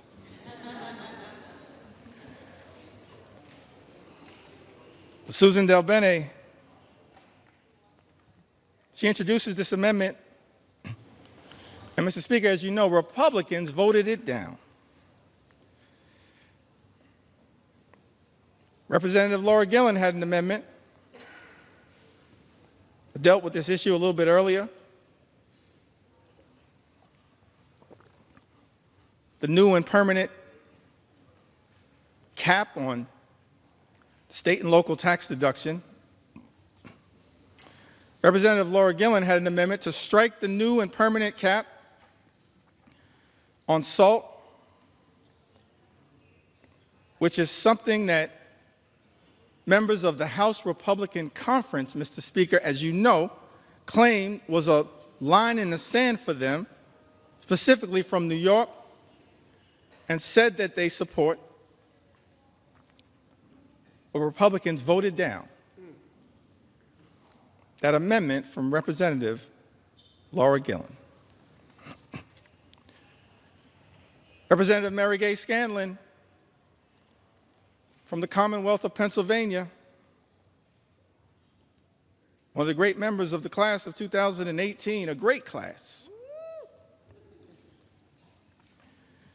She had an amendment that would protect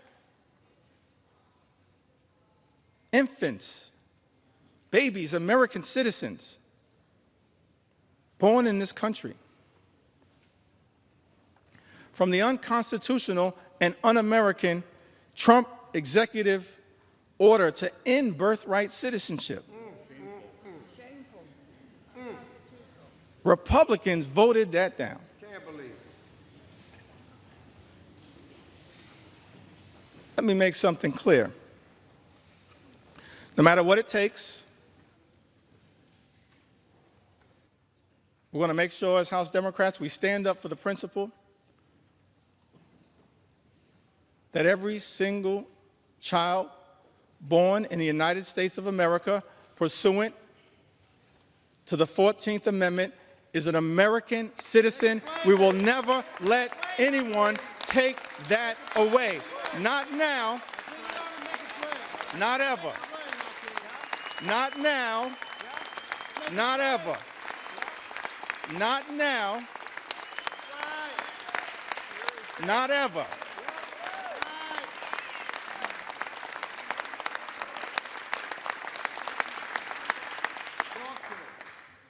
I thank Mary Gay Scanlon. I'm appreciative of my big brother, Congressman Greg Meeks, my big brother in the United States Congress. We're a family as House Democrats, committed to working hard, standing up on behalf of the American people. It's an honor of a lifetime to be part of this family.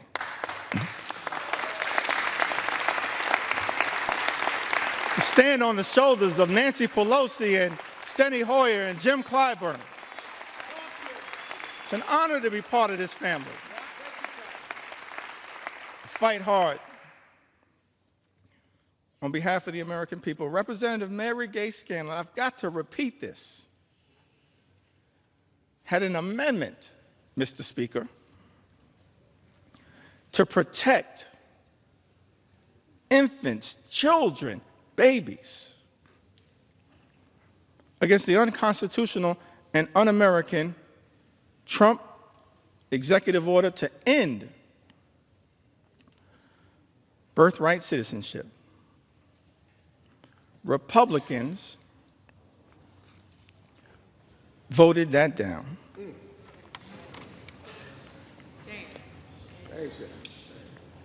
Representative Pramila Jayapal had an amendment to prevent ICE from deporting U.S. citizens. United States citizens, Mr. Speaker, that are being deported by the Trump administration. I documented some of that earlier today. We're happy to provide more examples. In fact, I'm happy to debate my colleague, Speaker Mike Johnson, on any of these issues anytime right here on the floor of the House of Representatives. I sent you that invitation. I sent you that invitation. I sent you that invitation months ago. I'm still waiting to get a response. We're not running from the American people. We're ready to debate any of these issues anytime, any place, particularly right here on the floor of the House of Representatives. Representative Pramila Jayapal, she had an amendment, Mr. Speaker, to prevent ICE from deporting U.S. citizens. Republicans voted that down.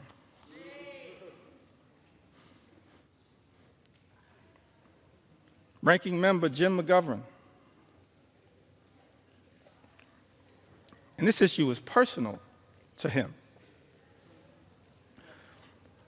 I mentioned earlier, we do this work because we're informed by our own personal experiences.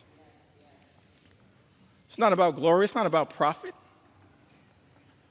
It's about improving the lives of the American people that we're privileged to represent.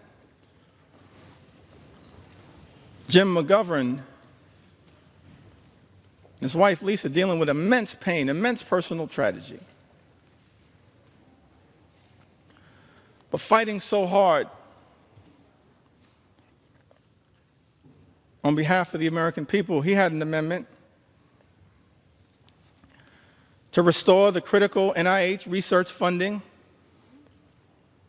withheld by Donald Trump and Elon Musk to cure diseases like Alzheimer's and cancer,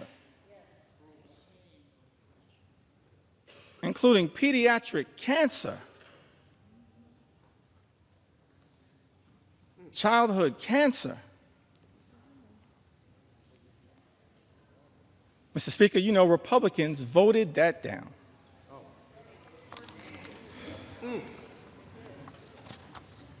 Hundreds of amendments introduced by Democrats to try to deal with the cruelty and the callousness of Donald Trump's one big ugly bill. Many amendments were offered by Democrats, and Republicans chose not to make these amendments in order. In other words, just ignored them, dismissed their importance.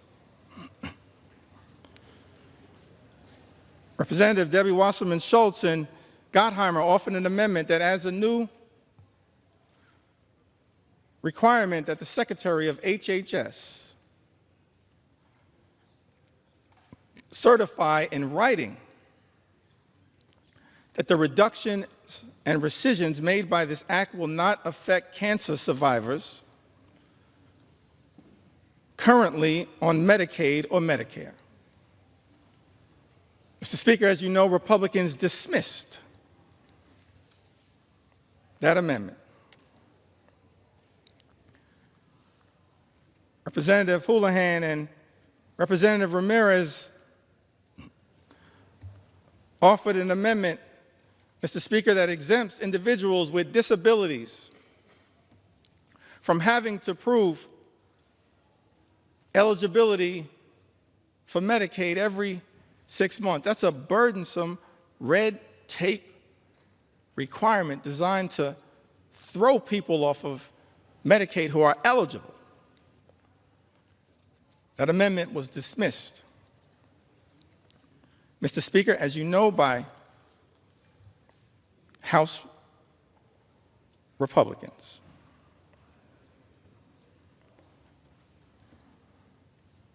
Representative Sarah McBride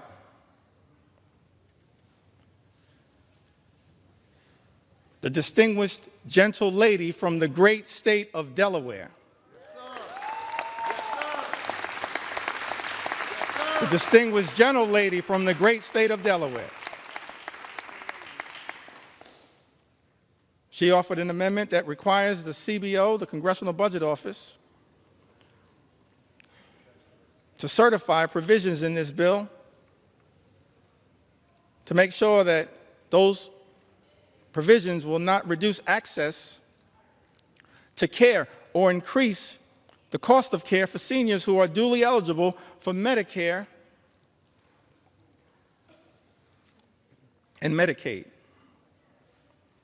Mr. Speaker, as you know, Republicans dismissed that amendment.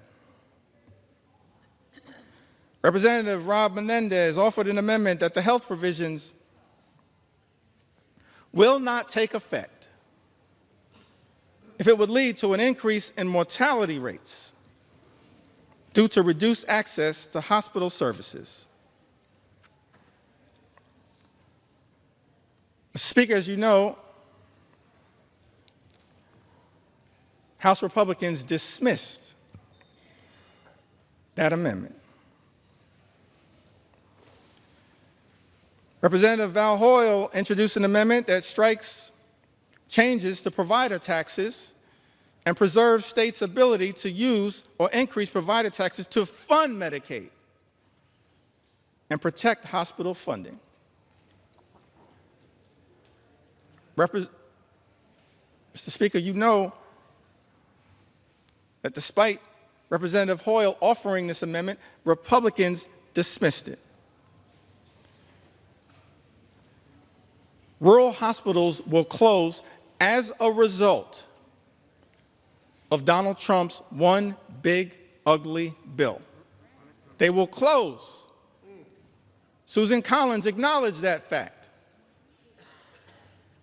But House Republicans are here jamming a bill down the throats of the American people that will close hospitals in rural America, in urban America, in small-town America, in the heartland of America, and apparently, Mr. Speaker, couldn't care less. Let me be clear. We're going to stand up for those communities that my colleagues on the other side of the aisle have abandoned. We're going to stand up for rural America, urban America, small-town America, the heartland of America, Appalachia. We're going to stand up for all of America, whether we represent you or not.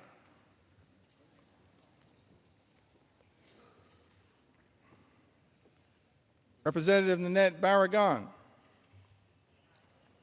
one of our co-chairs of Steering and Policy, along with Robin Kelly and DWS, she offered an amendment increasing the Hospital Stabilization Fund that they had to include in this one big ugly bill. This amendment was designed to protect hospitals from closing and expand eligibility for safety net hospitals that we know exist all across America, in every corner in this country. Safety net hospitals that serve a large number of low-income patients, including those with Medicaid. And yet, Mr. Speaker, as you know, House Republicans dismissed this amendment. Amendment after amendment after amendment that Democrats have introduced to try to relieve the pain that is being visited upon the American people by this one big ugly bill, voted down by Republicans or dismissed out of hand. Representative Costa introduced an amendment to protect those on the low-income heating and energy assistance program who are also targeted by this one big ugly bill. It's part of an effort to ensure that all households on SNAP can continue to qualify. Mr. Speaker, as you know, Republicans dismissed that amendment out of hand, ignored it, did not see fit to take it up. Representative Jill Takuda from the great state of Hawaii, she introduced an amendment trying to prevent the nutrition title of this bill from taking effect. Against USDA can determine that the provisions of this one big ugly bill would not result in material economic harm to farmers, ranchers, and producers. Mr. Speaker, as you know, Republicans dismissed that amendment out of hand. Representative Lloyd Doggett had an amendment to extend tax cuts for the 98% of the American people who make $400,000 or less per year. Had that amendment been taken up and passed, it would have cut the cost of this one big, ugly bill by approximately 50%. And we would have been standing up for those everyday Americans who are now going to be hurt by other provisions in this GOP tax scam, this disgusting abomination. Mr. Speaker, as you know, that amendment dismissed out of hand by the House Republican majority. Representative Seth Magaziner from the great state of Rhode Island. He's only in his second term. Somehow he's the dean of the delegation.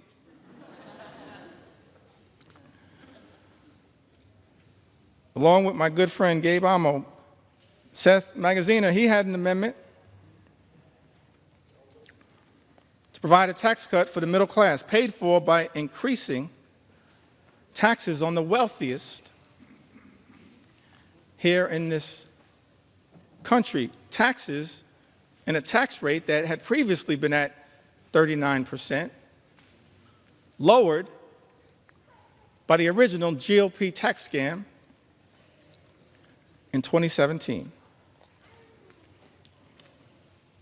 He had this amendment to provide a tax cut for middle-class Americans. Instead, Republicans are spending $1 trillion on massive tax breaks for the wealthiest amongst us. And that amendment was dismissed out of hand. Representative Stephen Horsford, who also came in the class of 2012, he had an amendment to make no tax on tips, which we support. But we support no tax on tips becoming a permanent part of the law, and that's not what this one big, ugly bill does. Tax breaks for billionaires, permanent. Tax breaks for everybody else expire. That's not the way to stand up for everyday Americans. That's extraordinary. Representative Stephen Horsford's amendments to make no tax on tips permanent and to close loopholes that are in this one big ugly bill.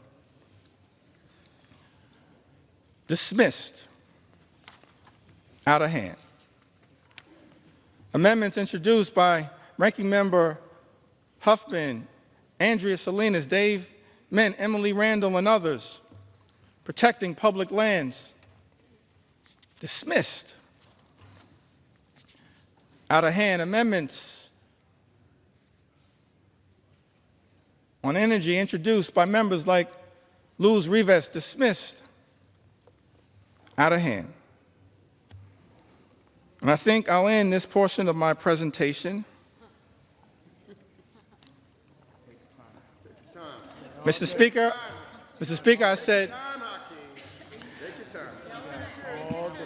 I said this portion of my presentation.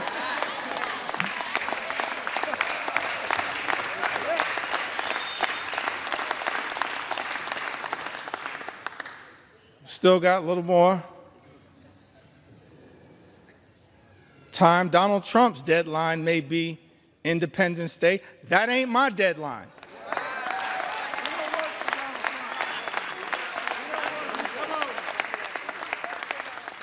You know why?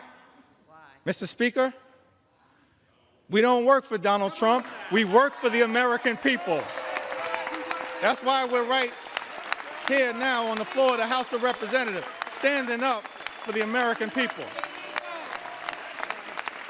for everyday Americans, for hardworking American taxpayers, fighting hard to make sure that we can live in a country where every American can afford to live the good life. And as I mentioned earlier, Mr. Speaker, part of being able to afford to live the good life, part of those 5 things that I talked about, which shouldn't be hard to agree upon. Work hard, play by the rules, and then being able to be part of a country. Imagine a country where when you work hard and play by the rules, you can afford to obtain the American dream, to experience the good life, good paying job, good housing, good health care,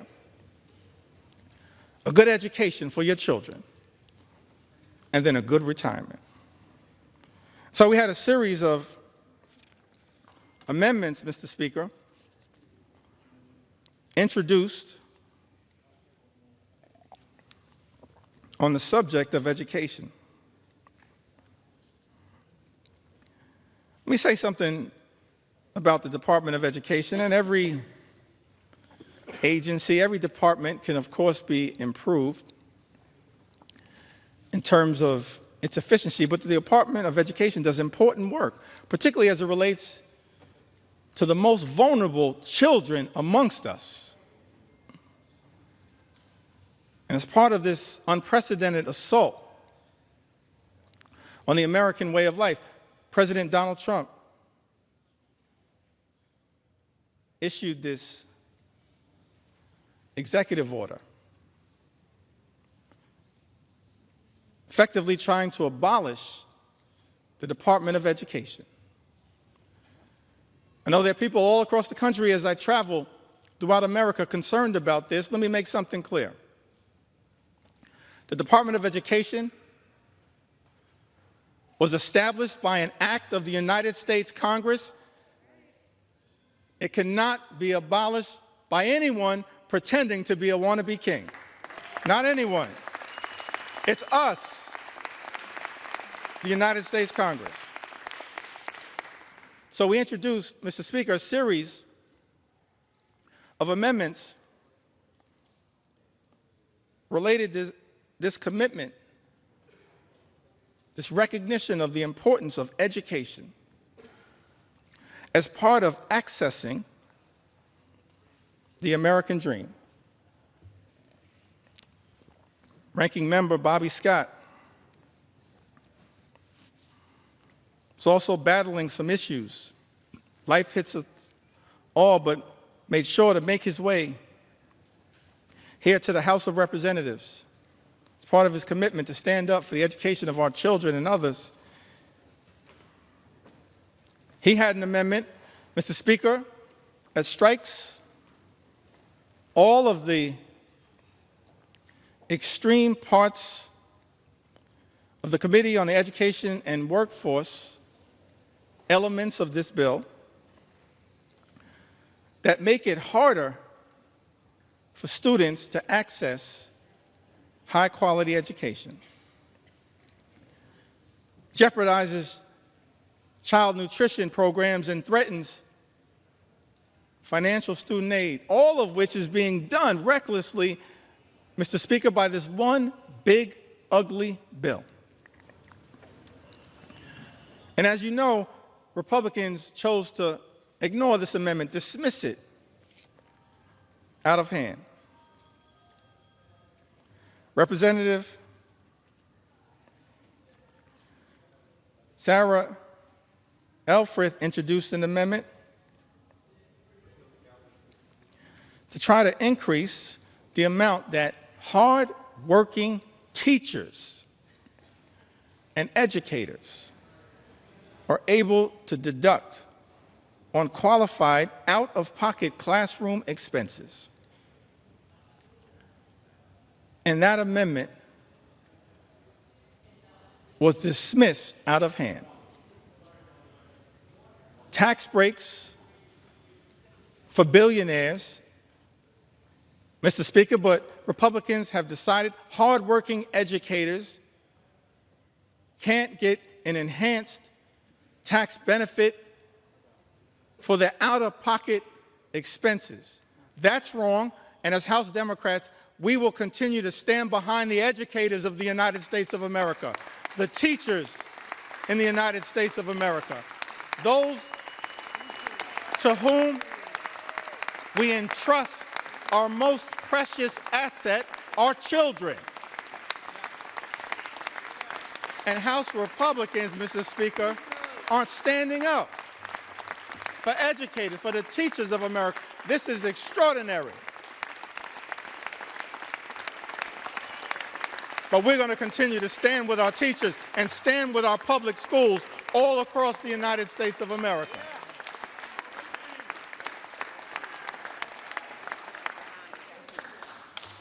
That's what House Democrats are going to continue to do. Representative Val Hoyle had an amendment to increase Pell Grant funding, Pell Grant awards that are severely undermined in Donald Trump's one big ugly bill. Mr. Speaker, it's extraordinary to me that this reckless Republican budget manages to go after blue-collar jobs, organized labor, hardworking American taxpayers who don't shower before going to work but shower after work, that Donald Trump's one big ugly bill goes after blue-collar, good-paying, prevailing wage jobs here in the United States of America, and then also goes after access to higher education. Representative Val Hoyle had an amendment, Mr. Speaker, increasing Pell Grant awards that are severely undermined in this bill.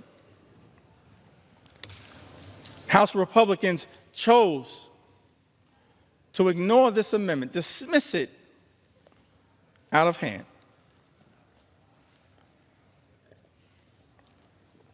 This is another one of those areas where our commitment to experiencing the American dream, whatever path you choose, whether that's through career and technical education, as has been the case by many members in their experience or their family experience. Don Norcross, one of our leaders in this regard, Debbie Dingell, others, Mark Pocan, part of the Labor Caucus, leaders in this regard. Mark Pocan, part of the trades movement. Don Norcross, part of the trades movement. Debbie Dingell, so close to the UAW and the trades. It's one of those areas where we also are informed by our personal experiences, why we find what is taking place, Mr. Speaker, in this one big, ugly bill so disgusting, these attacks by Republicans on the ability of all Americans to achieve the American dream, to be part of imagining an America where everyone who works hard and plays by the rules can live the good life. Higher education is not the entire solution, but it certainly is part of it. This was taught to me by my grandma Nana. She never had a formal 4-year education, but perhaps she was the wisest woman I've ever known. And she was determined to make sure that her 2 grandsons had the ability, as best she could, to obtain an education that might ultimately, for us, coming out of this working class neighborhood, Crown Heights in central Brooklyn, spending a lot of time in Bedford-Stuyvesant where she lived, on the corner of Putnam and Lewis, right down the block from the Cornerstone Baptist Church. She was determined to make sure that her 2 grandsons had the best opportunity, and in her view, and Grandma Nano's view, that meant access to education. And so, when we were young, she said to my younger brother and I, I'll never forget this conversation. We were in her home in Bed-Stuy. She said that the 2 of you are going to go to elementary school and then you'll graduate, go to middle school and graduate, high school and graduate, college and graduate.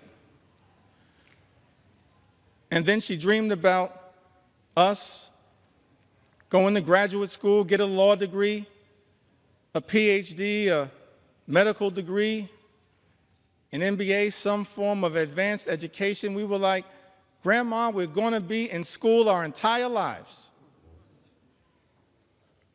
And she was so committed to that journey that every single time we graduated, this is a woman of modest means, she gave my younger brother and I, whoever was the graduate, $500 in cash. I still don't know where Nano got that money from.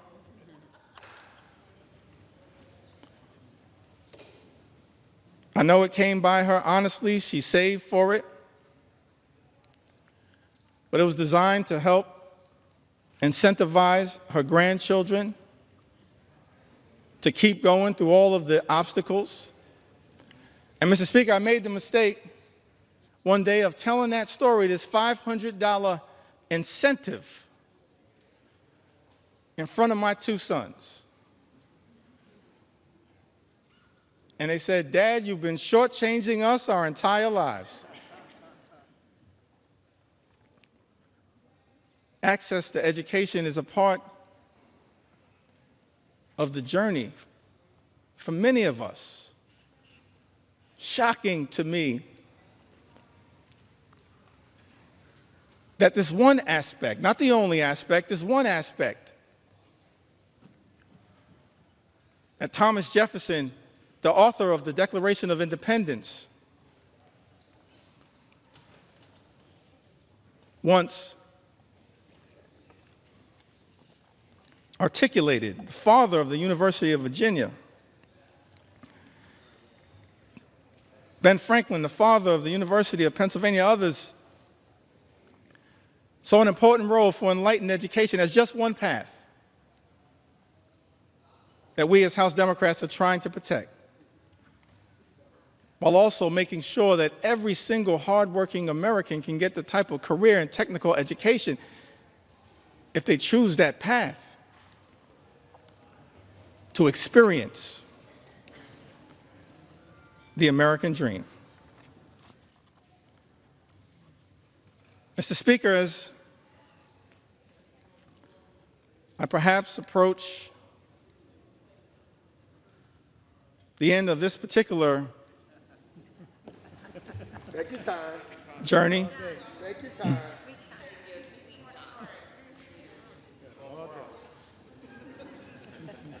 let me just reiterate that as House Democrats, we maintain from the very beginning of this Congress, we acknowledged the election of President Donald Trump, offered to work with our colleagues on the other side of the aisle whenever and wherever possible in order to make life better for the American people, to stand up for the things that matter, not as Democrats, independents, or Republicans, but as Americans. But the route, Mr. Speaker, that has been taken by House Republicans is to go it alone and to try to jam this one big ugly bill filled with extreme right-wing policy priorities down the throats of the American people. That's why, in good conscience, we can't stand here, Mr. Speaker, and support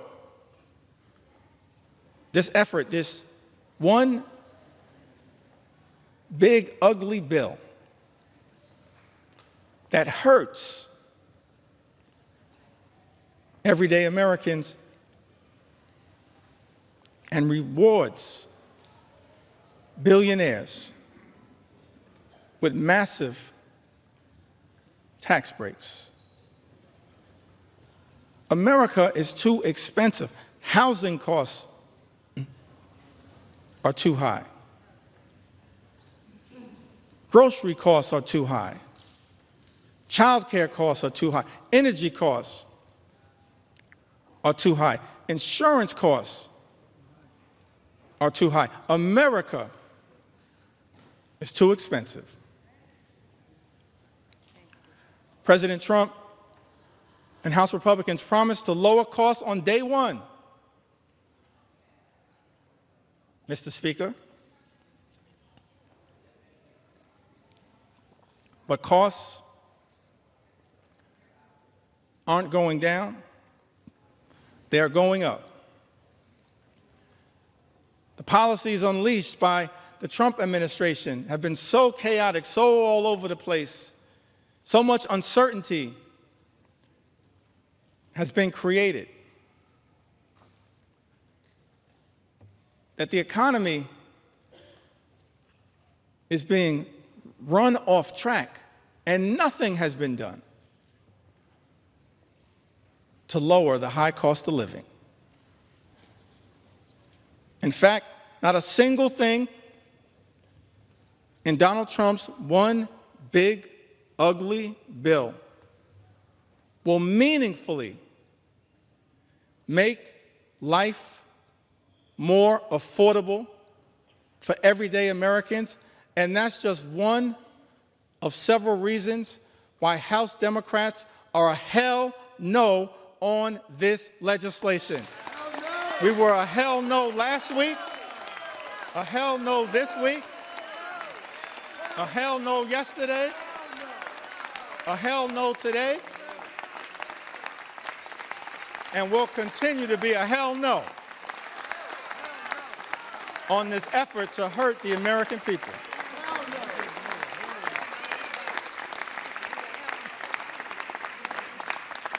And I note for the record, Mom, hell is in the Bible.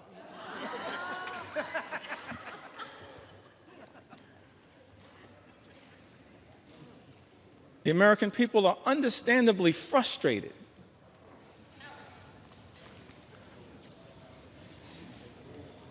by the high cost of living. Yes, they're frustrated by the unprecedented assault on the American way of life, on our democracy,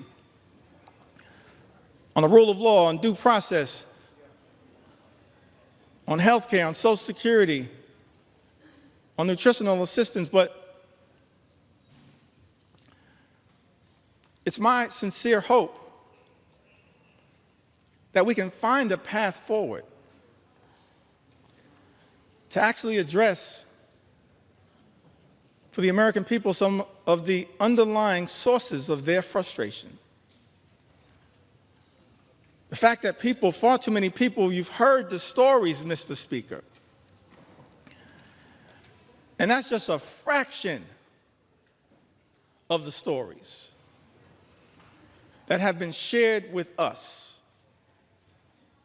members of the United States House of Representatives. Just a fraction of the stories that I've been able, on behalf of House Democrats, to enter into the record. They're frustrated by a lot of the things that have gone on in this country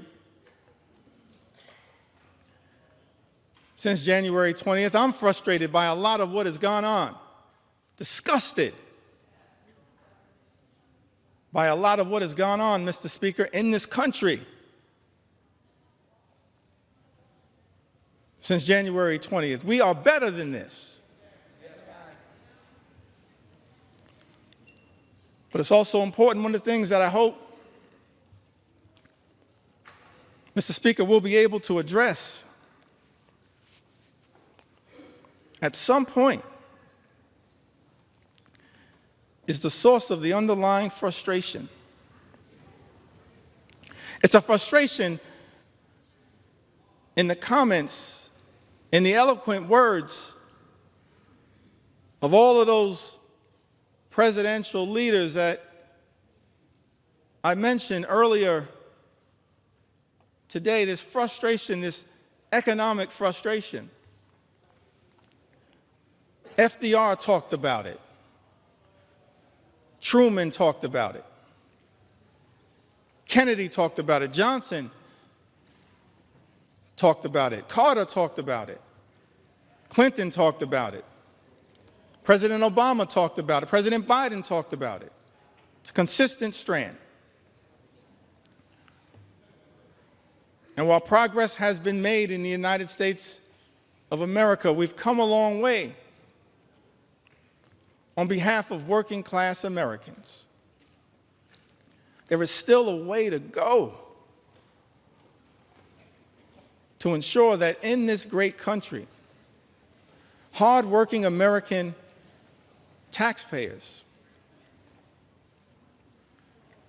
don't simply work hard and play by the rules just to survive, barely paycheck to paycheck, but are able to actually thrive. That's the America that we should all commit to work hard towards bringing about. Good paying job, good housing, good health care, good education for your children, and a good retirement. A fair shot at achieving the American Leap. A good retirement, let me reiterate it for the record, that means,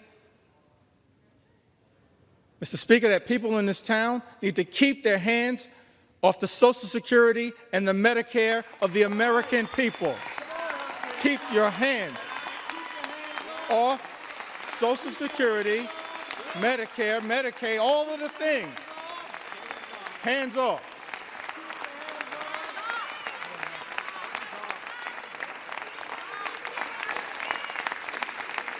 And one of the many reasons why we strongly oppose Donald Trump's one big ugly bill is because it will result in the largest cut to Medicare, sets in motion the largest cut to Medicare, more than $500 billion by some estimations in American history. The American people, understandably frustrated, not for years, but for decades, that far too many have dealt with a situation where the system is not building an economy that works for hardworking American taxpayers, for everyday Americans, for working class Americans, for everyone who aspires to be part of the middle class. It's our sincere hope that we can get to a place one day, perhaps in a bipartisan way, not connected to this extreme and reckless, dangerous, partisan bill, this one big, ugly bill that will hurt everyday Americans in order to reward billionaires, that we actually can get to the work of lifting up everyday Americans, because the deck has been stacked against you for far too long. And that's not the America that the American people deserve. And part of the challenge, part of the problem, part of the issue as to why we find ourselves, everyday Americans, in this situation,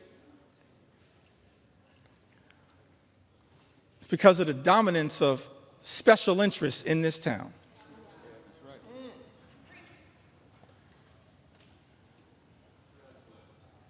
And this one big, ugly bill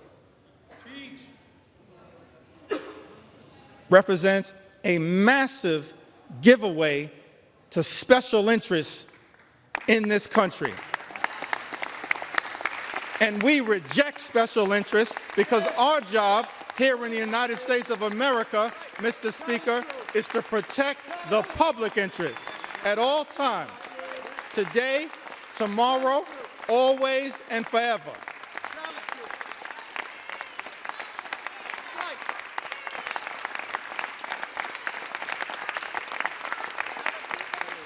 Extraordinary to me, Mr. Speaker, that you got folks in this town talking about draining the swamp. Guess what? You are the swamp. You are the swamp. You are the swamp.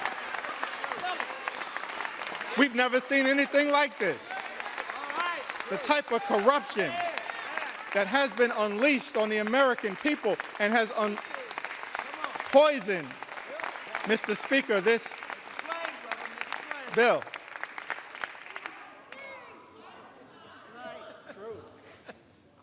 see, you're consulting the parliamentarian, I think. I said people in this town.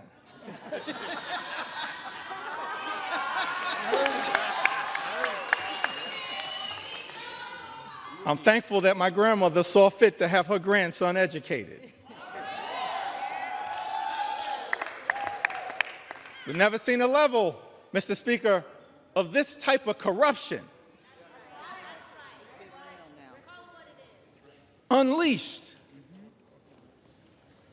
on the American people that has made its way into this one big ugly bill.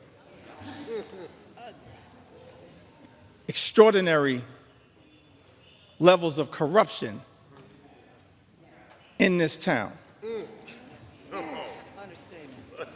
Unleashed on the American people. Corruption on steroids would be an understatement. Come on. Talk about it. In terms of what the American people are now being subjected to. So one of the things we look forward to changing in this town, I want to make this commitment, House Democrats. We are committed to making sure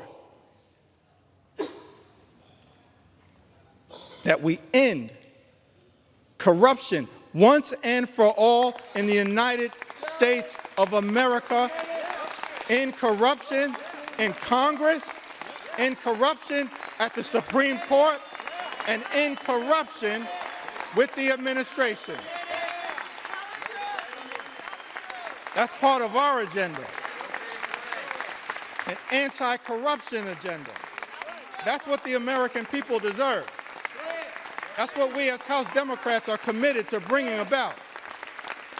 The exact opposite, Mr. Speaker, of what we see in this bill. We're going to present to the American people an anti-corruption agenda, the likes of which have never been seen. Because it's too much. Fundamentally, it undermines the ability of government to deliver for everyday Americans. You see that politics, at the end of the day, is about the management of public money. That's why we need everyday Americans to participate in your democracy. Because politics, at the end of the day, is about the management of public money. It's about how taxpayer dollars are going to be managed. And what's extraordinary about this one big, ugly bill is that what we see, Mr. Speaker, is the management of public money, all of it being done in this highly partisan way. It's not designed to serve the best interest of the American people. It's being managed, Mr. Speaker, in this GOP tax scam, this disgusting abomination, this one big, ugly bill. The management of taxpayer money being misused and abused to hurt everyday Americans in order to reward billionaires with massive tax breaks. That's a dereliction of duty. Mismanagement of public money. It's an abuse of the privilege that all of us as members of the United States Congress have. And so one of our promises to the American people as we look toward the future, we will always be stewards of your money to make sure that we are allocating taxpayer dollars in a way designed to lift up the American people, not tear the American people down. That's the type of Congress that the American people deserve. The public interest over special interest. The public interest over special interest. The public interest over special interest. That's one of our promises to the American people. And we're going to work hard to earn your trust as we move forward and look toward the future. I mentioned earlier in my remarks that I wanted to talk a little bit about faith.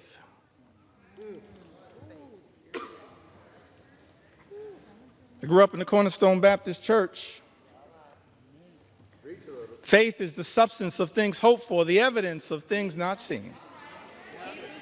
We walk by faith, not by sight.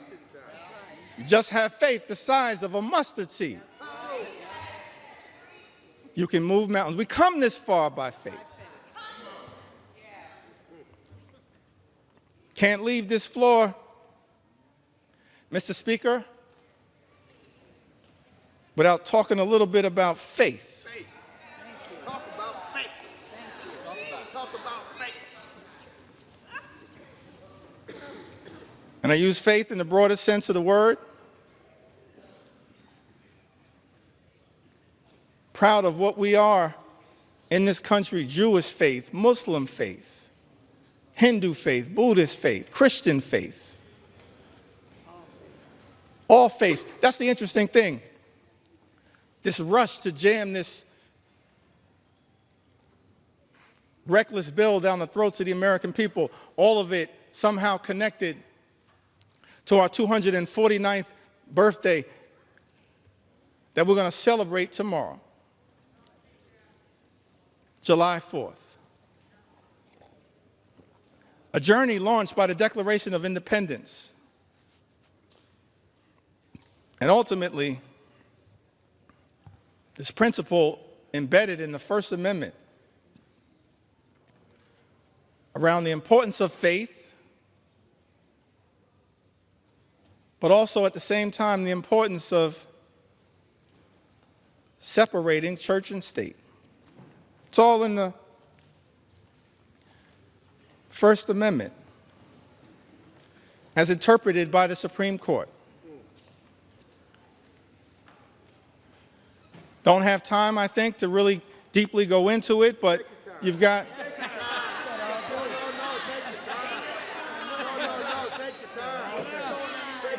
Explain it to us. Take your time. You've got the Establishment Clause and you've got the Free Exercise Clause. Framers of this country recognize the importance of faith, our journey of religion. I'm proud of my Christian faith. But I also recognize the importance of the plurality of all of us, men and women of faith, different religions. And also of the fact that here in America we embrace the religious and the secular. The religious and the secular. But on this question of faith, I alluded to it a little earlier. It seems to me that the Gospels, that the New Testament, there's some interesting parts of the Old Testament. I'm tempted to tell the story of King Nebuchadnezzar.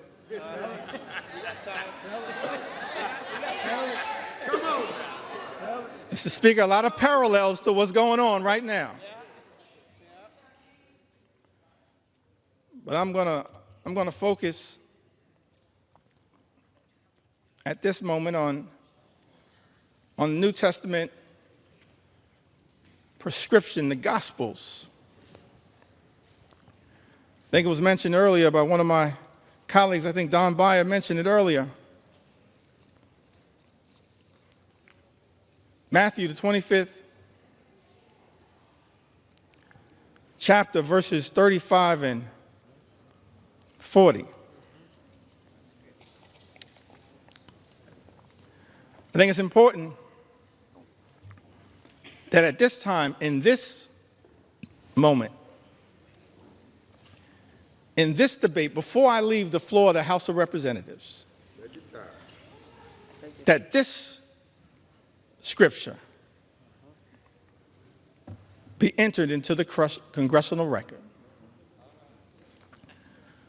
For I was hungry, and you gave me something to eat. I was thirsty, and you gave me something to drink. I was a stranger, and you invited me in. A stranger, and you invited me in. E pluribus unum, out of many, one. I needed clothes, and you clothed me. I was sick. I had medical problems. Maybe I needed Medicare or Medicaid or the Affordable Care Act or the Children's Health Insurance Program or Planned Parenthood. I was sick, and you looked after me. I was in prison, and you came to visit me. We have a right as members of Congress to visit people who are detained. It's not just in law, it's right here in Matthew.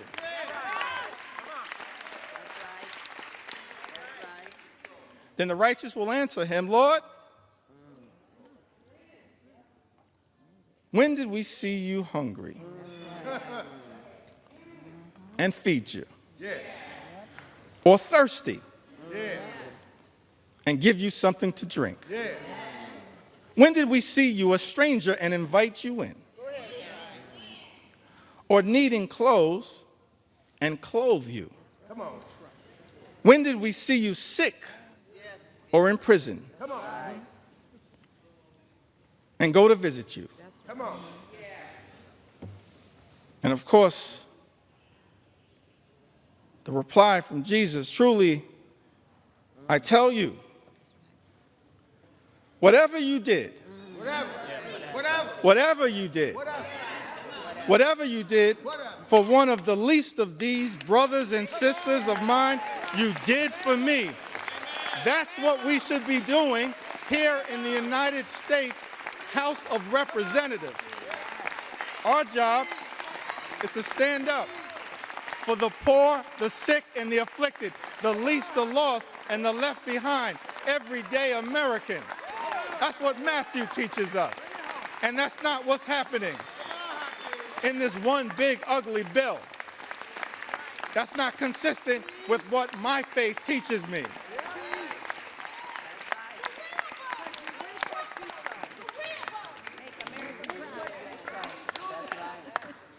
I'm not down with this situation. I'm not down with this situation.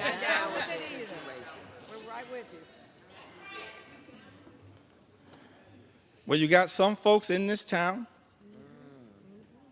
Tell it. Come on. They go to church. Take your time. Take your time. Mr. Speaker, I said some folks in this town, they go to church. Take your time. And I'm not questioning anybody's faith. I'm just making an observation.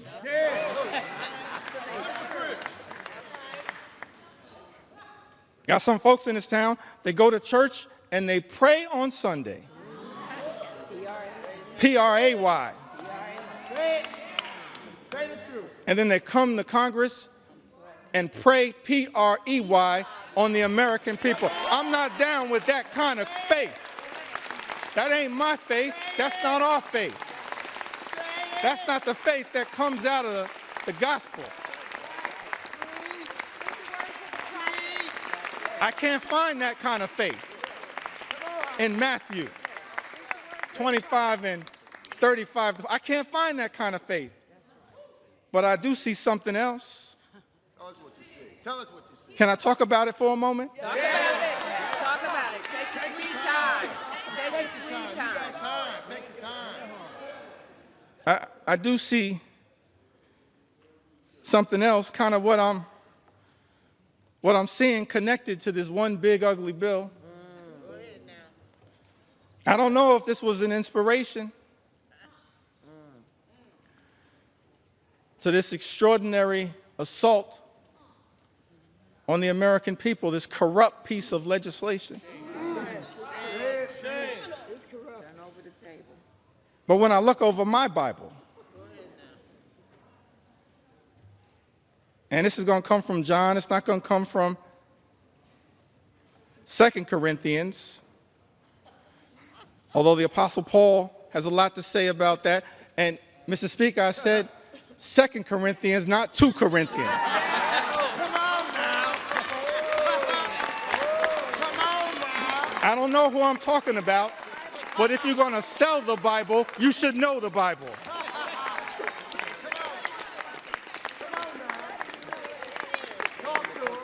Take your time. Trying to figure out, because it's not in Matthew. That's right. 25, 35 to 40, but I did see something in John. Go ahead now. Tell us what you see. Tell us what you see. John 10 and 10. That's right. This frightens me That's right. That is the truth. in this moment that we're living in. It says the thief comes only to steal, kill, and destroy. It's incredible to me that we're here dealing with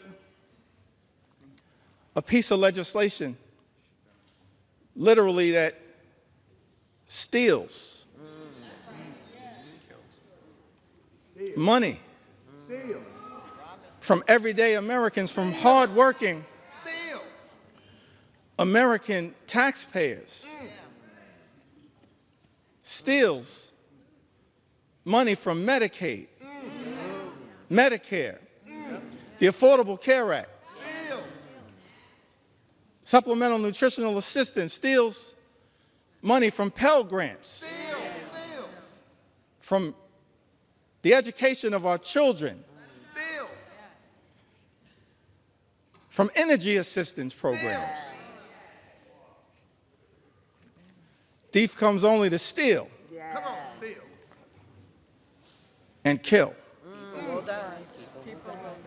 I don't say this lightly,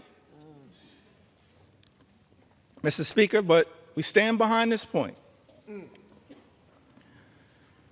That when you try to take health care away, Yes. what this bill does, taking health care away from everyday Americans, more than 17 million, this unprecedented assault on Medicaid, on the Affordable Care Act, on Medicare, on children's health insurance. What you effectively are doing,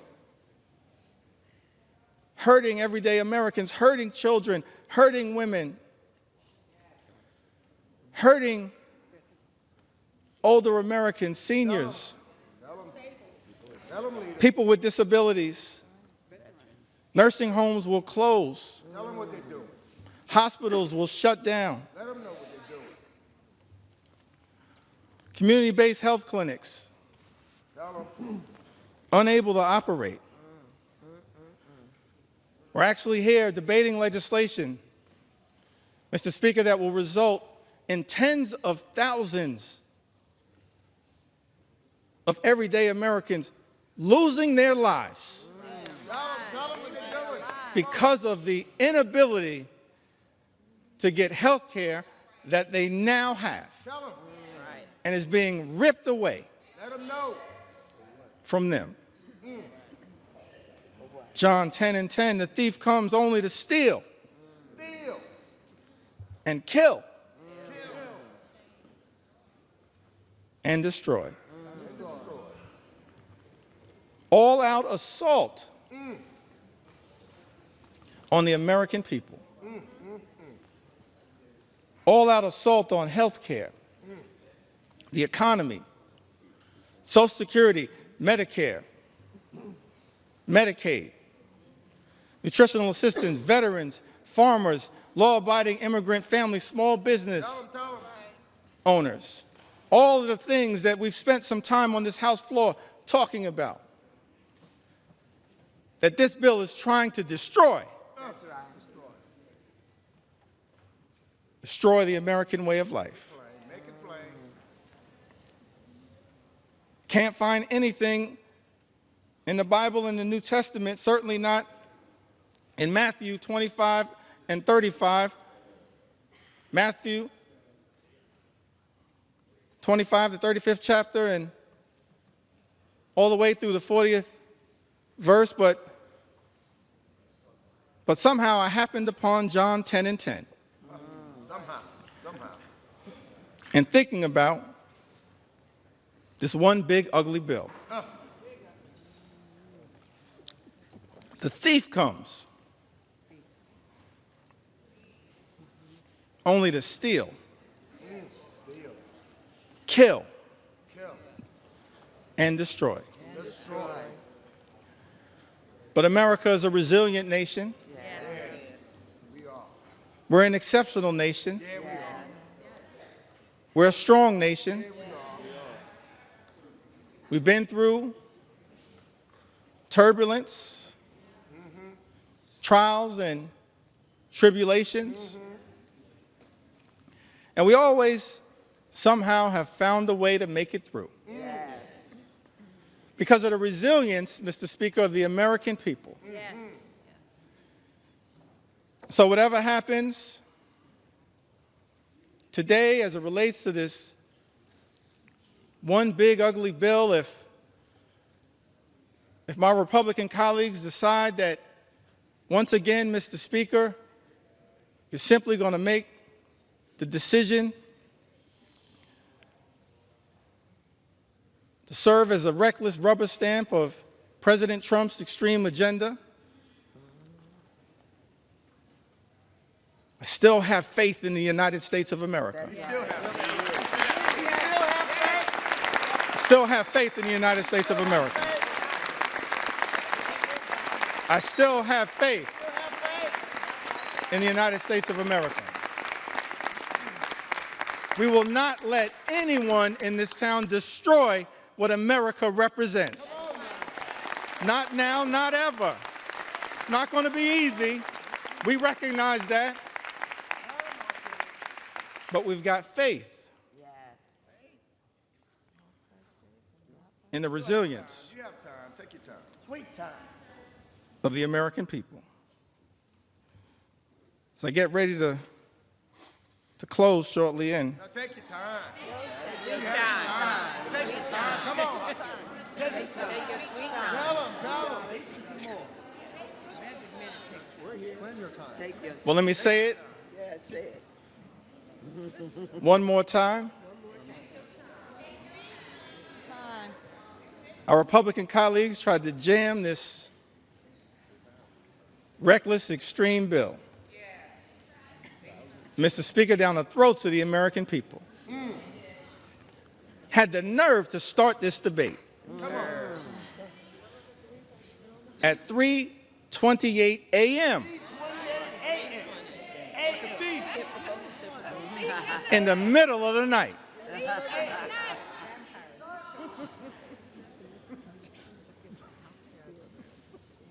But we made clear that we were going to expose Expose.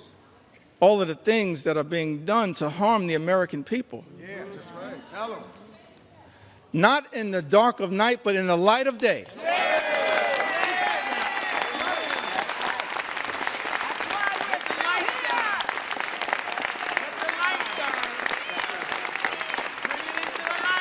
This little light of mine, we're going to let it shine on behalf of the American people.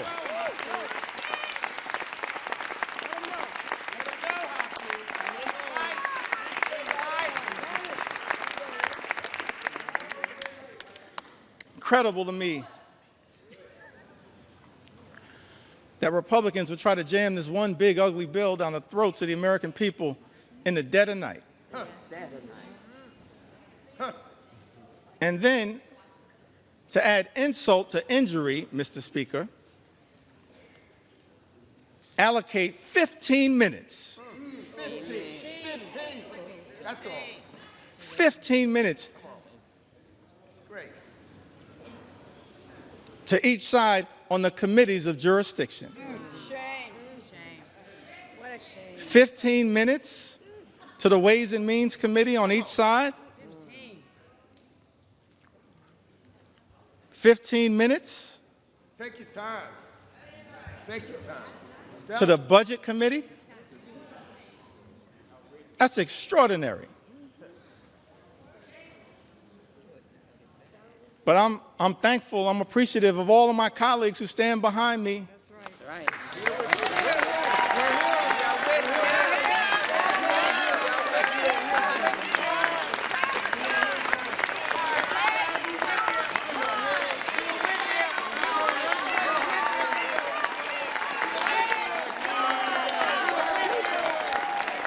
I'm thankful.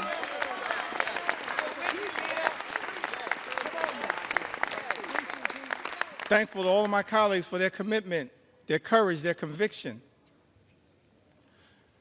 standing up on behalf of the American people to deliver,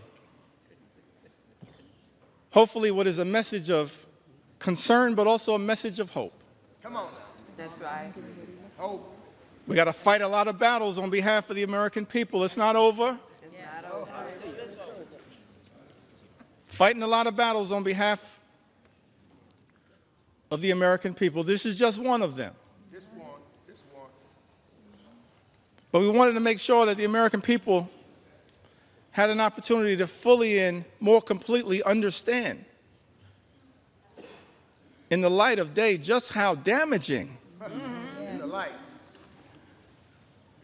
this one big, ugly bill will be to the American people. And I plead with my colleagues on the other side of the aisle, Mr. Speaker. I really plead with my colleagues, inspired by some of the framers of the Constitution, the great scholars, the great thinkers, conceived of this incredible journey that we've been on Yeah. in the United States of America, creating separate and co-equal branches of government, recognizing that in this country, part of the gift that we were given by the framers of the United States Constitution, no kings, no dictators, no monarchs, separate and co-equal branches of government. This is the Article 1 branch of government. Mr. Speaker, James Madison, he once made the observation, in his view, in one of the Federalist Papers, that at its best, Congress should function as a rival to the executive branch. That was James Madison. Here we are. Article 1, branch of government, the House and the Senate. We're not here to bend the knee to any wannabe king.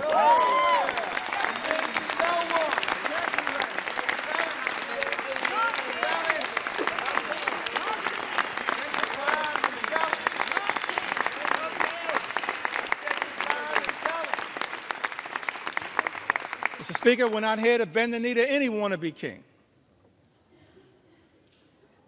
We're here to be a rival to the executive branch in the best spirits of the House of Representatives.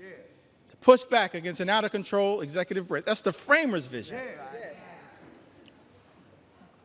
I said that's the framers' vision. That's what they said.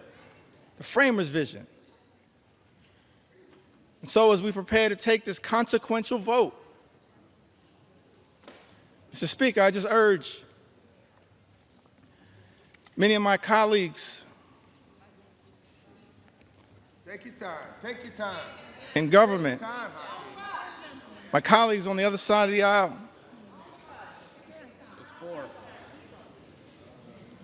Mr. Speaker,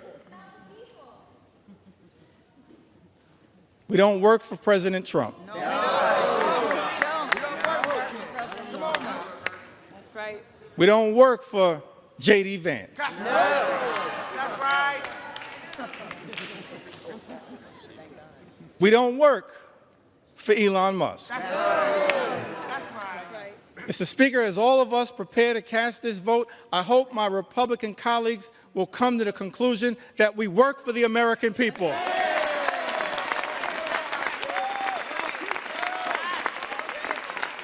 We work for the American people.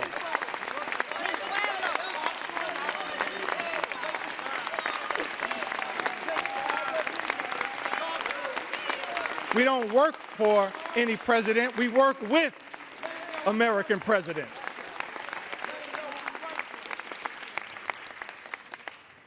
We work for the American people. So it's my hope that as you evaluate this bill, all of the harm that is being unleashed on the American people, ripping health care away from more than 17 million Americans, effectively ending Medicaid as we know it, shutting down hospitals, including in rural America, in districts, Mr. Speaker, that my colleagues on the other side of the aisle represent. That's right. They're people. Nursing homes closing. 1 in 4 nursing homes, Mr. Speaker, will close as a result of the attack on Medicaid and Donald Trump's one big, ugly bill. Mr. Speaker, this is extraordinary. This assault on everyday Americans, assault on children, veterans, seniors, people with disabilities. It's incredible to me. All of this in this one big, ugly bill. Take your time. Ripping food away from children, literally ripping food out of the mouths of hungry children,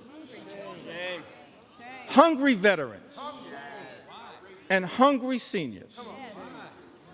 Mr. Speaker, that's not America. We're better than that.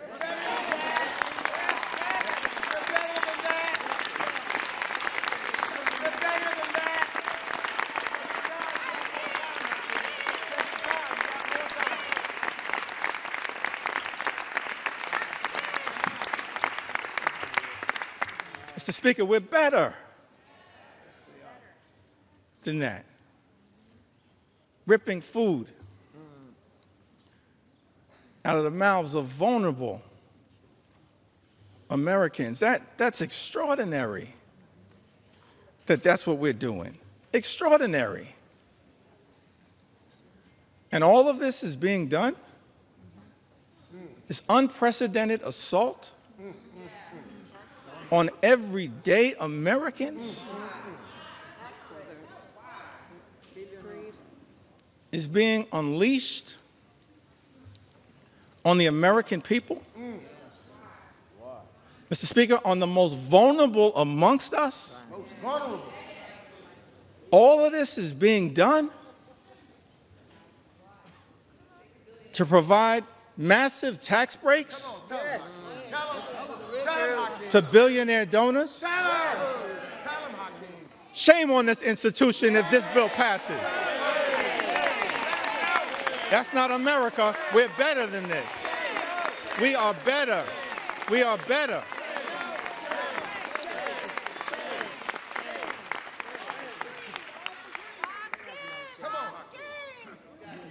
We are better We are better.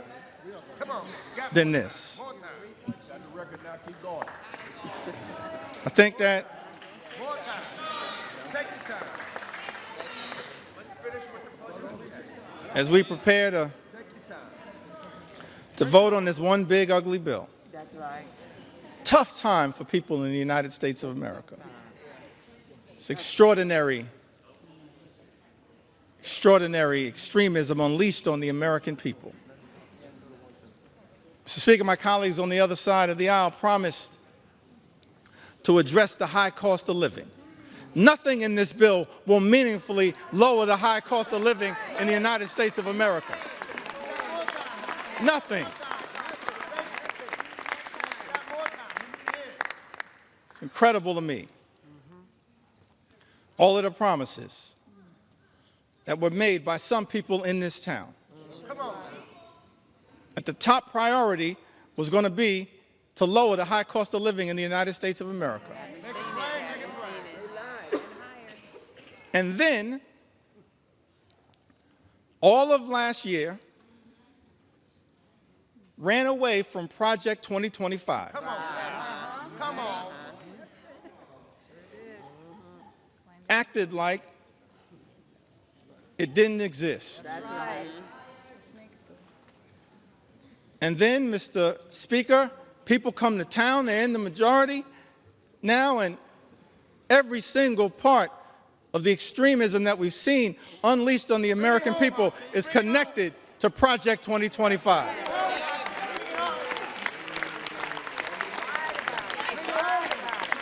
Every single part. But here's why I still got hope, optimism. I referenced this earlier today. As we prepare to experience the 249th birthday of the United States of America. Yeah. Take it back to that original document. Yeah. Declaration of Independence, 1776. Mr. Speaker, it had the aspirational part. We hold these truths to be self-evident, that all men are created equal, Yeah. Come on now. Bring it home. endowed by their Creator with certain Yeah. unalienable Bring it rights, home. Come on now. that among these are life, liberty, and the pursuit of happiness. Come on. Come on. That's the aspirational part of the Declaration of Independence. Yeah. And as House Democrats, we're committed, no matter what it takes, to bring that about. Imagine in America where everyone who works hard and plays by the rules can live the good life, afford to live the good life. Good paying jobs, good housing, good health care, good education for your children, and a good retirement. That's what House Democrats are fighting for. That's the aspirational part of the Declaration of Independence, to bring that to life, the pursuit of happiness. That's the aspirational part. But then when you look at that Declaration of Independence, the second part of it, it reads like an indictment against an out-of-control king.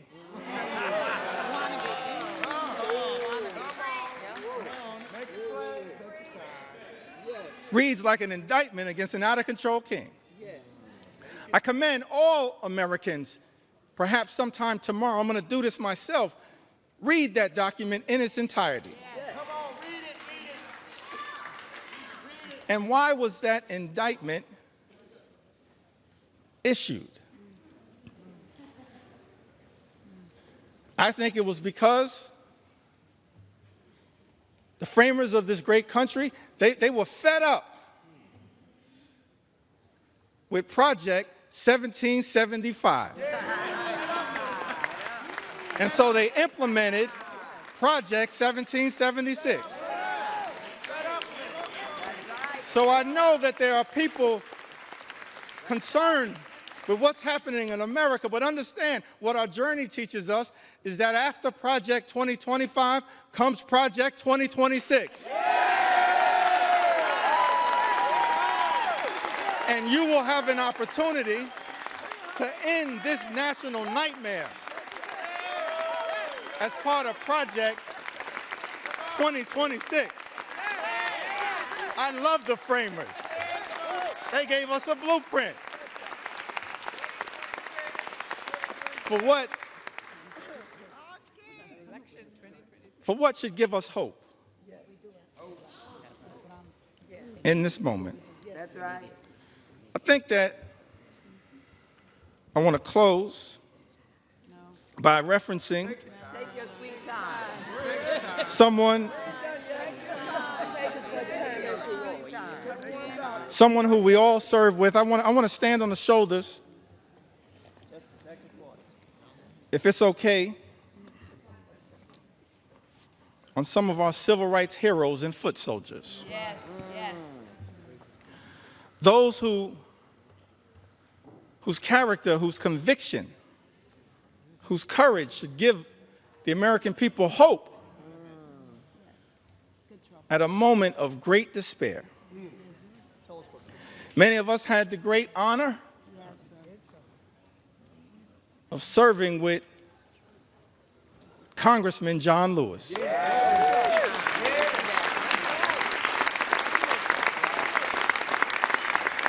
The great honor, Mr. Speaker, to serve with Congressman John Lewis. That's right. And I came across something that John Lewis said in June of 2028,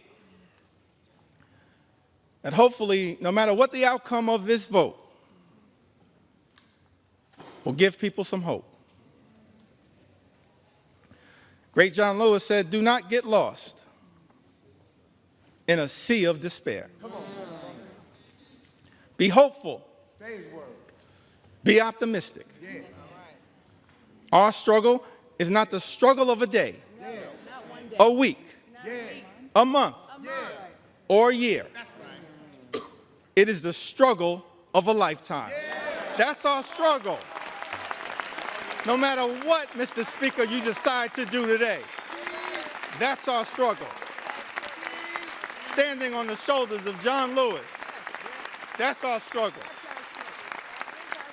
Never, ever be afraid to make some noise and get into good trouble.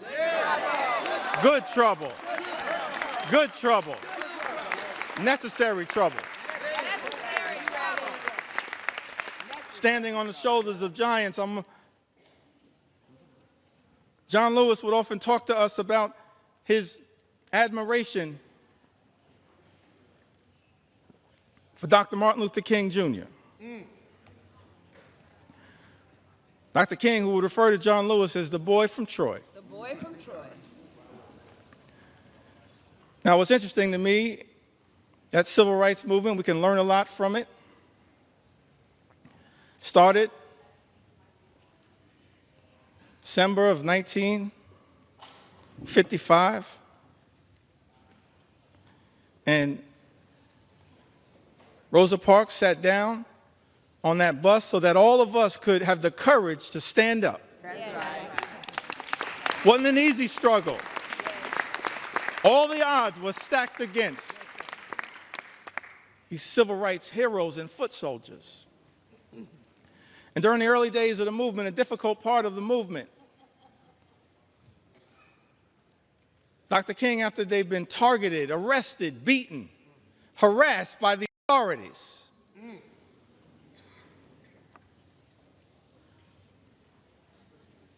he traveled to Brooklyn, New York, Yes. Brooklyn. and